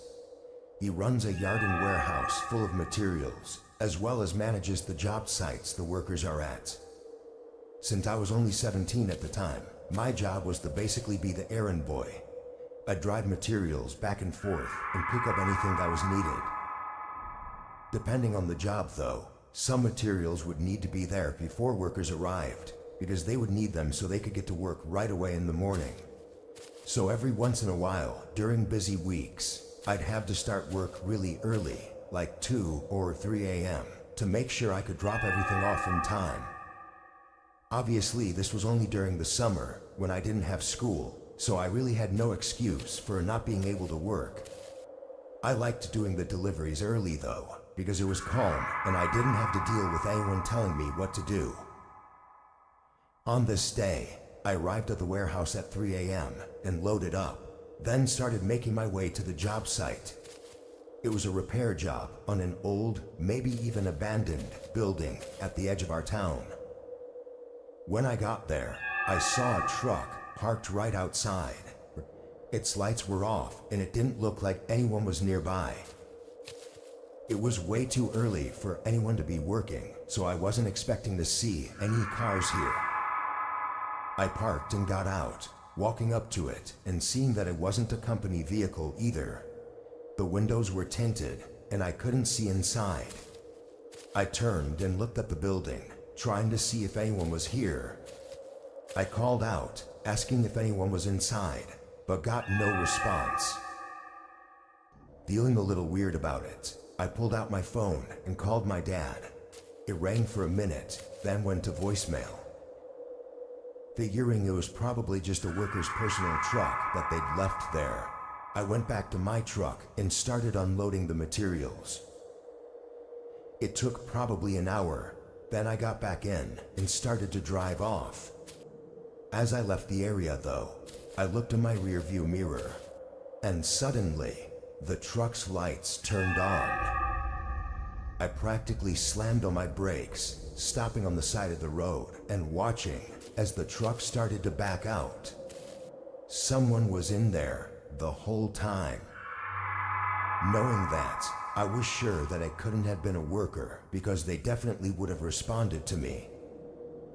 I sat and watched as they made their way out of the parking area and onto the road. I grabbed my phone and quickly dialed my dad's phone number again. While I waited for him to pick up, I looked over, seeing the truck had stopped right next to me. I stared at their window, knowing someone behind it was probably staring at me. I tossed my phone on the seat and started to drive forward, but the truck was quick to match my speed and prevent me from getting back onto the road. But there was nowhere else for me to go. To my left were trees, and to my right was this truck blocking my way. I started to panic, putting the car in reverse and trying to back up. The truck did the same until they tapped to the side of my car, making me lose control and slide completely off the shoulder and hit the side of a tree. The truck quickly stopped right at the top of the road, as if they were going to get out. But then their brake lights suddenly turned off again as they put it back in drive and sped away. Just 20 seconds later, another car pulled up to the side of the road, and a man got out and ran up to me, asking if I was okay.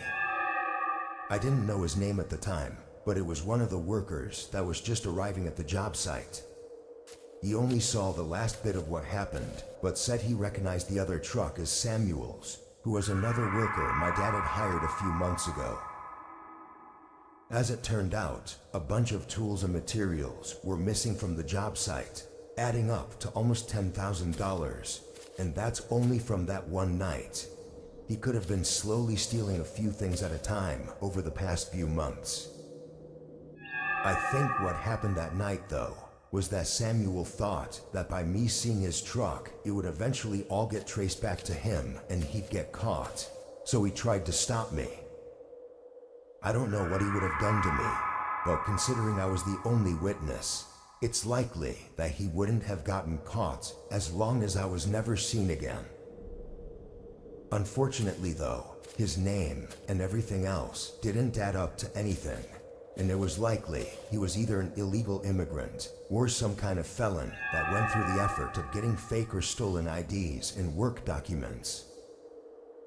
I was never expecting something like that to ever happen, but at least it's really unlikely that I'll ever see that man again.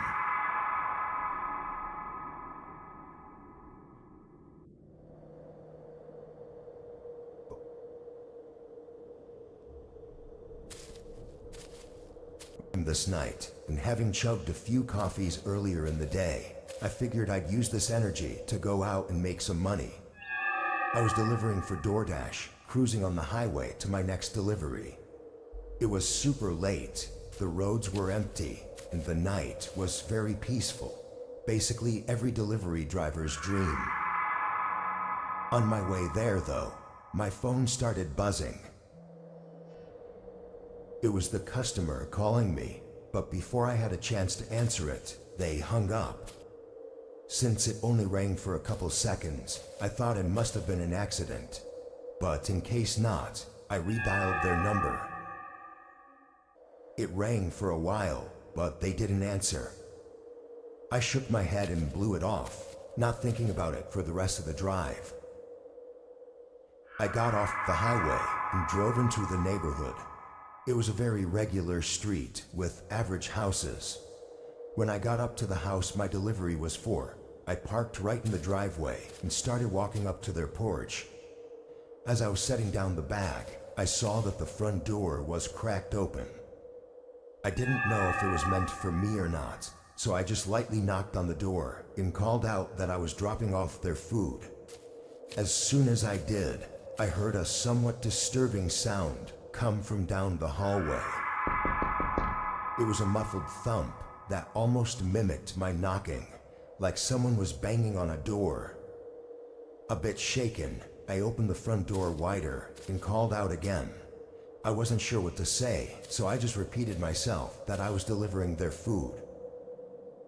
A few quiet moments went by, then I heard a door open from the back of the house, and a guy came around the corner. He looked distressed and bothered, but I couldn't tell if it was because of me or something else. The guy walked down the hall and right up to the doorway I was in, not saying a word as he started to reach for the bag. But that's when I heard those thumps again from down the hallway. I looked past him in confusion as he turned and looked as well, then quickly turned back and looked at me, recognizing that I heard it too. "Is everything okay?" I asked carefully. The sound echoed through the walls again, as the man just kind of stared at me as if he were trying to think of what to do. "Why don't you bring the food inside for me?" he said, almost in a demanding tone. Nervously, I picked up the bag, but quickly realized how terrible of an idea this was. I felt threatened, like I had to follow him, but I also had a feeling that if I did, I wouldn't be making it out of there. In my hesitation, the guy's face showed he was even more bothered, angry even. He then reached out and grabbed the food right from my hands, then slammed the door in my face.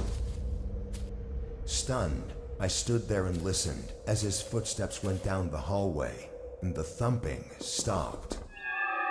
I couldn't do anything else at this point, so I hurried off the porch and got my car.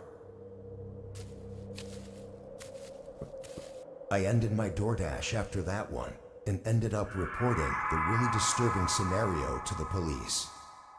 I think what ended up making me report it was that the man tried to get me to go inside his house. If not for that, I may have not felt there was enough evidence to get me to do anything. Unfortunately though, police informed me hours later that the man declined that anyone else was there and declined the request to search his home. At that point, there was nothing left to do other than speculate. I believe there was something truly horrible going on, and he was possibly ready to do the same to me, but I don't think we'll ever know for sure.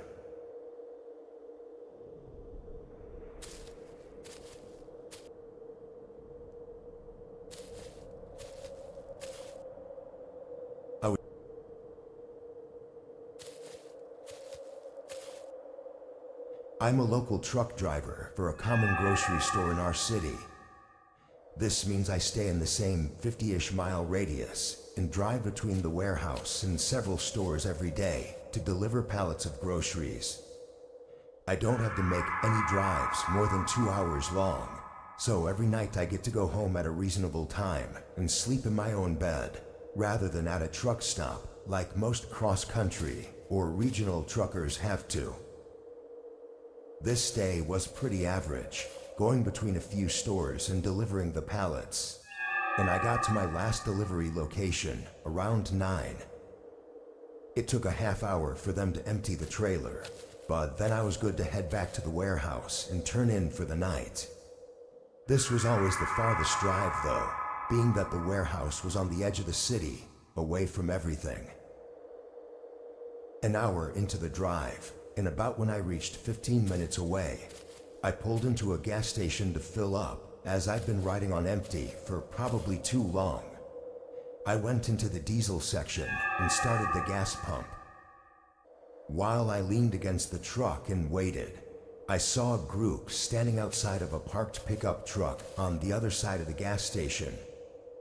They were the only ones there, but they kept eyeing me, looking over at both me and my truck. It was odd, but I thought they were just waiting for me to leave, probably so they could do something stupid without any bystanders. Once my truck was full, I put the pump back and got in, driving out of the gas station. As I did, the group got into their pickup and left as well, pulling up right behind me. Now it was definitely more than just odd. I still didn't know exactly what they were planning to do, but they weren't even trying to hide it. Over the next mile, as we got further out toward the edge of the city, they kept swerving around behind me, going in and out of the lane and unable to keep a consistent speed. I got my phone from the mount and called the police to report the group for reckless and possibly drunk driving. Being in a huge semi, I didn't feel unsafe, but I was more worried for anyone else than maybe on the road. After a couple more minutes though, they swerved into the lane next to me and sped up until they were right across from my window. I looked down at them, seeing a few guys looking at me and saying something to the others. Then they sped up again and slammed on the brakes right in front of me.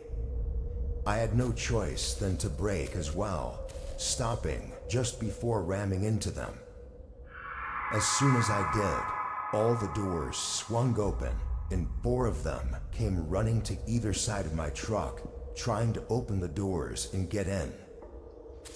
I immediately went in reverse, trying to put some distance between us before I put it back in drive. My only choices were to take a chance at driving off the road, which might make my trailer topple over, or I could ram through their pickup. Obviously, I went straight through their truck. All 4 of them ran off the road just before I hit it, and after 30 seconds, I was long gone.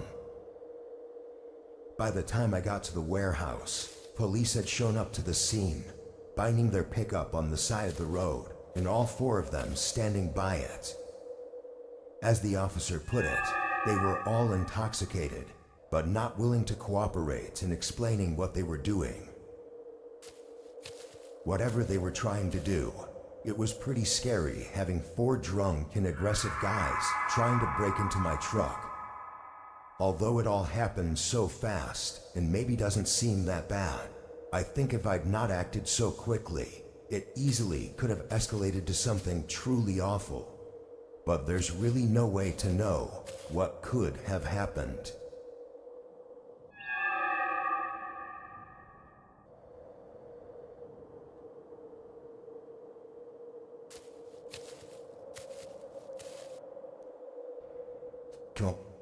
I was driving back from a friend's house who lives an hour away. We lost track of time, so I didn't leave until around 2 a.m. I was really tired, and the drive was really boring.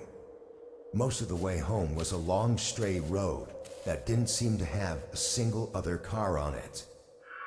For the first 20 minutes, it was just me staring at the endless pavement ahead and trying to not let my eyes shut. But then my headlights suddenly lit something up on the road way ahead of me. I couldn't tell what it was at first, but as I got closer, I had to slow down and eventually stop. There was a semi-truck parked in the middle of the road, blocking both lanes. I sat there for a few seconds, having no clue what I was seeing. At this point on the road, we were at least 30 minutes from town, and there was nothing out here. The only reason anyone would stop out here is if there was an emergency. I looked to the right of the truck, and there might have been enough room for me to get around the trailer, but there was a steep hill on the shoulder that would have been really risky to drive on the edge of. The other side of the truck had trees too close together for me to drive between.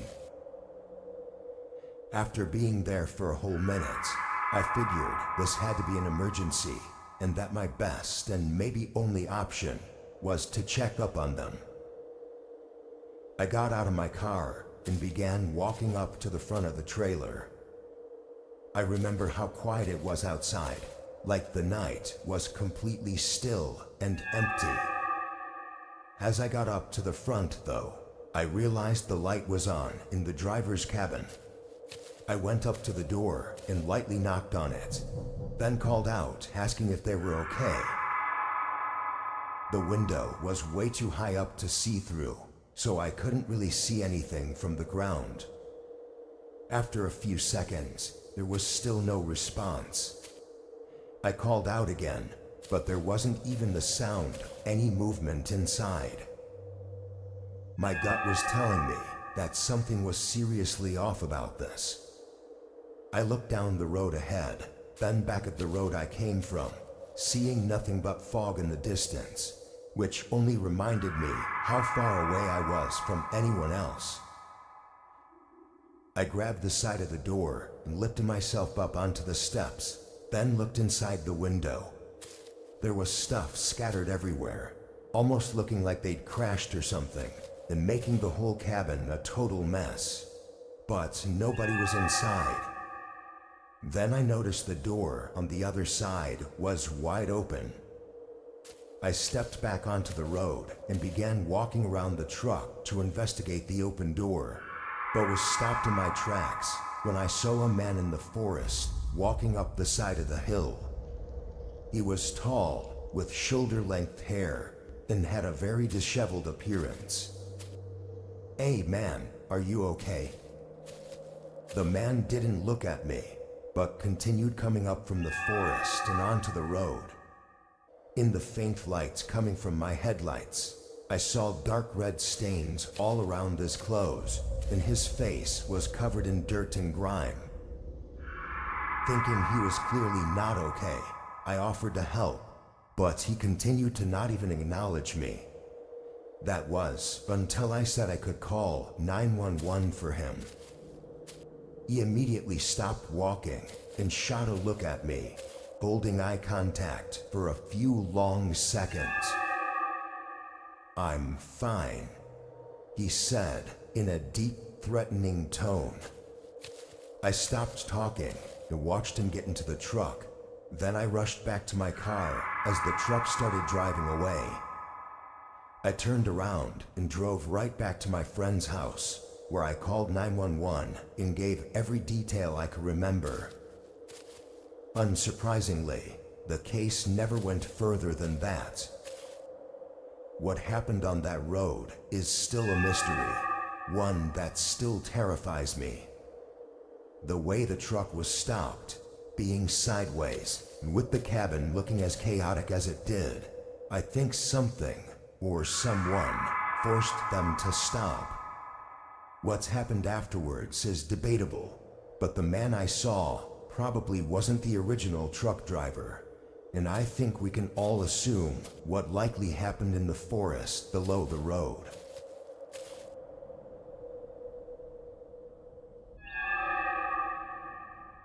Yep.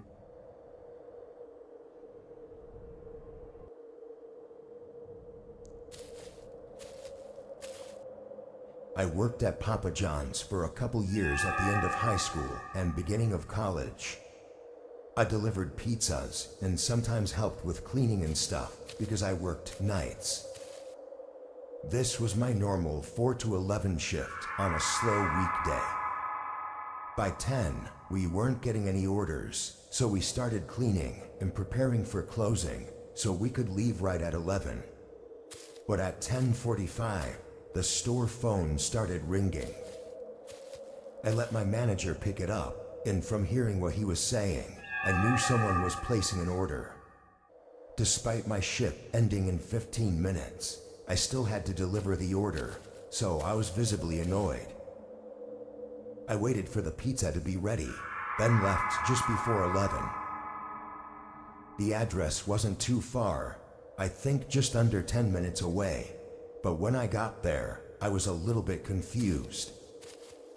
There was a long driveway going into the trees, but I couldn't see any houses or lights at the end. I looked back at the map, zooming in and seeing that there was a house. It was just really far down.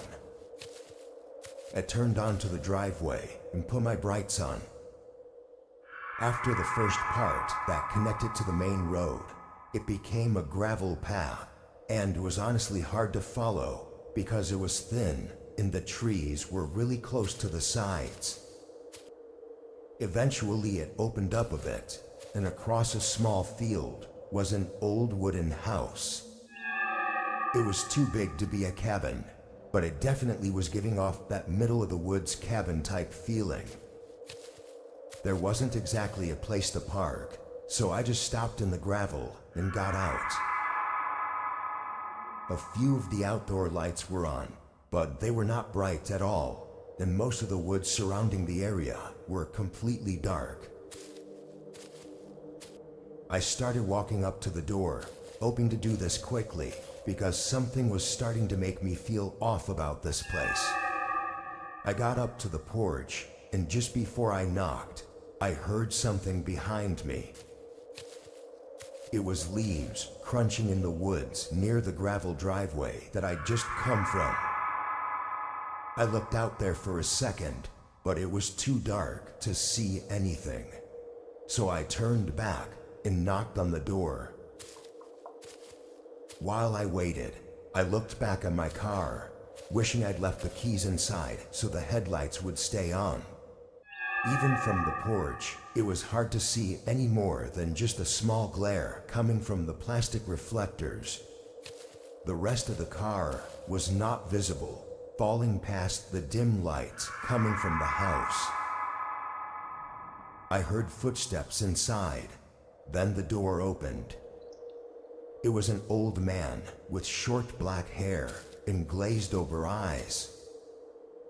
"I have a Papa John's pizza order for you," I said, holding out the box.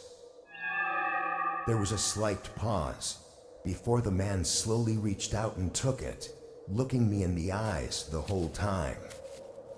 He set it down on a table next to him and got his wallet out, slowly counting through some cash, when I heard it again. Leaves crunching behind me. I looked over my shoulder toward my car where I heard it coming from. But just when I thought I might have seen something, the man grabbed my shoulder. "Here, for you," he said, holding out some cash. I took it, then quickly looked back at my car, but didn't see anything. And a few seconds later, I was shaken by the man slamming the door behind me. Before leaving the porch, I got my phone out and turned the flashlight on, then hurried back to my car, shining the light in all directions, but not seeing anything. I got in and made a small U-turn, then drove out of there. My unsettling feelings stayed with me the whole drive back, and after clocking out, I did a quick walk around of my car. For the most part, everything looked okay, but once I got a closer look, I noticed some scratches near the passenger door handle that I didn't remember being there before. I couldn't verify anything though, and even if I could, I don't think there's really anything I could do. But I think someone was out there in the woods, trying to get into my car without me knowing. Maybe it was all just a setup. I can't really say for sure, but if they had gotten in, there's a chance they would have hid in the back seat and waited for me. What would happen after that is best left unknown.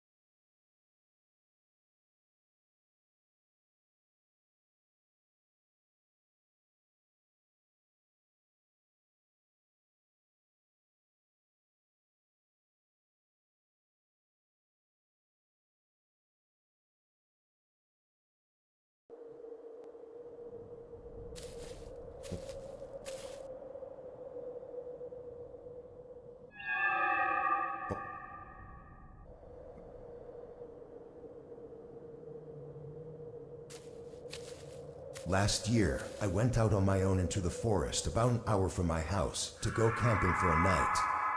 I wasn't planning anything special, I just wanted to spend some time outside for a day and then go home. And although inexperienced, I didn't see the harm in being out for just a day. When I got to the camping trail, there were 3 cars parked on the road right next to it. I really didn't want to talk to anyone or spend the day around other people, so I kept driving until I found a different trail down the road. There were no places to park, so I had to go further down and then walk back. This trail was very thin and was all dirt, no gravel or anything, so it definitely wasn't a popular spot. I started down it, going through relatively flat terrain with nothing but trees and bushes around. As I got about 2 hours in, the trail slowly started thinning out until it was getting difficult to even tell if I was still on it or not. I had a feeling this could happen at the beginning, but I was 2 hours in, so I wasn't even worried about it by then and had completely overlooked it.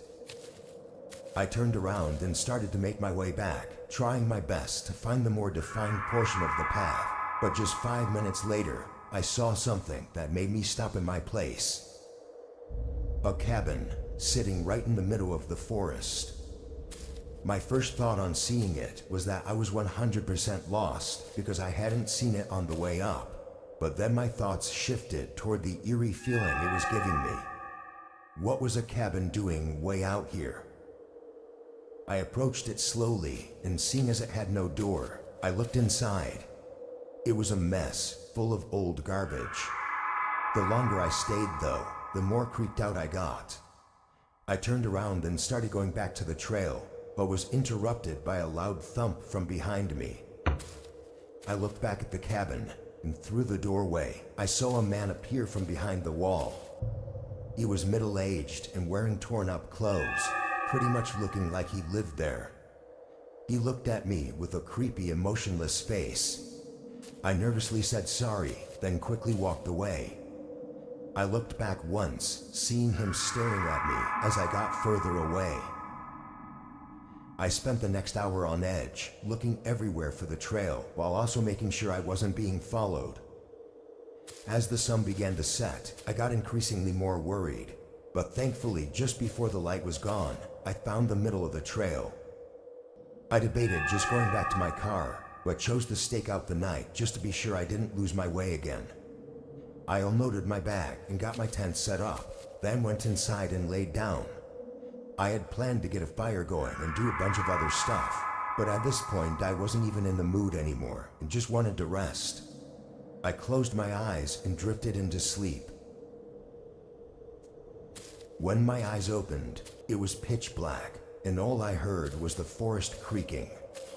I tilted my head, and my eyes locked on the entrance to my tent. Staring back at me was the shadow-covered face of the man, with his head sticking through the half-opened entryway. I jumped back, and the man did the same. I heard his footsteps hurrying away as I got out and looked, only seeing the back of him running into the woods. With my heart still racing, I undid everything and shoved it into my bag, then carefully followed the trail all the way back to my car. I can't even begin to think of what that man was about to do while I was sleeping, but his eyes looking back at me through the dark was a horrifying sight that has yet to leave my head. I of course never went back, and have mostly refrained from talking about it, just because I know I won't ever get any answers.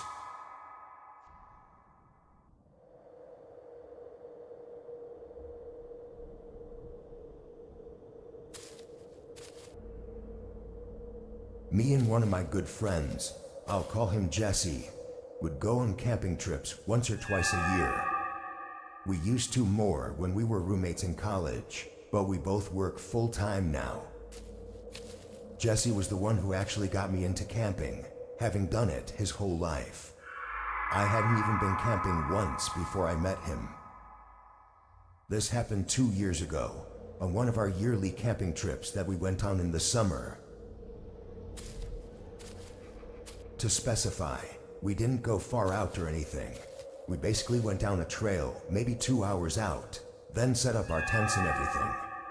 The whole point of it was to camp, not to hike, and usually for around 4 to 5 days. When we got to a good spot, Jesse and I put everything together and relaxed. The next 3 days were just as you'd expect. We sat at the campfire and had some drinks, and just talked.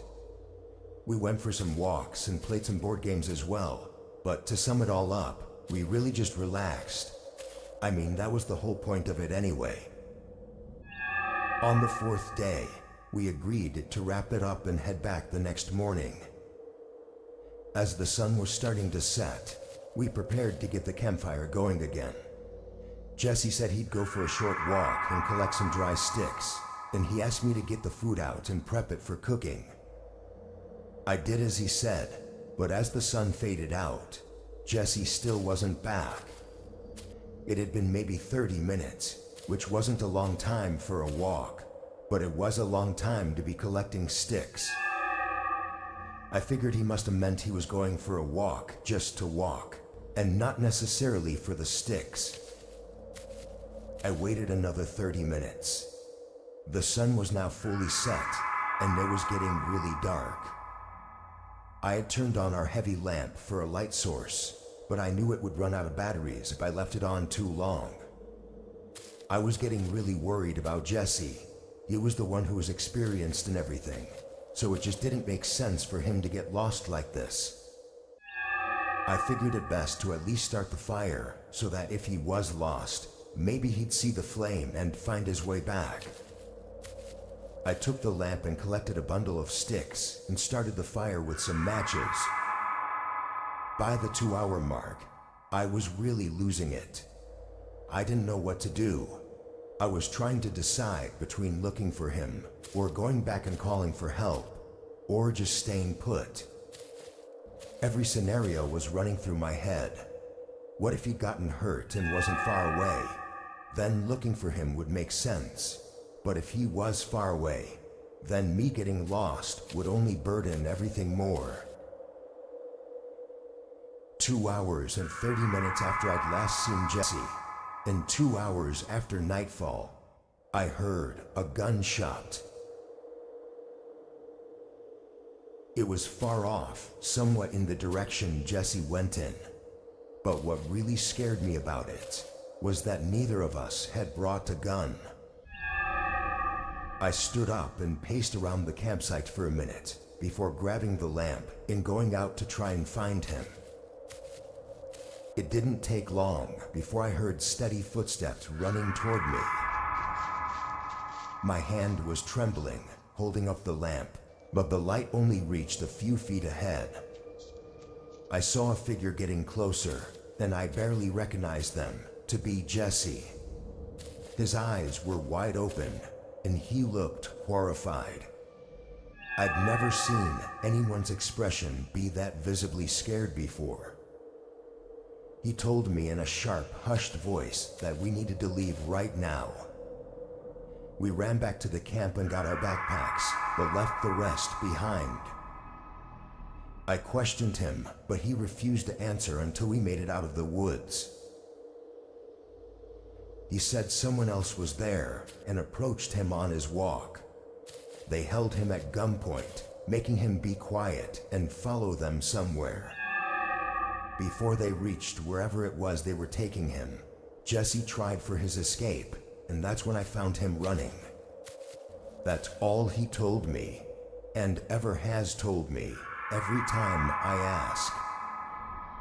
I can tell he's purposefully leaving out some important details, but he still refuses to share them. One he specifically leaves out is the gunshot. He never mentioned it. Personally, I know Jesse is a capable guy, and it wouldn't be far off to assume he tried to overpower the man holding him up. Maybe he got the gun away from him and did what he had to do to escape. It would explain Jesse's traumatized state and why the man didn't chase him. I don't know what happened back there, but ever since, Jesse hasn't wanted to go camping again. Honestly, neither do I. But I just wish I could know the truth about what went down that night.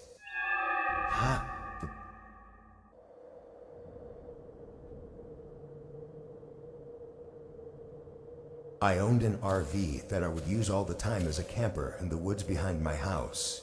It was a piece of junk, but I would only drive it out a couple miles, then park it and hang out for a few days, so it didn't need to be anything special.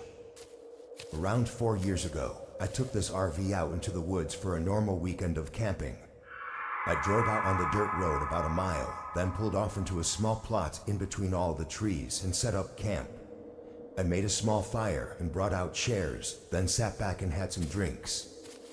I'd take friends out with me a lot, but they weren't always able to spend several days away, so this was just some time I was spending with myself. As night started coming in, I put some more fuel in the fire pit. Just after the sun had fully gone down, I heard something moving around outside my camp. It didn't sound like any wildlife. It sounded more like a person walking somewhere out in the trees. I looked out in that direction, but didn't see anything. This went on for around 20 minutes, hearing what sounded like someone walking around my camp.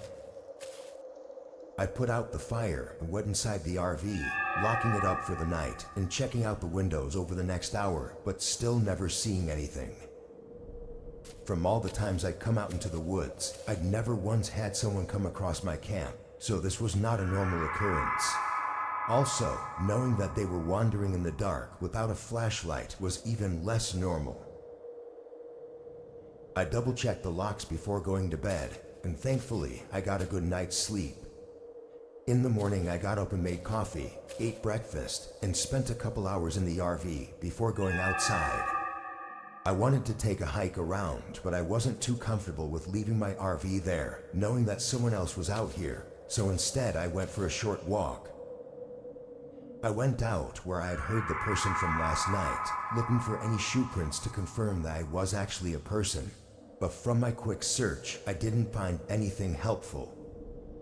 I don't know if it made me more or less uneasy, but when I got back to the RV, I brought out my handgun and strapped it to my waist, just to be safe. When it was night again, I started up the fire pit and tried to take my mind off of things. I sat outside for a while, I want to say probably an hour, and was relieved to have not hurt anyone. I had a beer and listened to the calming sound of the woods at night until I got sleepy. I stood up and went to put out the fire when I saw a figure in the corner of my eye. My head quickly shifted to look at them. They were standing between the trees, maybe 25 feet away, glowing in the faint light of the fire pit and just watching me. Only a moment passed before they turned and walked away, leaving the light. I was really creeped out, and not hearing any more footsteps or movement only made me more paranoid about where they could be. I picked up everything I had outside and put it in the RV, then put out the fire and locked myself inside again. I was even thinking about fully packing up and heading home in the morning, because this just wasn't going to be a nice time anymore. Whoever was out there had now come by my RV twice, and neither time did they say anything or introduce themselves. I stayed on watch for a couple hours, checking the windows multiple times and listening intently.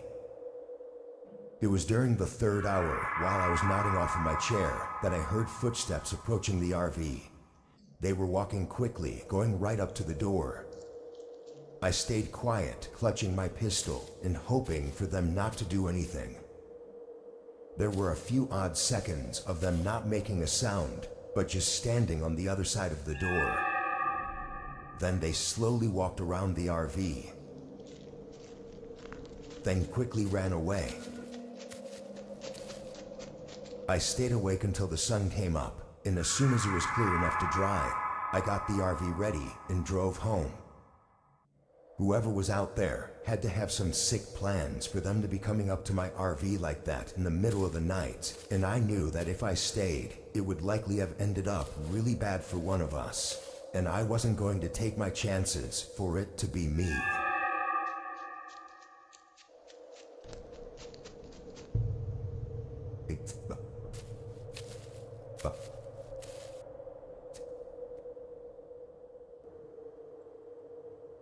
I was taking a summer hiking and camping vacation a year ago to a small river near my parents' house. I was visiting them for a few days, then going out alone to camp along the river for a night or two and head back home afterward. I don't live in the most adventurous state, so I always try to get out in nature whenever I'm in my parents' town. After visiting them, I set out on my hike. The trail I took to get to the river was around 4 hours at a steady walking pace. But the best part about it was that nobody else ever used it. The river wasn't huge or anything, and there were plenty of trails that were more scenic and actually labeled. This one was just some thin dirt path that wasn't very defined. When I got to the river, it was basically dark, so I pitched my tent and got a fire going so I could relax before bed. As I sat there for a few minutes, I started hearing footsteps coming toward me. I looked over, and after a minute, a man appeared from the trees. He waved at me and came over to my campsite with a smile.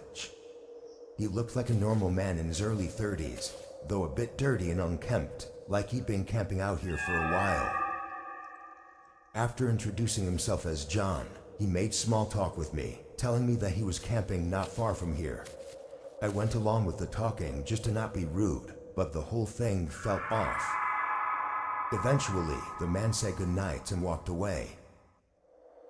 I watched as he went along the river with his flashlight, but after a minute, the light shut off, and there was nothing else after that. I didn't think that much of the encounter initially, but the man definitely had something off about him. What worried me the most was how he had come up just a few minutes after I got the fire going. He had to have been really close by, like he was following me or something. I chopped it all up to my nerves and told myself it was just dumb luck that he was out here. After all, he came up and introduced himself, which I assumed he wouldn't have done if he had any bad intentions. I smothered the fire and stayed up in my tent for a while, then fell asleep. I woke up at sunrise and spent the day hiking along the river. Strangely, I never saw any other campsites though. No signs of fire or tents being set up, not even in the direction I'd seen the man walk in. I figured he must have been further into the forest, but it only made me slightly more nervous. I got back to my tent just before dark and was surprised to see John sitting next to my unlit campfire. "Can I help you?" I said. He smiled and said he was waiting for me to come back because he had found something down the river. He got up and started walking, urging me to come with him and see for myself. I hesitated. "I'm gonna stay here, John. I'm just a bit tired." He turned around and looked at me with that same smile and asked me again to go with him. We looked each other in the eyes for a long couple seconds, and I knew for sure that something wasn't right. His smile began to fade, and he asked me one more time in a less friendly tone. I chose to not say anything, and after a moment, he turned around and started walking toward the river. As I watched him, I saw the outline of a small gun poking out of his shirt like he had shoved it in the back of his pants. While not uncommon to bring a firearm out in the forests, I'd never known any hiker or camper to have it uncomfortably in the back of their pants belt, with their shirt on top.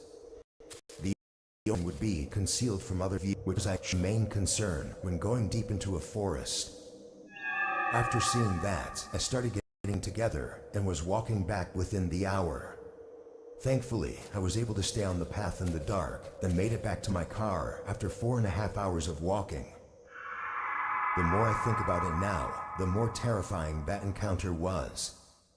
I'm almost sure he had followed me to my campsite, but I don't know for how long, or if he was stalking me the entire time I was there. Him trying to lure me out to the river was almost surely an attempt at something awful, and I think that if I hadn't left when I did, he probably would have come back later in the night, and I never would have been seen again.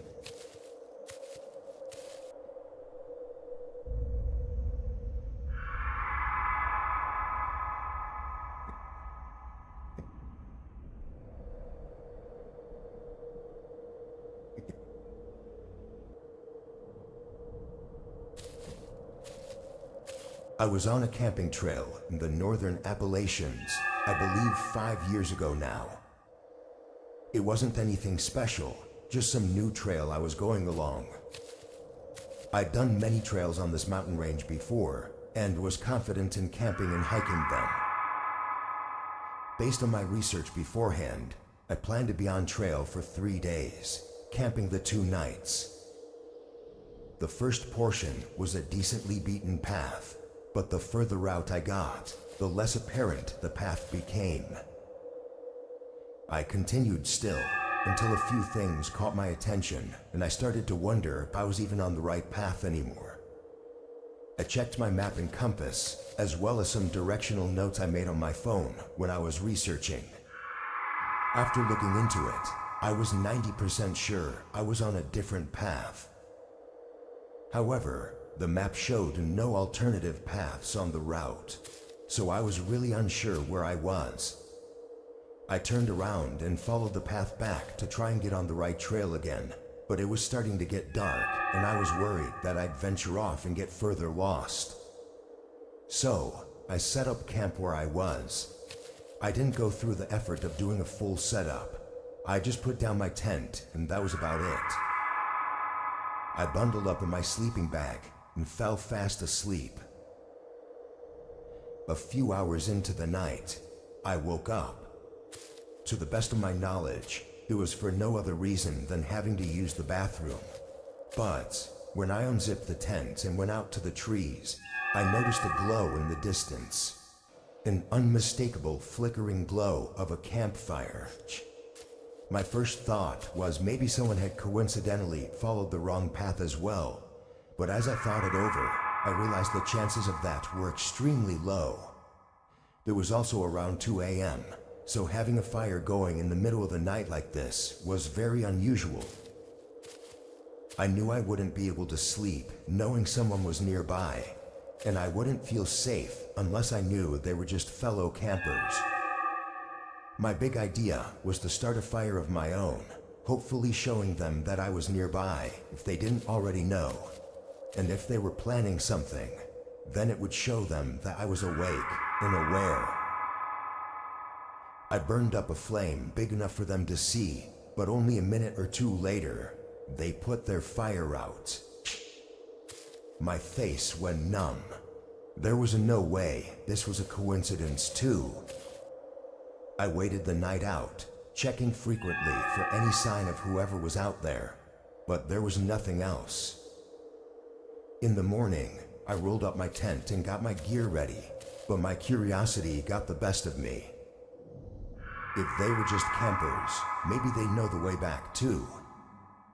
I had my handgun holstered to my chest just in case, and I approached the site.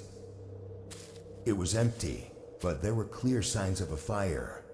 There were also multiple shoe prints all around, and not far off, a small hut, or maybe a cabin, not something temporary. I approached with caution and looked inside the open door. The place was old and musty smelling, but inside there was tons of camping gear. Tents, hiking sticks, bags, everything a camper or hiker would need. Expensive gear too, not just some cheap junk. The way it was piled up though, it didn't seem like it was from one person, or even from one time frame. Some of the stuff was new, and some of it was older. I turned away and started quickly going back. By some miracle, I happened to stumble by a boulder that I remembered passing on my way up, and from there, I found my way to the right path. I took it back to the way I came and got out ASAP. I notified the police just in case, but nothing came of it. I don't think they ever searched the area, but I think whoever was out there was stealing people's camping equipment by getting them to go off the main path. I don't know how they did it, or if anyone who fell victim was able to make it out, but I think I was extremely close to finding out firsthand.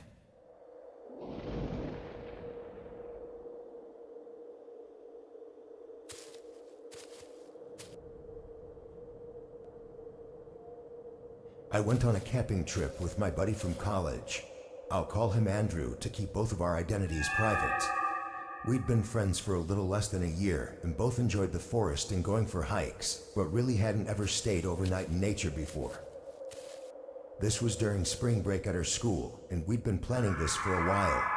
We chose a trail we were familiar with and even got a basic idea of the area we would set up at. And come the day of, we headed out without thinking twice. We were happy seeing that nobody else was on the trail. In fact, we had chosen this trail for that very reason, knowing it was never a busy attraction. The trail took us about 6 miles into the forest before we got to the general area where we wanted to set up and pitched our tents, then had a small meal just before the sun was about to come down. Andrew and I collected some large stones and sticks to make a fire with and got it going just as it got dark. Irresponsibly, we'd brought a pack of beers and started drinking while talking and just hanging out by the fire. We had some good conversations and had fun, but a couple hours in, we were ready to call it a night. We put out the fire, then got in our tents to go to bed. I actually fell asleep really easily because of the calm sounds of nature, but throughout the night, I kept waking up.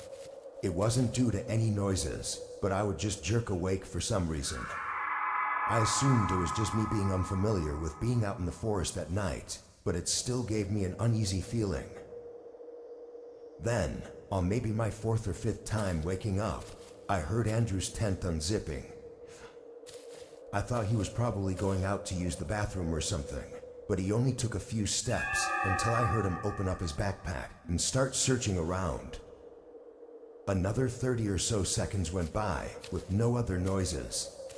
It was like he was just standing right outside of his tent. I sat up and eventually unzipped my tent and looked out. As soon as the sound of my zipper began, I heard Andrew's footsteps rush away from the front of my tent, and by the time I stuck my head out, Andrew was ducked down and quickly shoved something back into his backpack, then turned and looked at me with a concerned face. "Is everything okay?" He looked at me for a moment, then nodded his head. Something about this immediately felt off. I climbed out of my tent and stood up, asking what he was doing out here. He responded by saying he was having trouble sleeping and just came out for some fresh air, but while he was talking, I looked down at his backpack. Sticking out of the top was the back end of a handgun. I felt my face turn white as I looked back at Andrew and tried my best to hide my reaction, but he already knew what I saw. We stared at each other for a strange few seconds before he turned and went back inside his tent, not saying another word. I'd never seen him act like that before, and his face gave away that he was guilty of something. It was already strange that he never told me he was bringing a gun, but the way he was acting just made it even more unsettling. I stayed up for the rest of the night, sitting on the ground outside the tents and waiting for the sun to come up. When it did, I packed everything up and left. After that day, Andrew never contacted me, which I guess proves that something was going on that night. I don't know for sure what would have happened or why it would have happened, but I know that I was lucky to get out of there before finding out.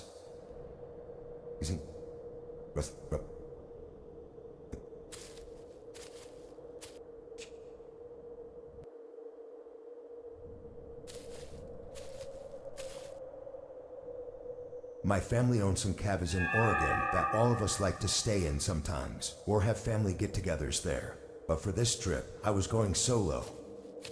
I had just turned 20 and I'd never been camping alone, and I figured camping somewhere near the cabins would be perfect in case something were to happen.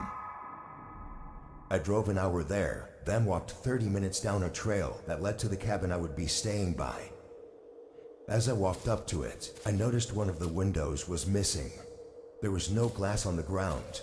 It looked like the entire window had just been taken out, which was a very unexpected thing to see.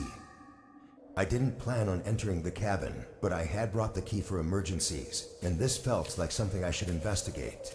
But I was even more confused when the door opened without me unlocking it. I walked in, and right away it was obvious that the place had been broken into. There were muddy footprints all over the floors, and some more expensive stuff was missing. It was unfortunate to see, but there was no way of knowing how long ago it all happened. From what I knew, it had been months since anyone was at the cabins, and even then, they may not have even come to this cabin. I tried to lock up the place as best I could and set out to find a spot to camp. I had no service, but I didn't feel it was absolutely necessary to let my family know right away, or even to call the police yet. I walked 30 minutes down the hill from the cabin and found a flat enough spot to set up. Rain started pouring down, and being new to this, it took me a couple hours to get everything set up the right way. Already being soaked, I sat outside on a nearby log under a tree and started eating some pre-packaged food, when out of nowhere, I started hearing someone talking. I immediately spotted a man walking behind me. He was drenched, walking up the hill toward the direction of the cabin, and didn't seem to have noticed me. The way he was speaking was really weird because it made no sense, and he was obviously talking to himself. Soon he walked out of sight, but something about seeing that gave me chills. An hour went by and I took a quick hike back up to the cabin to see if he was maybe staying there, but from afar it still looked empty, so I went back. Once it was night, I used a fire kit to start a small campfire and used it to heat up some of my food. The rain made it difficult, but once the fire was going, it stayed up pretty well. Not long into it, I heard footsteps coming from up the hill. I stared at the trees, seeing nothing but pitch black beyond the reach of my campfire. They continued walking until a man came into sight. I couldn't see much of him, but he looked similar to the man I'd seen earlier. "Hey, what do you want?" I yelled, trying to scare him off. He stopped and stared at me with a blank face, having rain dripping from his head as he just stood there. I yelled again, but he didn't move. We were standing just 10 feet from each other, and every second made me more and more scared of what was about to happen. Then, through the rain, I heard the sound of a single footstep behind me. I instantly sprinted to the side of the hill and didn't stop until my legs gave out under me. I don't think they chased me, but with the rain and wind, it was too hard for me to hear while running. I found my way up